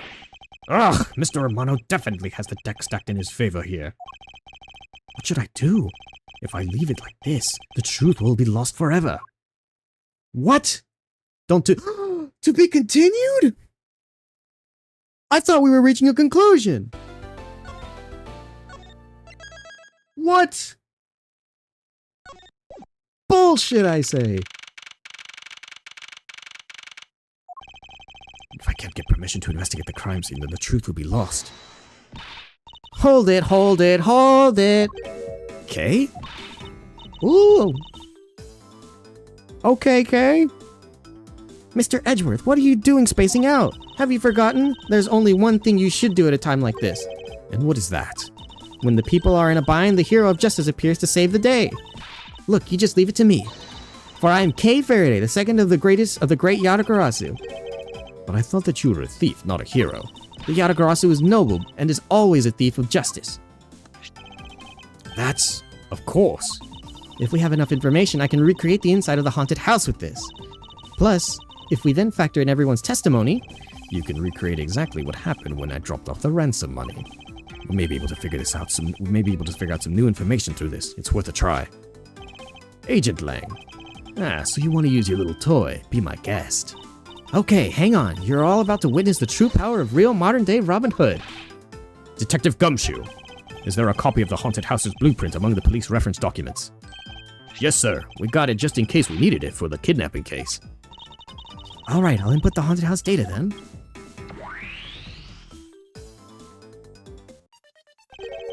What is this? Where are we?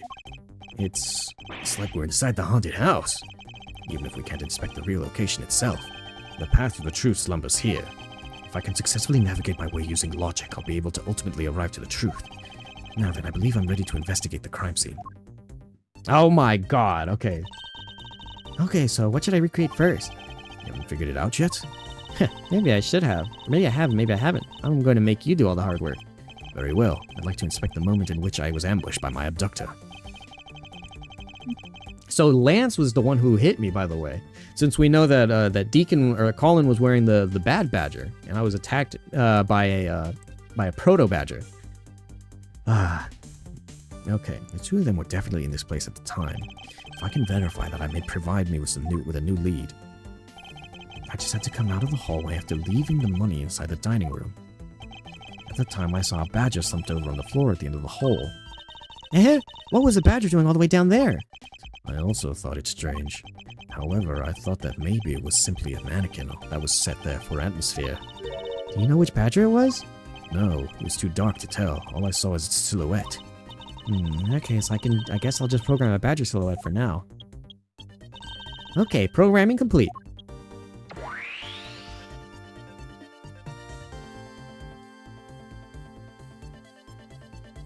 Okay. Then I started walking towards the exit. And that's when you were struck from behind, right? Yes. But that's odd. The hallway is a dead end. Where did your assailant come from? There's only one location I can think of. I believe my assailant was lying in wait here. Oh my god, I've got... Take that! That doll I saw wasn't really a doll. It was in fact the costumed kidnapper. Oh, so he used the costume as a perfect camouflage to blend in with the rest of the house. Precisely. He waited until I had made the drop-off and was about to leave. Then, just as he saw me take my step towards the exit, he stood up and launched his attack. I can think of no better hiding place than this. Hey, not bad. I'm beginning to think I should steal this tactic for myself. Just don't use it to do anything criminal, Kay.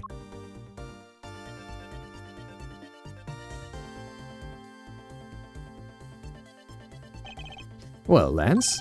What are you asking me for?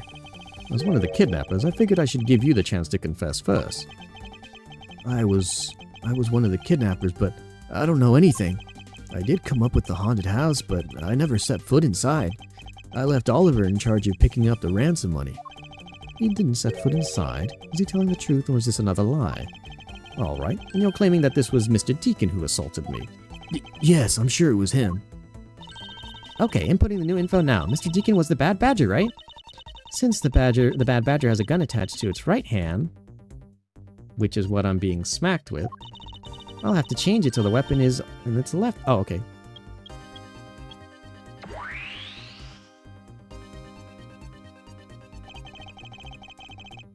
Now to verify the facts of this recreation. Okay. Oh my god, okay. Hang on. I remember glancing over here and seeing this figure sitting here as I left the dining room. So I guess I got it spot on when I put in my recreation. I didn't take a good look, but I'm pretty sure there was a badger here. Oh. When you take a look around, it almost feels more like a house of mirrors. Indeed. Whoever heard of this many mirrors inside of a haunted house before? At least we know that this is a real crime scene thanks to these mirror shards. Yes, okay. Hey, wait, these shards, there's something different about them. Oh? The ones that we found earlier are thicker than the shards from the mirrors on the wall. And look, there's some sort of design on the back too. These pieces from the costume are certainly different from the other mirrors. What does it mean? Could it be that our pieces are not pieces of these mirrors? Different from the mirrors on the walls, very thick and has a design on the back. I imagine this is how he snuck up on you. That gadget of yours can even replicate people's movements? Well, it's used to plan heists, so of course it's got to be able to simulate the police. It's definitely very well made. Perhaps too well made. Maybe I should confiscate it after the investigation. Piece of a set of armor that are in a pile here. Why do you think they almost always have sets of armor inside haunted houses? I suppose this sort of interior design is meant to bring out a sense of abnormality. Why do you always explain, or why do all your explanations have to be so hard to understand, Mr. Edgeworth? Now try explaining it again, but this time so that even a thief like me can get it. That may prove to be a most difficult task. Oh, whoops. And we got the information about our mirror pieces. Let's see. Only one other thing to look at then, I imagine. You didn't recreate the... Wait. You didn't recreate the weapon? Well, I can't exactly recreate something I don't know nothing about. So tell me, what were you hit with? The attack came from behind, so I have no idea. But I doubt it was someone's bare hands. Okay, then where did you get hit? I was hit on the right side of my head, just above my temple. There was a bit of blood, but it wasn't anything serious. Ouch, sounds painful. Why are you smirking like that when you say it? It's just your imagination. Now let's see. I wonder if there's anything in the hallway that could have been used as a weapon. I'm looking for something the culprit could have used to hit you with.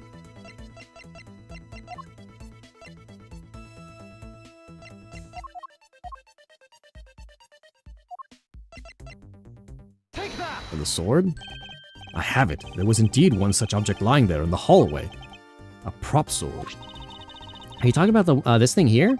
Yes, although we did find it in the kidnapper's hideout. Wait, yes, it's possible that the culprit took it with him after he used it on me. To leave no evidence behind, right? Correct. Maybe worth a thorough examination yet. Okay, so what test do you want to run on this sword? Test with luminol. If there was a little bit of blood, then there's something to find on there. The culprit was wearing a costume at the time, so the fingerprint analysis is useless. Let's run a luminol test. It's possible that some of my blood has found its way onto this. Agent Lang, may I ask for your cooperation in this matter? Huh, like I have a choice. Sheena, call the lab boys. Understood. Except for the dab on the left side, it would appear that the blade is spotless. So it must have been the left side of the prop sword. Wait, so it must have been the left side of the prop sword that hit you then.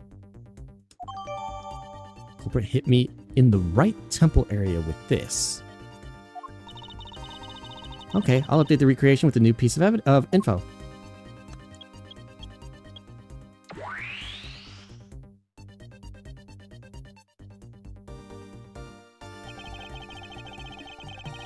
I won't rest until I've inspected every suspicious nook and cranny.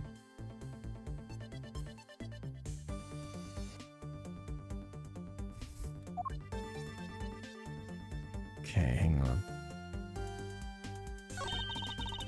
This is the instant that the badger will swing his left arm and complete with weapon in hand.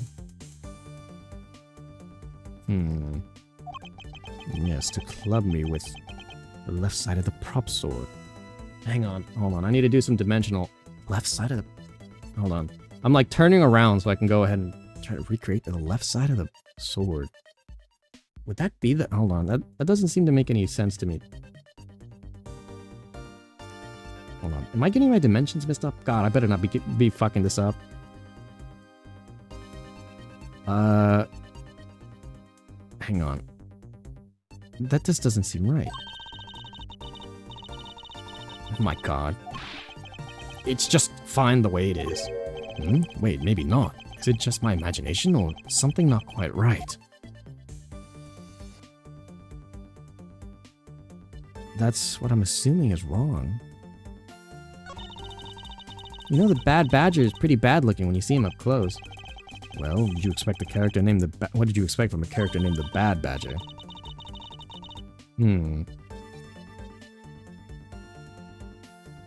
Wait a minute, hold on. Hold on. Wait, hold on. I think... It's the sword, but... Hang on, can I... Hit me in the right temple area with this. The right temple... Hang on. I'm trying to make sure I'm not getting my dimension shit messed up. Getting this right. Hang on. So from the way that the... hold on. I gotta turn around again. I'm glad I'm not doing a VTuber model for this because I'm like shifting my body to try to recreate this for myself. So on the left side of the... If he like aimed... Is that still the left side of the sword? I'm pretty sure that was the right, wasn't it? Or am I getting my dimensions mixed up on this? It's the sword.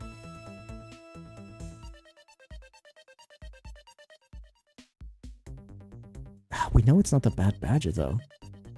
Okay, hang on. So what am I trying to disprove here, first and foremost? I'm going to start overthinking things again. So it's got something to do with this.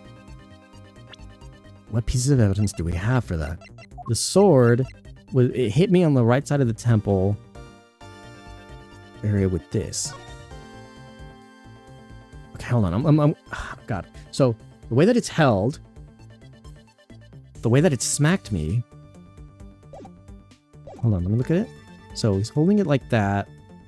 And then if I look at it again... That doesn't make any sense. I feel like that's weird. I've got to try it, I think. So... The sword...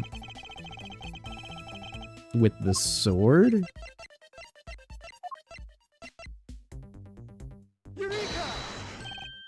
Fine! Okay, here we go. Finally, I found a clear contradiction of facts about the sword. Except for a bit on the left side, this prop sword is absolutely spotless. However, if the culprit had used his left hand, then the blood would be on the opposite. Okay, that's what I thought. Okay, I thought I was getting my dimensions mixed up, and so I was like trying to recreate the scene even in real life. That was so weird. The opposite side? Huh? If the culprit held the sword in his left hand, then the sword's right side would hit. Yeah, that's what I thought. I see, but the blood was on the left side of the sword, right? Which means that he used his right hand to hit you. Exactly. This prop sword has a large hand guard attached to the hilt. It would be impossible to hold it with two hands while wearing a costume as big with such big hands. Therefore, if it couldn't be the left hand or both hands, then it must have been the right. I'll change the data to reflect the right hand swing, but he can't. Not yet, Kay. There's no sense in changing anything yet. If you change the parameters to the right hand, it'd only create a new contradiction. Changing the prop sword to the culprit's right hand would conflict with what?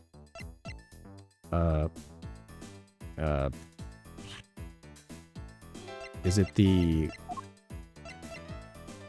Okay, hold on, I gotta be careful with this. Is it the picture? I could do this one, since it's the right hand that's got the gun to it.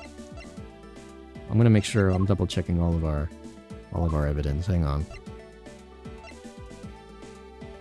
Rip from the Bad Badger's costume is capable of firing blanks. Shot from point blank. I think it's gotta be this. This is the only thing that shows the Badger's hand. Right? God, okay, I really need to stop getting things wrong here, so let's try it. Take that! It would create a conflict with this piece of evidence. Oh. Fuck. Oh wait, did I get the wrong one? Wait, hold on, I think I clicked on the wrong one. Was that not the Bible? Shit. Is it this one? Oh my god, I clicked on the wrong one, dude. The Bad Badger already holds a gun in his right hand, so he can't hold a sword in addition. Hey, that's not right. Then what now? If it wasn't that in his left hand or his right hand, it means that the only one who struck me could not have been the Bad Badger. Are you paying attention, Lance? Mr. Deacon could not have been the one who struck me. Which leaves you only as our primary suspect. Fine, it was me. I hit you. It appears that you lied to me yet again. Let's see how quickly they catch up to you, Lance. Wait, isn't Lance left-handed? Ah, yes, but that's what makes this deception all the more interesting. He used his right hand to make it look like Mr. Deacon had been the one to strike me. How much credit are we gonna give Lance? It feels like he's like a planned mastermind for everything here. Like he's like, oh, everything has been planned to the smallest detail. So, it's so weird. Okay. Well, you see, firing a gun with only one's non-dominant hand is difficult. But that level of dexterity isn't required to swing a prop sword. Hey, please input this new data. The one who hit me from behind was Lance. Or should I say the Proto-Badger? So yeah, we're getting the information correct now. Oh, you got it. Here I go. So the Proto-Badger from the left side. Oh. Now we have a faithful recreation of the situation around the attack on me. All right, all we have to do is examine the new recreation and... Are you shitting me? And what exactly is so funny, Agent Lang? That amusing little gadget sure packs a punch, right, Sheena? Yes, it was all I could do to hold my laughter in.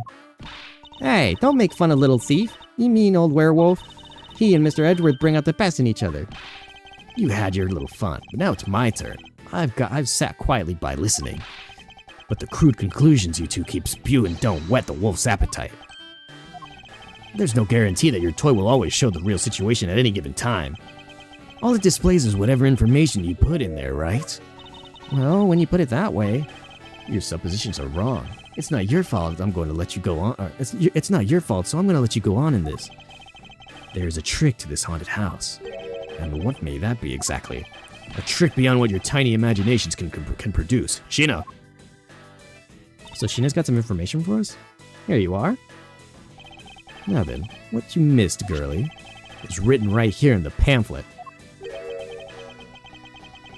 7 Wonders of the Haunted House, the Disappearing Badger. Wait, what? The 7 Wonders of the Haunted House, the Disappearing Badger? The what? Huh? What is this? I'm trying to see if I can get any more information from some of the little details. It's do or die time. Can the blue badger arrest the bad badger? Gatewarder, you come to watch. I guess not. I'm not seeing any extra bits of information to gather from this.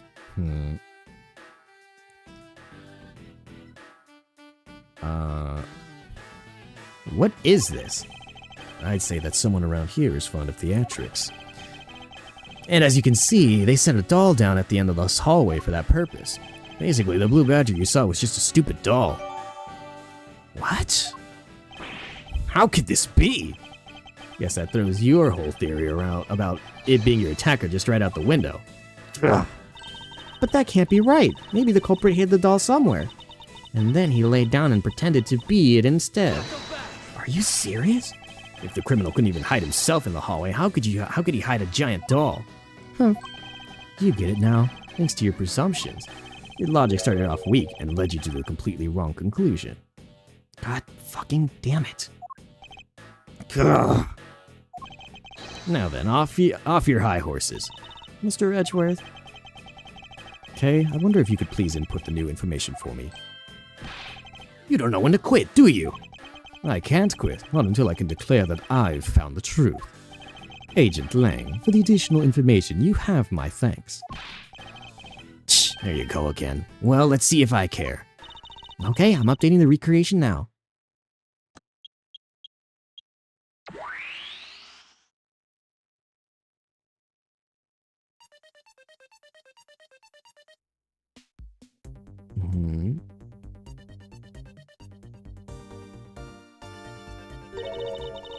That looks really weird. Look at how it changes from the blue badger into the proto badger all of a sudden. If the slump of a badger was just a doll, where was my attacker hiding? Well, that's where we're off to find out, right? Come on, Mr. Edgeworth, let's go. So is it another investigation? This recreation can't be right, which means that there must be a contradiction somewhere. I guess we're still investigating. So from the blue badger, Pepper. I won't rest until I've inspected every suspicious nook and cranny. What's so different? It's the blue badger.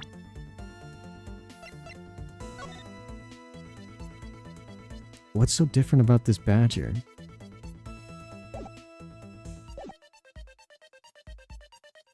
Can I examine? This blue badger is just a doll used for this haunted house. But the one who killed the blue badger was the bad badger, right? According to the Blue Badger Bible, it says that they're each other's worst enemy. All because one's an ally of justice and the other is a vile criminal with a gun. Perhaps they were just destined to battle each other. Wait, hang on a minute. Something does look different here. Hold on, I need to look at the thing again. Wait. Hang on. Something's not adding up. Or something looks weird. Hold on, I'm gonna examine this carefully.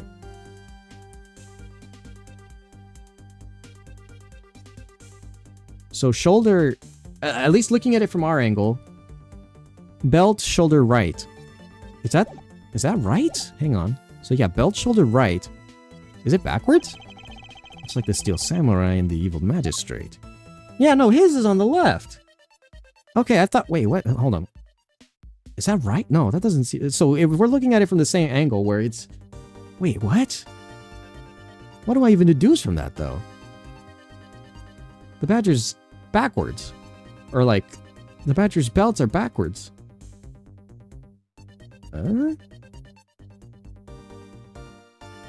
What? It's the belt, but how can I prove that? With what evidence? Is it the pamphlet again? Is it the...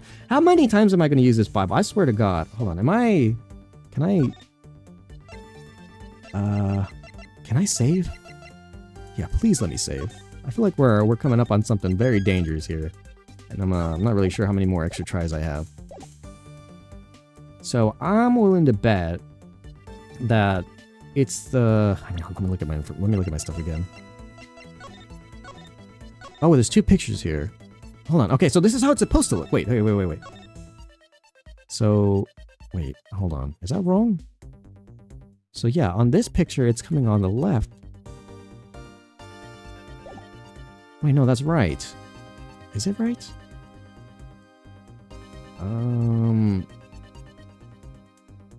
Is that right? Hang on. It looks weird. But is that right? Because on here, when he's looking at us from this angle, it's right to left. But in this picture, it's left to right. And that's exactly what it's doing. Is that not right then? I thought that was weird when they were showing it in the pictures whenever we were examining it. What?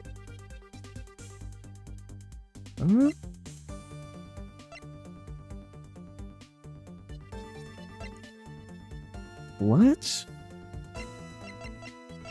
That doesn't make any sense. What's wrong with this badger?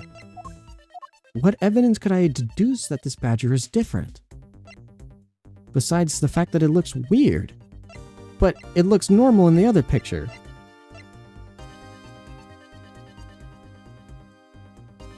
Why is he backwards? Those are the only two things I can draw it to, so I guess I'm gonna have to take a shot in the dark. It's the belt straps. Why are they backwards?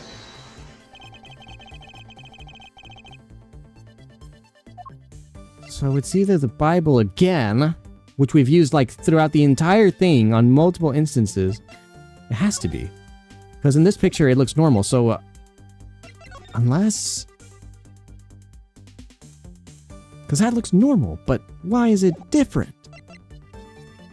But from this picture, it's looked a different way. It's right to left, but in the other two, he's left to right. Why is he backwards in this picture from that perspective? It's the only thing I've got right now, because I don't think any of my other pieces of evidence help here. And that was the only conclusion I could draw whenever I was looking at the like presentation of badgers that they showed us during the like when we were examining it. And it's the only thing that's there. It's the badger. So the only difference I can bring about the badger is that it's backwards or something. Okay, yeah, there's something wrong with this badger. Why is it backwards? Hold on a second. There's something wrong with this blue badger. Like what? The way this belt is on him is opposite of how it should be. Did you make a mistake? That can't be. I inputted the image data exactly as it is in the pamphlet. So why is the blue badger dressed up in reverse? He's backwards.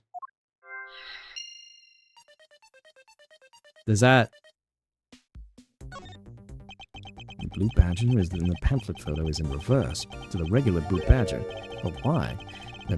There must be some sort of explanation. Is that it? Okay, it doesn't have anything to do with the glass there. Is there anything else? There's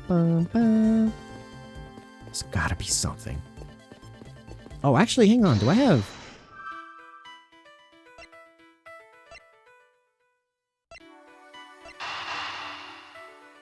The last two things that I have... I even forgot that we just, like, obtained the mirror shards. So, this should clear this up, right? What does it clear up, though? Okay, do you remember what you said earlier? What I said earlier about what? About how the building might as well have been a house of mirrors.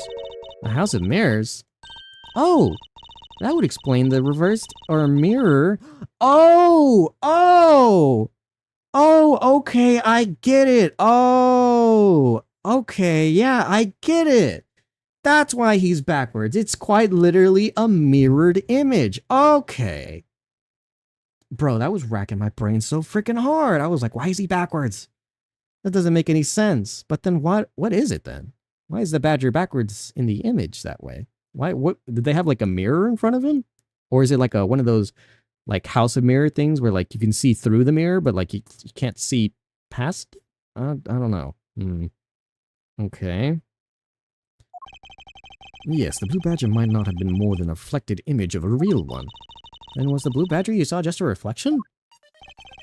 When I looked down the hallway, I thought it was perfectly straight. However, if there was a mirror...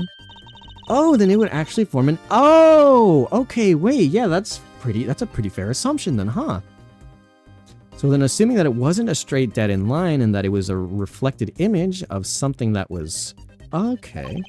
Precisely. I was deceived. The hallway was almost pitch black, and there was a beam in the way to obstruct my view of the other hallway. Wait, but why build a place like that? It sounds pretty pointless to me. Okay, this house is another attraction in an amusement park. They created a mirror wall for a very specific purpose. One I can point out to you. I can? Huh?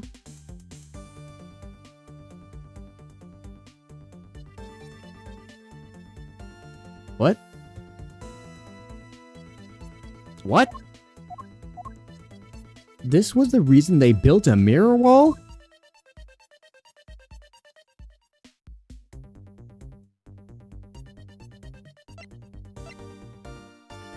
The amusement park? Why did the amusement park build a mirror wall?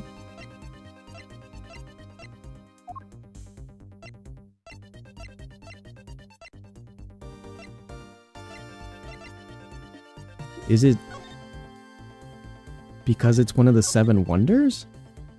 I guess that's the only thing. If we're talking about the attractions, yeah, I guess that's the only thing that makes sense, right? 7 wonders. Badger. Okay, I guess it's the only thing I can think of that's related to the park specifically. As it's written. Oh, okay, yeah, it's about the 7 one. Okay, simple. I don't have to think whew. I'm getting way better at not overthinking it. Okay, it was much simpler than I wasn't sure. I had to look through everything again. As it's written in the pamphlet, the main draw of this attraction is in the mystery of the disappearing badger. You mean they built the mirror for the trick alone? You said that you saw the badger, so it was definitely still there. That was true at the time, however. Doing this allows someone to make the blue badger disappear in a flash. Move the blue badger, move the mirror? I guess. You don't even need to move the badger.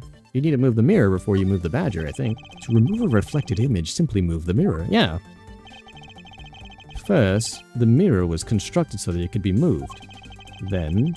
Oh, and that's how it disappeared. Okay, yeah. Then, beyond where the mirror was, an empty hallway had to be created. Oh, so when people wanted to see the blue badger, they would open the mirror. And when they wanted to hide it, they simply had to close it again. Ah, and that's how you create your I see. This explains why the other side of these fragments had this design on them. And if the pattern is the same on the other walls in the hallway, then when the mirror is closed, it would blend in with the rest of the walls. This is a mirror trick that the haunted house employs. Aha!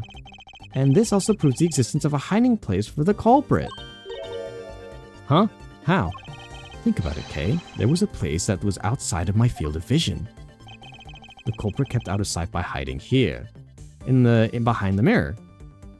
Yeah, because this is where the badger was. He just has to hide behind the mirror since I can't see through it. I see what's behind it, rather. Right? Right? He could hide back here and then just move it. And then he still looks like a badger, right? Take that! Right? There was a very large blind spot, one I could not see beyond, and it was here. If my assailant hid on the other side of the movable mirror, then you wouldn't be able to see him. He didn't even need to do anything to the blue badger. Yeah, exactly. All he had to do was wait for me on the other side of the mirror. Wait, hold on. I just thought of something. Yes? Well, shouldn't the mirror wall be broken right now, in reality?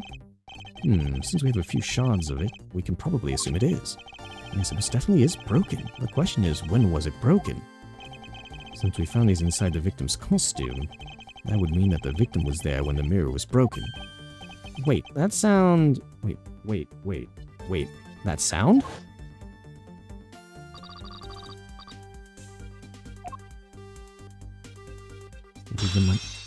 Oh! The puzzle pieces! That sound I heard most was definitely the sound of a mirror breaking.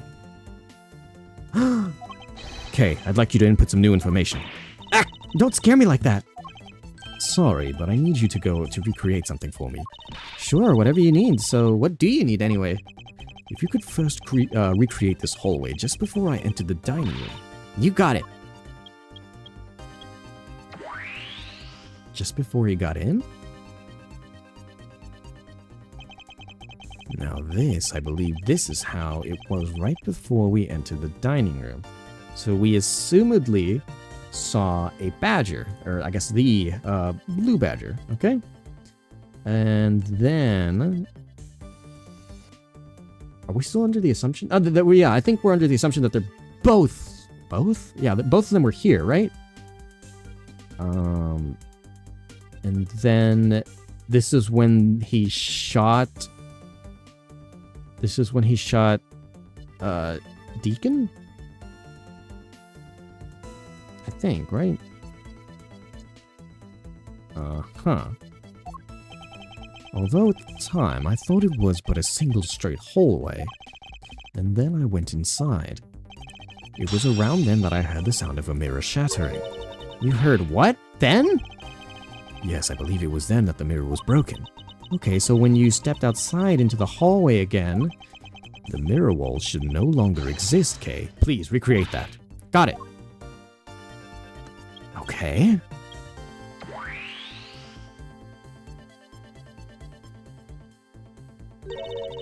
Wait, but with the mirror gone, the culprit lost his hiding spot. So where did he go in the proto-badger suit? Huh, that's easy enough. With the mirror gone, he simply hid himself in the branch hallway. Wait, and there? Oh, I thought he was at the end of the... What? Hang on. I think this about wraps it up. So... But didn't Edgeworth see a thing when he came back out? He saw a badger still. Okay, we're kind of cutting it close on time. But I want to finish this up. I feel like we're at the climax, and so I feel like we... Ah, shit. Chat, can someone tell me how much longer are we? We're cutting it a little bit close on time here again, and so I want to make sure that I get where I need to... I need to finish this within the next, potentially, like, 20 minutes. I need to wrap this up. So, okay. I'll keep it going for now, but if someone could kind of just give me a run-in on time. I'd hate to have to leave us off like this, but I think that we might. This is taking a lot longer than I thought it was. Okay. I think that about wraps it up. Looks like we finally solved everything. No, not yet. An even larger contradiction has now reared its head. Huh? Perhaps you did not notice, but this recreation contains a very troubling inconsistency. The inconsistency between what I saw and the recreation lies here, because Edward saw a badger. Okay, take a good look at the end of the hole. Oh, there's no blue badger there. Exactly, the blue badger that I saw in reality is not here. This is the final point of this long chain of logic, the last remaining contradiction. So did they move? Oh! Okay, hang on, we're out of the simulation now. So let me get this straight. When you came out of the dining room, you saw a badger, right? And that is precisely where the final contradiction lies. Something that shouldn't exist was there before me. Who or what do you suppose it was? I believe this is the real identity of our mystery badger. Hang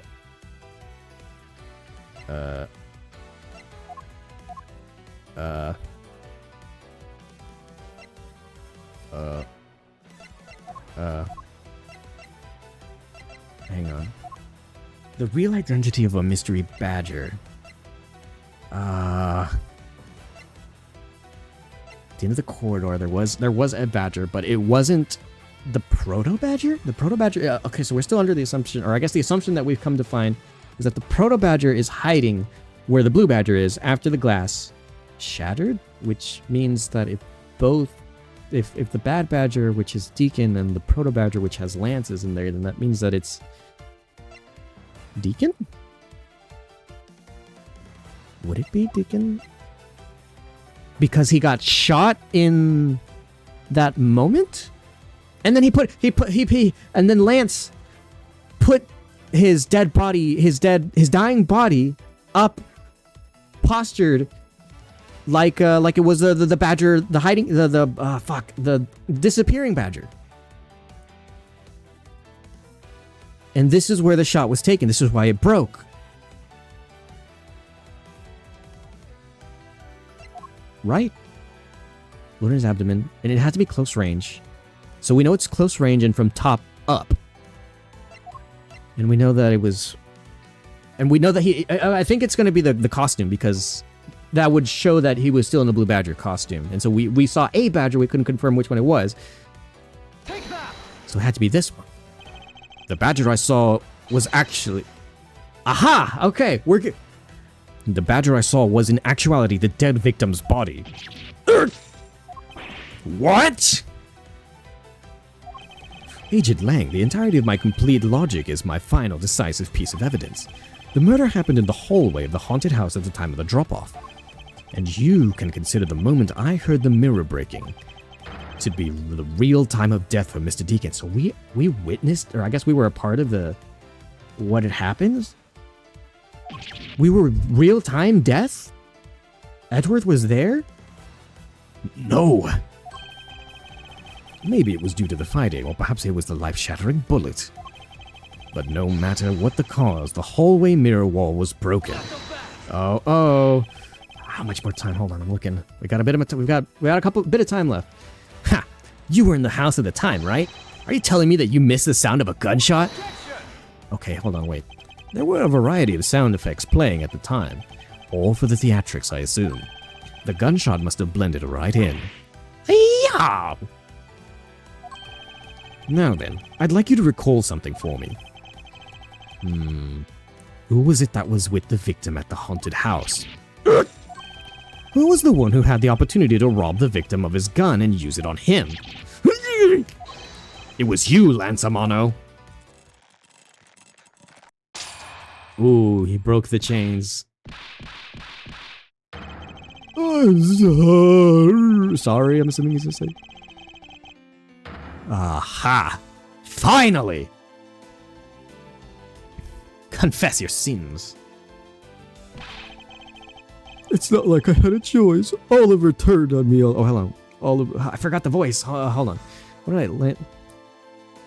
It's not like I had a choice. Oliver turned on me all of a sudden. He snapped and turned violent right after I hung up with you. He shoved me to the ground and straddled me.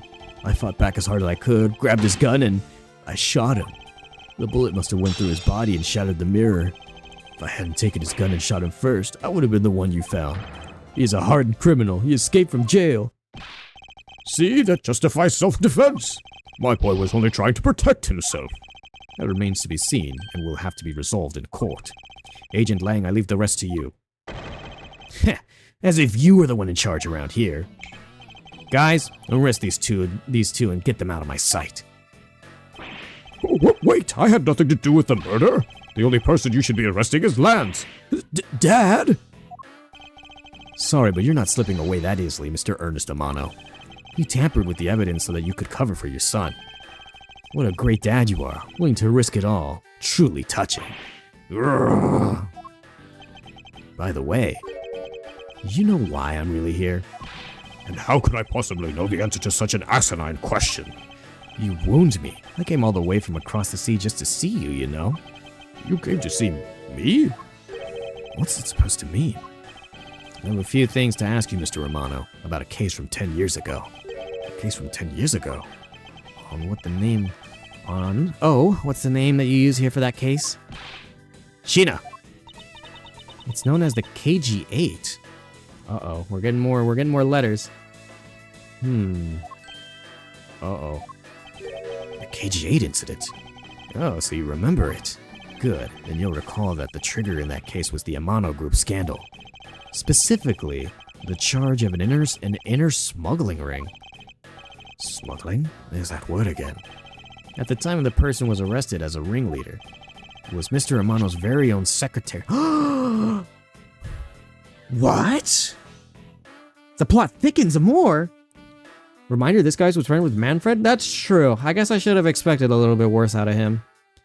It was Mr. Amano's very own secretary, Mr. Colin Deveray. Ah, father.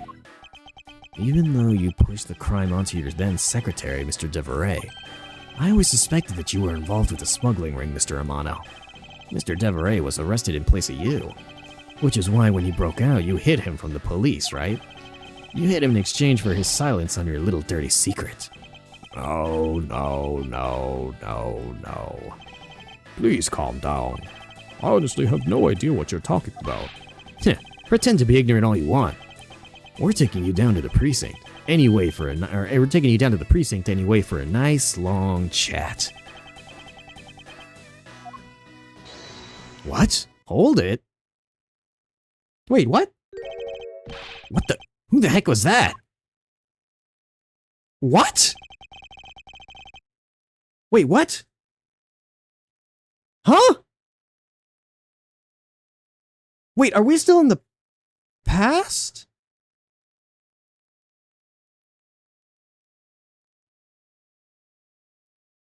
I'll take him down to the precinct if you don't mind. I forgot what voice I fucking gave, Sportsman. And who the heck are you? Oh, this was a flashback, you're right. I'm Jack Sportsman, and I'm the prosecutor in charge of this case. Oh, Jax, thank goodness you're here. Don't jerk me around. This is an Interpol case, so keep your paws off my suspect. Sorry, but I can't comply. I've got a backing of the prosecutor's office. See, in this country, we prosecutors work with the police, so to bring cases to court. So if you could please cooperate with me, that'd be great. Now, how about a handshake to seal the deal? Sorry, but I hate prosecutors, the whole lot of you. Guys, arrest the two suspects. Sir! Oh, and I almost forgot. Prosecutor Miles Edgeworth, is it? I'd like to thank you. Thank me? Yeah, for working so hard to fulfill my goal. Hey, is that any way to thank someone? And what the heck is that supposed to mean? You were so relentless with Lance that you forced Ernest to tamper with the evidence. Thanks to that, I finally had a legitimate reason to arrest him. So how does it feel to bite the hand that feeds you? The hand that feeds me? I'm not sure I follow. Heh, it's no use pretending with me. You're the one, right? You're the corrupt prosecutor that's working for Mr. Amano and the smuggling ring, right? No, I would never do such a thing. Shh, what the heck? Our intel's never wrong. In your prosecutor's office, there's definitely someone working with the ring. Ah, so Agent Lang suspected my relation to Mr. Amano. That must be why the real reason behind his antagonistic attitude. On top of that, your mentor was Manfred von Karmo, right? There were non-stop rumors flying around that about forged evidence with that guy. You're not twisting the truth behind those closed courtroom doors too, are you? This case took place between 2 and 1. That's crazy. Whenever like you really look back at it, huh? The order so far is case 2, case 3, case 1. Wow, so like a double flashback case. The courtroom is a place where the truth is revealed. Ha ha ha ha ha ha. Well, don't worry. It's not only you. A whole lot of you can't be trusted. A prosecutor who never lost in 40 years. Every defendant must be found guilty. Fueled by that kind of thinking, is it any wonder that courts produce nothing but falsities and lies? It would seem that this disdain extends beyond just me. Prosecutors, the courtroom. Why is this man so angry with us all? Rest assured, next time we meet, I won't be so forgiving. Oh shit, the double point too with Sheena too? That's actually kind of fire. So don't you forget it. Please wait. Agent Sheena. Why does Agent Lang hate all prosecutors so? Lang is the head of the long-honored House of Lang and Zhangfa. The heads of all police-related divisions in that country were of Lang blood. Whoa. What do you mean by that? Aren't they still? They were revered. That was long ago. They don't hold that sort of sway anymore. And it was all because of the courts. How can that be? A prosecutor once withheld and tampered with the evidence one of the Lang detectives found. That evidence purity was tarnished and cost the Lang family its honor and trust. But not all prosecutors are like that. Even so, Lang will never respect the court again, or any prosecutor. So Agent Lang is a man who hates all courts and is unwilling to forgive prosecutors. Man, what a piece of work that guy is. Come on, Jim, we'd better catch up. Yeah. This guy was dead for a while. I never give him a voice. We still got to deliver that thing to the old man after all. Oh no, Lauren. Detective Gumshoe, I believe it's time we wrapped up and headed out ourselves. Yeah, you going home, Mr. Edgeworth? No, I've done nothing but be entangled in one mess after another since my return. If it's all right with you, can you drop me off at my office? No problem, sir. Excuse me. Yes? What is it? Thank you very much. Oh, it's okay. No need to thank me, pal. Just doing my job as a detective. I guess I was fooled pretty badly by Lance. Oh, cruel fate. What's a woman to do when she's been hurt by the one she loves? And to think I never realized my father was right there. I never said anything to him. I knew it. I'm a failure. Ah, there she goes again, talking to herself. Miss Pops, I wonder if you know why your father participated in the kidnapping. No, I have no idea. Your father died while he was trying to stop Lance, which means that from the beginning he had no interest in the staged self-abduction. Wait, then why did he? I believe it was because of your presence, Miss Pops. Me? Lance realized that the two of you were related, which is why he used you as a hostage to coerce Mr. Devoray into cooperating. Father. As a felon, he could not tell you his real relation to you. However, as the Amano family butler, at the very least, he was able to watch over you. Oh, that's so sad. It's been a heck of a day, rip buddy. Yeah, literally in a couple of hours after this, we're going to find out that buddy is dead. It was all he could do, but that was the shape of his overflowing love for you. Go on, speak your mind. Thank you very much. You're welcome. Although, there is no need to thank me. No, Lauren, stop. I mean, this man's so much older than you. What? Oh, wait, hold on. How old is Edgeworth again? I don't think my profile's on here, but... yeah, she's only 19. Oh, poor Lauren. Hehe, looks like you've completely stolen her away, Mr. Edgeworth. Way to go, sir. Your technique is way beyond the level of a great thief. What are you going on about now? Wow, your deducing skills may be sound, but you have no street smarts. That's Mr. Edgeworth for you. Yeah, I mean, he still hasn't figured out who I am at all. If you haven't remembered in all this time, I guess I'm just gonna have to say it. This isn't the first time we've met, you know? What do you mean, pal? Mr. Edgeworth? Do you know this girl? Humph. Looks like you totally forgot me too, Gummy. Gummy? Did we meet Cave? What? Gummy? Huh? Here, maybe this will jog your memories. I promised I'd return it to you one day, remember? That's... flashback? That single piece of cloth took me back far into my past. To that fateful day 7 years ago when I first met the then-child Kay? and Detective... Huh? Flashback? Another flashback inside of a flashback? To when he first met Gumshoe and the then-child Kay? Shit. I was hoping we'd get a peek into it, but you know what? This is fair. This is totally fair. I guess we'll go ahead and turnabout reminisce. I guess we'll... so that's why Gumshoe was a part of that one. So we've got just a few more cases then, but as much as I want to get a sneak peek, I gotta get to work. We're cutting it pretty close on time here. So this is something we're gonna have to save and start next... Oh, wait, hold on. Maybe not next weekend because I'm not going to be here next weekend. But I'll try to find a way to squeeze this in somewhere in like 2 weeks, or if I can potentially put it in sometime this coming week. But yeah, that we'll go ahead and wrap it up for today. So Crust, I'll Honestly, I don't even know if I have time for my song and dance, but I'm going to try it. If you can go ahead and pull up the socials, we're going to be wrapping it up here today. And I think I'm just going to end stream and like or just run to work because I got a little bit of time, but I've got to definitely do my due diligence to make it there. So, I apologize for the rush for this, but we were cutting it a little bit close here. So I'm going to go ahead and speed right through this and I'll go ahead and just go ahead and call it quits for today's stream. But now is the time to end stream. So if anybody needs to go, you are more than welcome to go ahead and do so. We are all done for today. So thank you once again to any and all who happen to have caught today's stream as it was happening live. Thank you to anybody who is watching this VOD later on.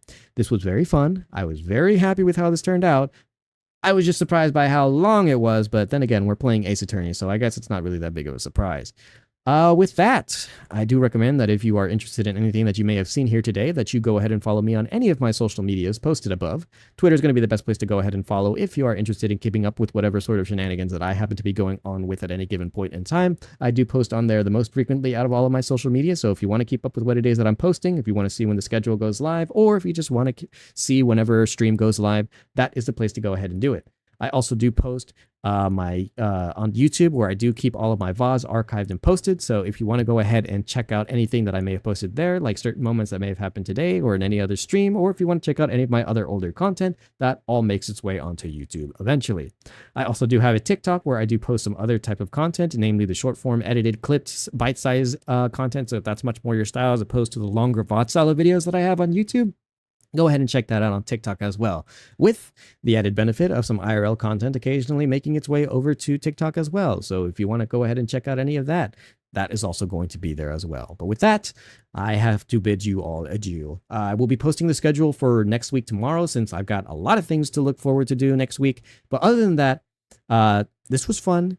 This was great. I will see you guys all again in a couple of days. But until then, be safe, be good. Make sure that y'all are taking care of yourselves, okay? Make sure that you're getting enough rest, that you guys are eating enough, and that you're staying hydrated. We take self-care very seriously around here, and so be sure that you're on top of that, all right? I will see you guys all again very soon, but until next time, I will see you guys all later. Bye-bye now. Goodbye. Farewell. I will see you guys all next time.